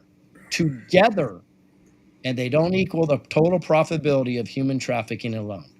This is why we don't hear about it, because this is the massive funding agent, the most money that's out there, and this is where we just going to say it. This is where they get their luge from. This is how they suck dry and get their satanic energy from. But it is the most profitable industry in the world. And until we recognize that, we have no place doing anything else. You know what the greatest travesty about is that right now, I can tell you, is that it's being funded by taxpayer dollars at the government level. I have contracts on my computer right here that Daniel Brinkley sent me, proving that the government, HHS, the contracts of trafficking these kids. And it's not just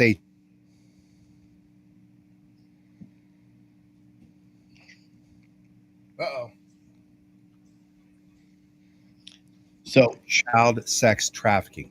That's what everybody needs to be.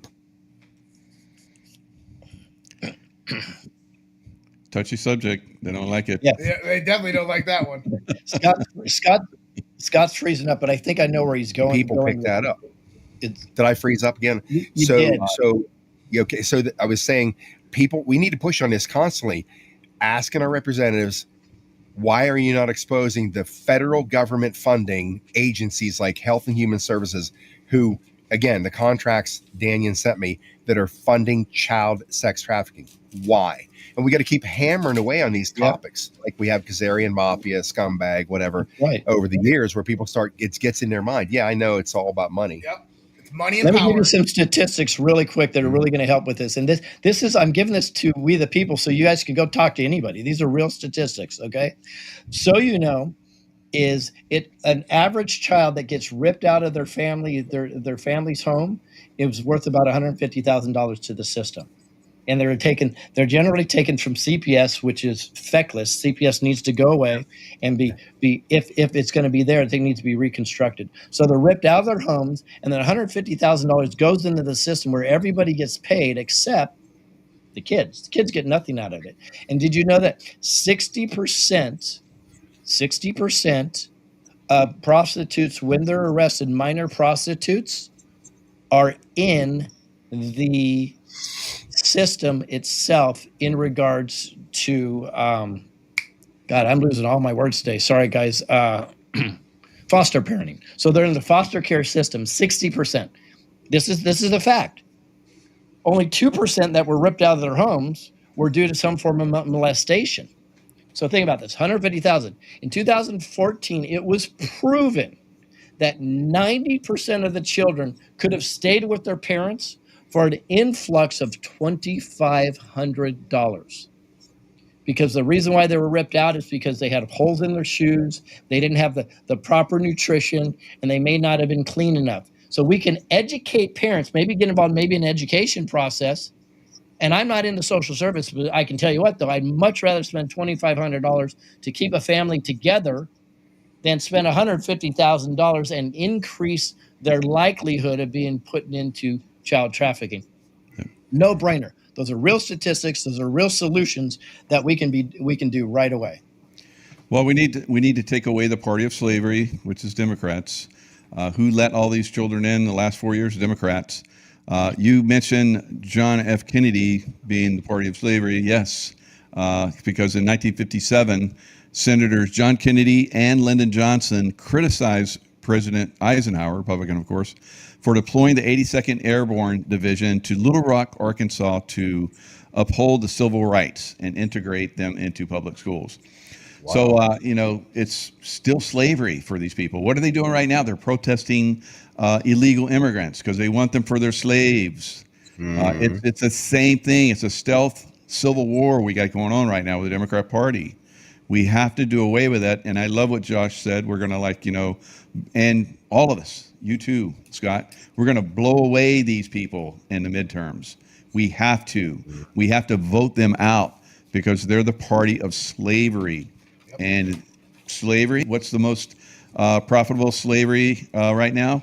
Child sex trafficking slavery. So we have to get rid of these Democrats, guys. I've been beating this drum so hard for years, and they're still here, and they're more powerful than they've ever been. Well, not now for the last 6-7 months, but it's a travesty. We have to get rid of them. Well, and that's the hopes, is that the midterm is a red wave and we get supermajority. And then, Scott, that goes to one of your previous questions. Once we get supermajority in the Senate and the House, guess what happens next? We can repeal the provisions in the 20th Amendment that restrict Donald Trump from running for a third term.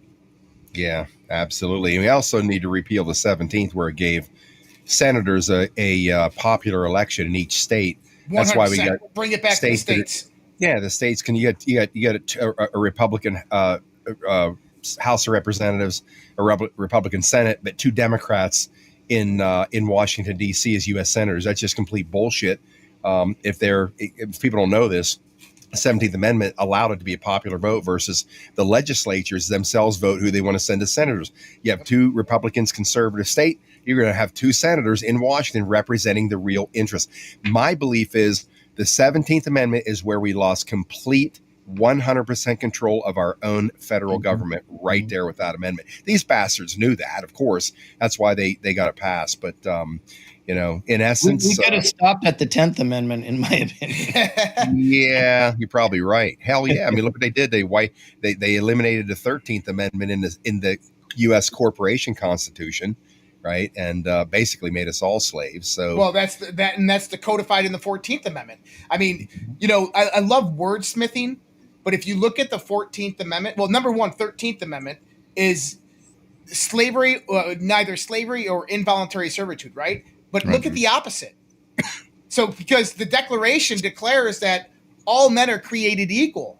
endowed with the creator with certain unalienable rights, which means that we are already free. So we don't need the 13th Amendment. But if you look at the 13th Amendment, it says it interestingly. Inverse the words.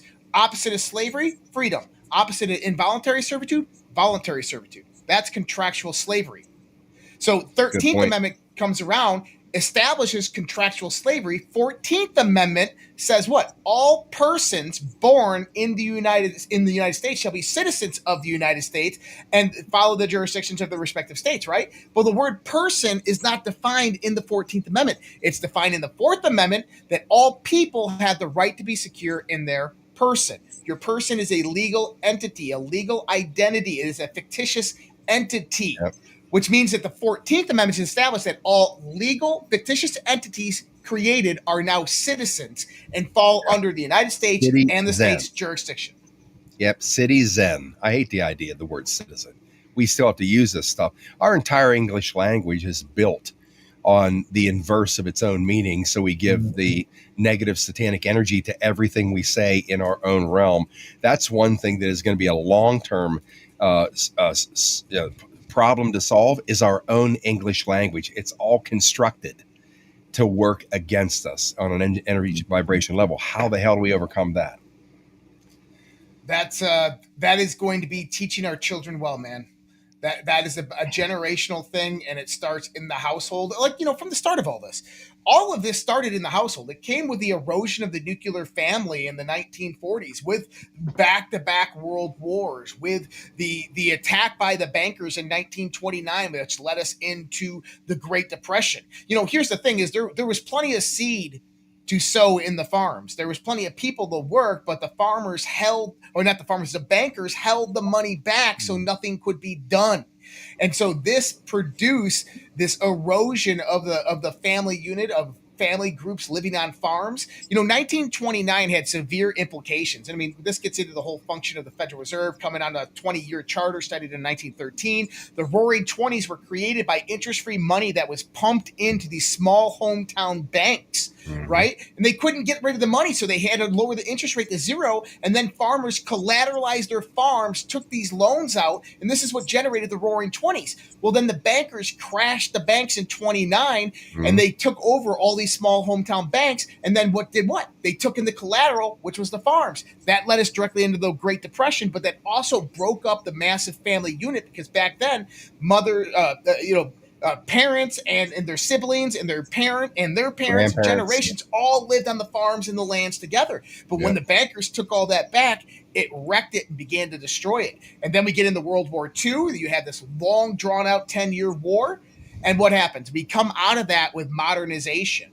And now it's a focus on education and the allopathic medical system, which begins poisoning us. So, yeah, it started a long time ago. So to fix it, it starts at home. It starts with having the right conversations with your kids, bringing them up with whatever your ethical, moral base is, but with an ethical and moral base. It starts with having conversations across the fence with your neighbors. I've always said that Washington, D.C. is a direct reflection of your internal house. Why? Your internal house is a direct reflection of who your kids are going to be and how you react in society. How your community reacts is a direct reflection of all the homes in that community. How your city acts is a direct reflection of all the communities. How the state acts and who they represent in their government is a direct reflection of all of those cities and those communities and all those homes. And then how the federal government is operating as a federal entity is a direct reflection of all of those states, communities, cities, and households. So it all starts in the household, I think.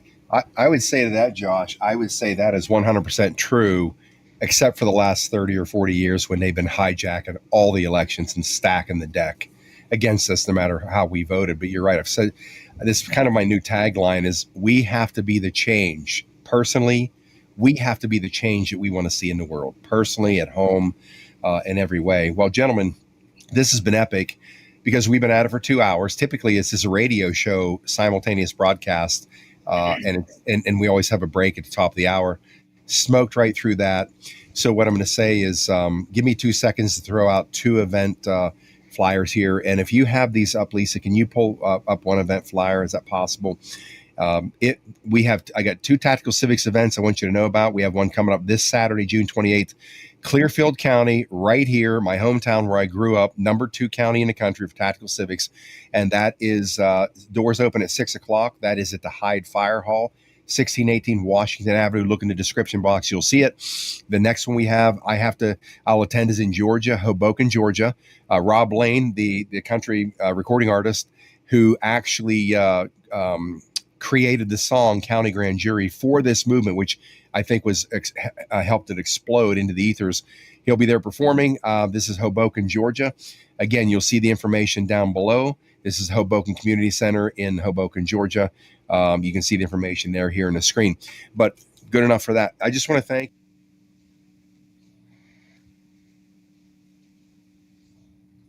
have this kind of a dialogue going on in the chat. And as I just continue to look over a couple of times, and we continue to increase the numbers that are watching live, and I haven't been consistent lately. They're down a little bit for now, but they're the live broadcast is as I will.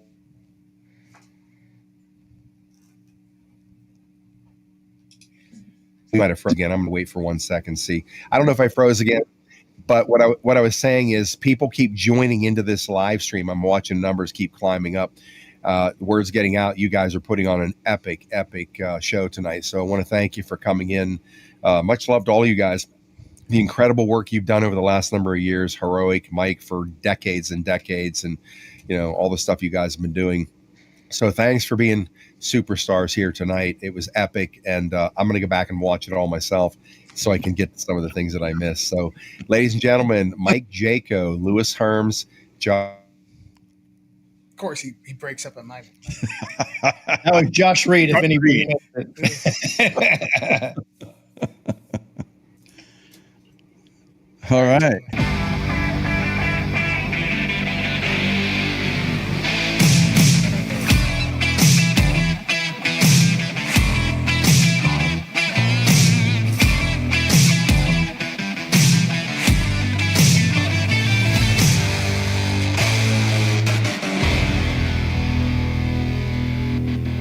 Pretty good roundtable, huh? You can find that channel on Rumble, Patriot Street Fighter, and he's got all kinds of content. And each one of those guys, respectively, has their own channel, of course. Lewis Herms, Screw Big Government, screwbiggov.com. Michael Jaco. Nino was there, Josh Reed. Good roundtable. I like it when they do the roundtables. It's a good group of guys there. So, yeah. In some ways, I thought as we moved forward lately, that things would become more clear and start to come together a little more, sort of the reality of things and what appears to be. And lately, though, in the past week or so, it's completely gone the other way. Things have gotten really confusing again, but there's a lot happening at once, and I do think it's likely that things will stay the way they are, at least for the next couple of weeks. The 4th is coming up. I really don't know after that. I think that's a few of the things that Patriots want to know. Juan the other night talked about how much work there still is to be done, which, somewhat obvious. But people want to know, is there going to be this point where Trump comes out and tells us what's happening, or a point where we see Trump very clearly and openly go after Israel, or I think these are the kinds of what I call the people's markers that the people are waiting for to make up their mind in some respects. And I know for a lot of other people, it's very easy to say, Well, I see everything Trump's doing. I already made up my mind. And other people, it's not as easy. And it's because we've lived this life of trickery our entire lives. And so I think there's certain things that people are watching and waiting for.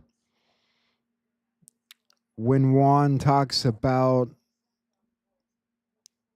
the time period that he talks about, I don't think it was very positive for people the other day to think in those terms. And I get in the terms that he's talking about, fixing America, fixing the world. Yeah, that's a task that will go on long after Trump. But in the meantime, there's just certain things that I think people are waiting to see.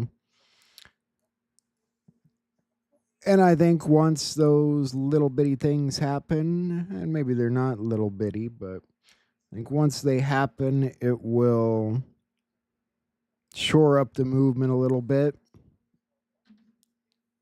bring people together a little more. I know it sounds weird when you think of people being back and forth on the issues and changing their mind. And I don't know if I see it in those terms like some people say it. I mean, I know some people change their mind, but I think we've been right in the middle of all this from the start, and it's hard to change your mind when you've never really entirely had it made up in some regards for some people. So in that aspect, the people's markers, can those certain things wait another year or years? No, I don't think so.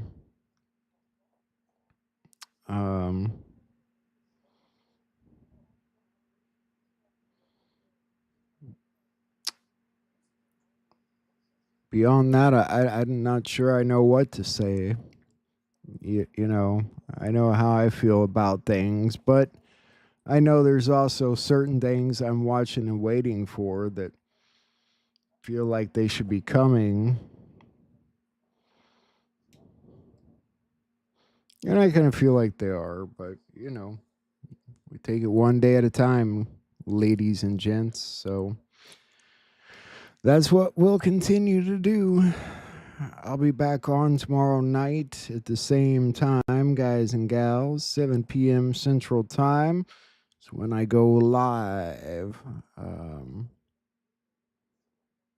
Other than that, I think that's all I got tonight, guys and gals. So I really, really appreciate you hanging out tonight, and I love you guys so much.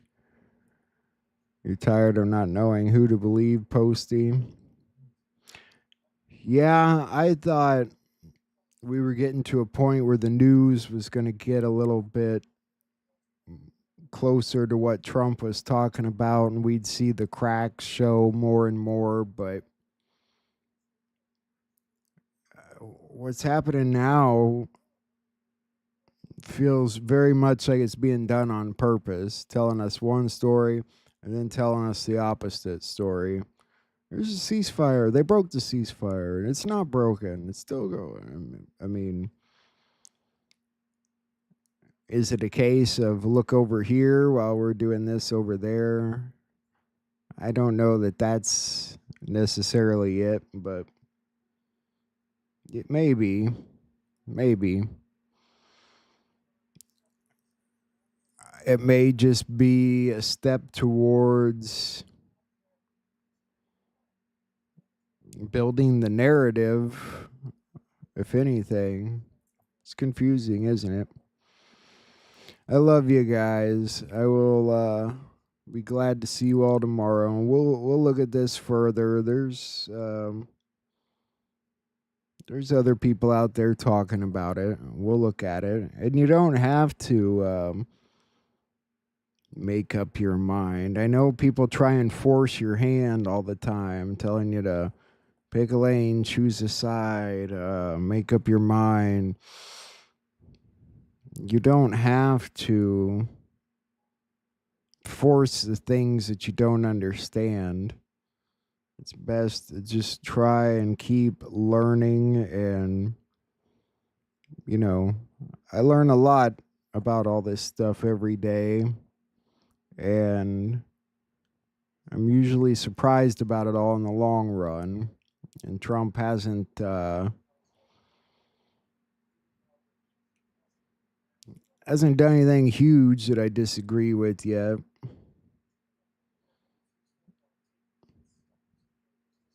But then again, the man knows things that we don't, and it's hard to see things like they do when we're still slightly in the dark about some things. I do think it'll get better, though. Kind of hope it cools down a little bit. My house is like an oven in here. Anyway, yes, thank you, Posty. It's good to see the new subscribers here. If you haven't figured out what the channel's about now, we're just kind of we're a non-monetized channel about information, and there's about 3 parts to every show we do here. The first part, the intro part, is just me showing you all the videos that have gone around during the day that I think will help you learn things. And we go over the news and try and give you a good perspective on all that. And then we take a look at other channels and what they are talking about,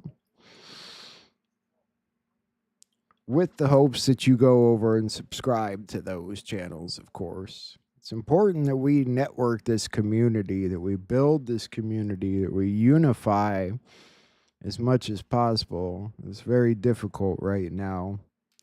People are all running around different directions, but we'll figure it out. That being said, guys and gals, I will see you all tomorrow night. Take care. Have a good night. And God bless.